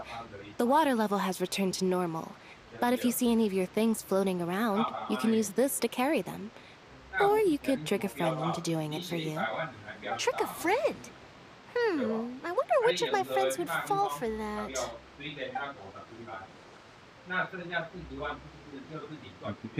You could just make a friend like Fremine here. Isn't that right, Fremine? I just saw Is this this because what you fights a meant moment ago. I'll help you make some more friends. To be honest, that sounds pretty sweet. Could I have your contact, please? Sure. Please, write down my address. You sure are working hard to help Fremine socialize. He was the one who proposed doing this. He even wants to assist in our magic shows. He is dumb. Sounds like that would suit him. Yes, I was planning to first introduce Pear as an assistant, and later Fremine himself. In the future, I think we can leave underwater escape magic to him too. That said, would anyone want to see a diver escape underwater? Oh, it'll work out. Every journey begins with the first step. He'll become a part of our show eventually. Lynette, could you come over? Miss Charlotte says she wants to take a picture of us. Got it. My, that Charlotte is rather perceptive. She got rid of everyone the moment she realized I had something to say to you. So, how have things been, Traveler? I'm doing it alright. Father says that you did a great deal during the latest events. She's very grateful for your contributions to Fontaine. That's alright. We were more than happy to help.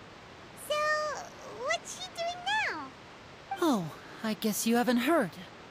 Well, after Lady Farina left, Father and Monsieur Neuvillette opened negotiations, during which he gave Fontaine's gnosis to her as a In 7 diplomatic hours. gift.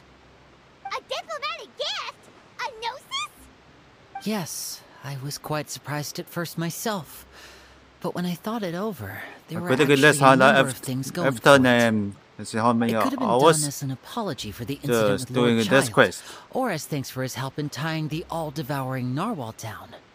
Furthermore, Father did There's a also little lend issues is significant aid to my Fontaine and Poisson. mobile space isn't. What's that? We're talking about. The storage? The space isn't enough. I'm afraid. I would agree, but I've also heard that it seems that Monsieur Neuvillette has had a significant change of heart regarding the matter. So there's some reason for this that only Neuvillette knows about? I suspect you'll have to ask him about that yourself. Ah, yes, speaking of which, I did see him strolling around the entrance to the Fortress of Meripede a while back. Isn't he real busy and stuff? Paimon didn't think he'd have the time for that. But back to the topic. The Gnosis was given to the knave, right? What about Child? They say that he's returned to Snezhnaya to recover from his wounds. I hear that the recent disaster really did a number on his health. Well, I guess I can now call him once of my water bodies. That's true. When you think about it, we've had loads of run-ins with the Fatui. To think we'd be allied with them this time. So shocked by such a simple switching of sides? The net. Come on. Father. Well, what do you know?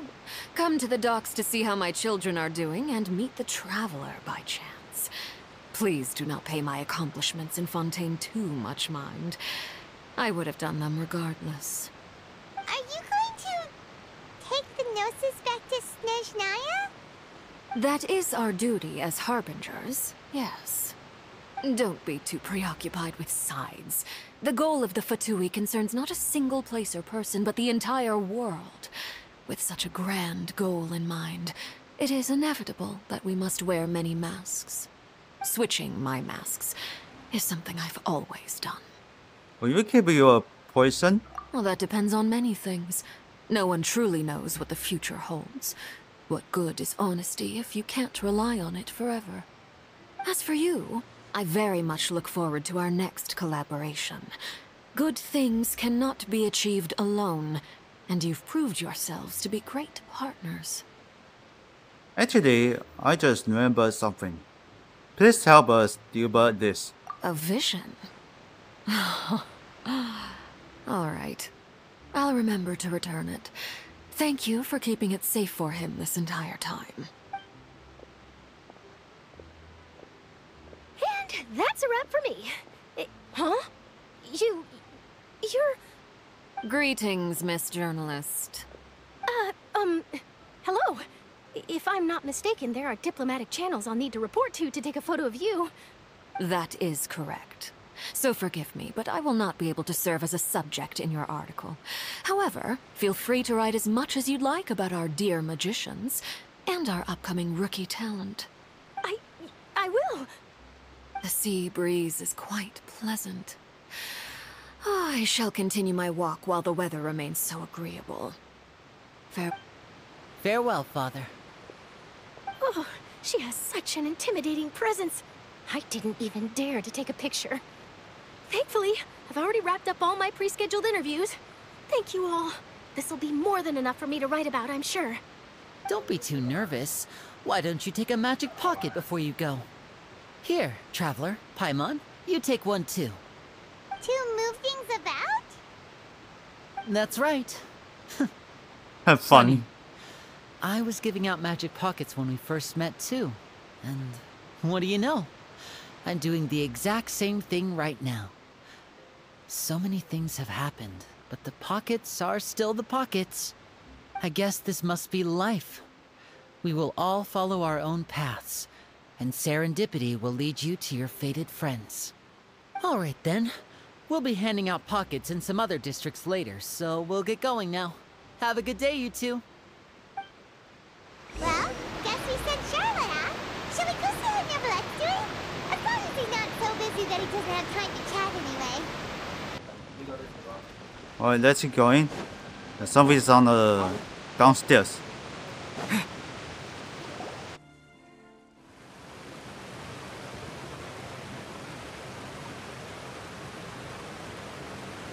So, you really are here, Neuvillette. Paimon didn't think you were going to have free time this hour of the day. Really? Oh, I suppose you must have met Mr. Linney. He took the time to greet me earlier when he passed this way. In any case, you came at a good time. I was just considering reaching out to you to set up a meeting, so I may explain some things that I haven't had the time to before. Aw, Paimon's glad that you remembered. Thank you for keeping us on your mind, what with you being busy and all. Alright, let's have it then. How was Fontaine actually saved? The whole business is still quite the mystery to us. It is strange how words can often leave a bitter taste in the mouth when it finally comes time to say them out loud.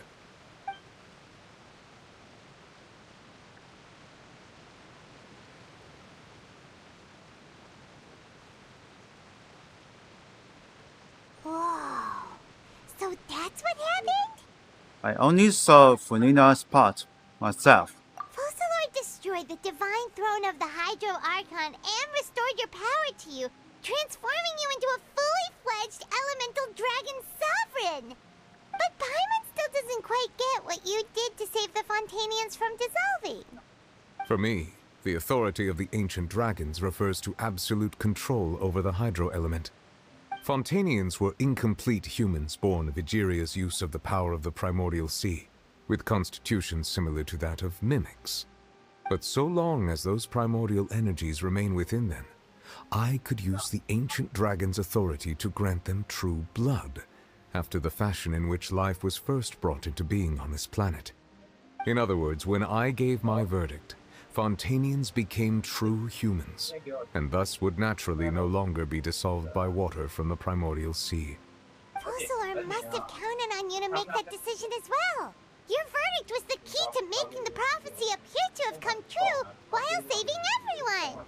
You could say that it was the late moment. Yeah, and in a manner of speaking, Focalor finally managed to fulfill the original Hydro Archon's wish to turn Oceanids into real people too! It seems from your expressions that you still have more things you wish to ask. Ask away. I will tell you the truth as I know it. Okay, so then... what should I ask? Next stop. You will soon be heading to Natlan, I presume. I'm afraid that I have little talent as a travel guide, so all I can do is tell you what I know about that land. As far as I'm aware, Natlan can be said to be a nation of dragons. A nation of dragons? You mean like you? No, I suspect that I would not find myself welcome there. Unlike ancient dragons such as myself, the dragons of Natlan have undergone long years of development and evolution. Large numbers of them have entered a form of coexistence with humanity. Natlan is also the nation of war. War ravages those lands like an undying flame. There is one other piece of information I got incidentally from my negotiations with the Knave that I believe may be useful to you. The Harbinger known as the Captain has thrown his hat into the endless ring of war. The Captain. Sounds like a real tough customer. Seriously, everywhere you look, there's a Fatui Harbinger doing their thing. I suggest that you fully prepare yourself before going to Natlan. In the meantime, Fontaine's doors will always be open to you. Ask away. I will tell you the truth as I know it. Okay, there's nothing else. Hang on a sec. Paimon's still got a question. Only one question for the next stop. When we spoke to Linny earlier, he mentioned that your attitude towards giving away the Gnosis had clearly changed. We guessed that there might be some reason for it that only you were aware of. No wonder the House of the Hearth is the Fatui's intelligence division. They are certainly sharp. So regarding this specific issue, I was just getting ready to share something with you. What is it? In truth, I exchanged some further words with that lady named Skirk after sending you two back to the surface. It went something like this.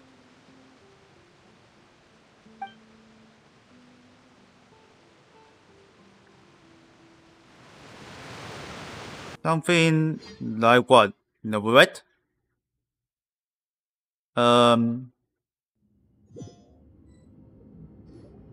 we're going to head topside to see what's going on. You going back this way? as well, all right, Nervalet? What next? That is all devouring the knowledge judgment isn't useless here, for the so I'm science. no longer getting any interference. I can finally catch the scent of your power, what it's made of. It is the authority of the planet's primordial dragons, but with something very similar to a god's curse mixed in. It's quite a novel blend. I'm sure I've encountered something like this before. What was it again? I do not know what you speak of. Ah, of course. How could I forget? You should have the remains of the third descender on your person, yes? Remains? I've never heard of any such thing. Huh. According to your parlance, I believe it may be called a gnosis. Well, that much is true. After Focalor's divinity faded, she handed her gnosis to me. But I fear I have never heard of it described in the manner that you just did. I've been training with my master, the Foul, ever since I was young, and I have never returned to the surface since. So most of the information I possess, I got from him. It is only natural for those who are greater than humanity to possess a different sort of common sense, which is why there are so many problems in our attempts to communicate with humans.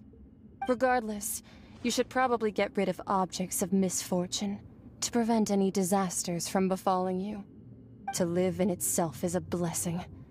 But once a person dies, the bonds he once had with this world shall all turn to curses. What do you mean by that? No need to fret. These are just my personal thoughts, and my reason for no longer wishing to return to the surface. This third descender you refer to, who are they? And when did they die? Master never mentioned them to me. Perhaps it just wasn't that important for me to know. If you're interested, though, I could ask him. I'll be sure to pass the answer on to you next time. Next time? You believe we will meet again? I do. Wait. I have a disciple of my own, don't I? He can be the messenger then. Hey, we're in the back.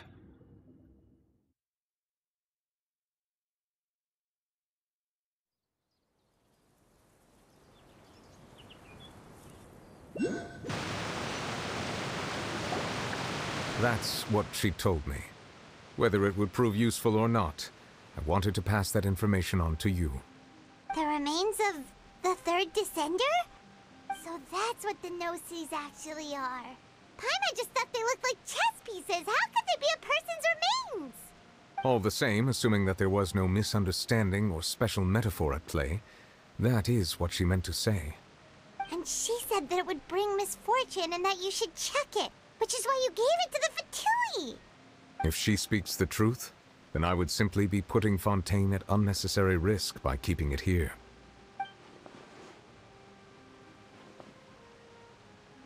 Finding the fourth descenders. And two, the one who came before me has already died. I guessed that you might already be familiar with this concept, but I did not expect you to be one of them. That means that the Gnosis, which are exceedingly element-compatible and can even enhance elemental abilities, do indeed come from the third descender. I wonder, does your body also possess similar properties? Like being able to use elemental powers without a vision. That does sort of count as special compatibility, right? No, let's not think about this stuff right now. It just feels creepy. Comparing the Traveler to the dead third descender and all. Don't worry, I won't die so easily. That's what you say, but this topic still feels like bad luck. Once Child recovers, let's get some more answers out of him. Or go look for his master and get the answers that way. I too believe it unwise to make too many blind guesses when information is lacking. The same is true of being at court. Alright. Whatever the case, it seems like the crisis here in Fontaine's over for now. Yes. All of Focalor's efforts were for this moment as well. But she sacrificed herself in the end as a god, and she suffered through all those years as a human. Was that really what she wanted? I suppose that would be the mystery of a god's will. Do you understand the will of the gods? I suspect not. But once in a while, I too would guess that if wishes were like the clouds in the sky, they will one day return to the earth as raindrops. Life flows like water, and rain is the final answer. The water levels may sometimes tilt one way or another, but the rain falls fairly upon all. And what, ultimately, is the difference between the rains that fall upon all of us? Oh, first conveyed. Yes!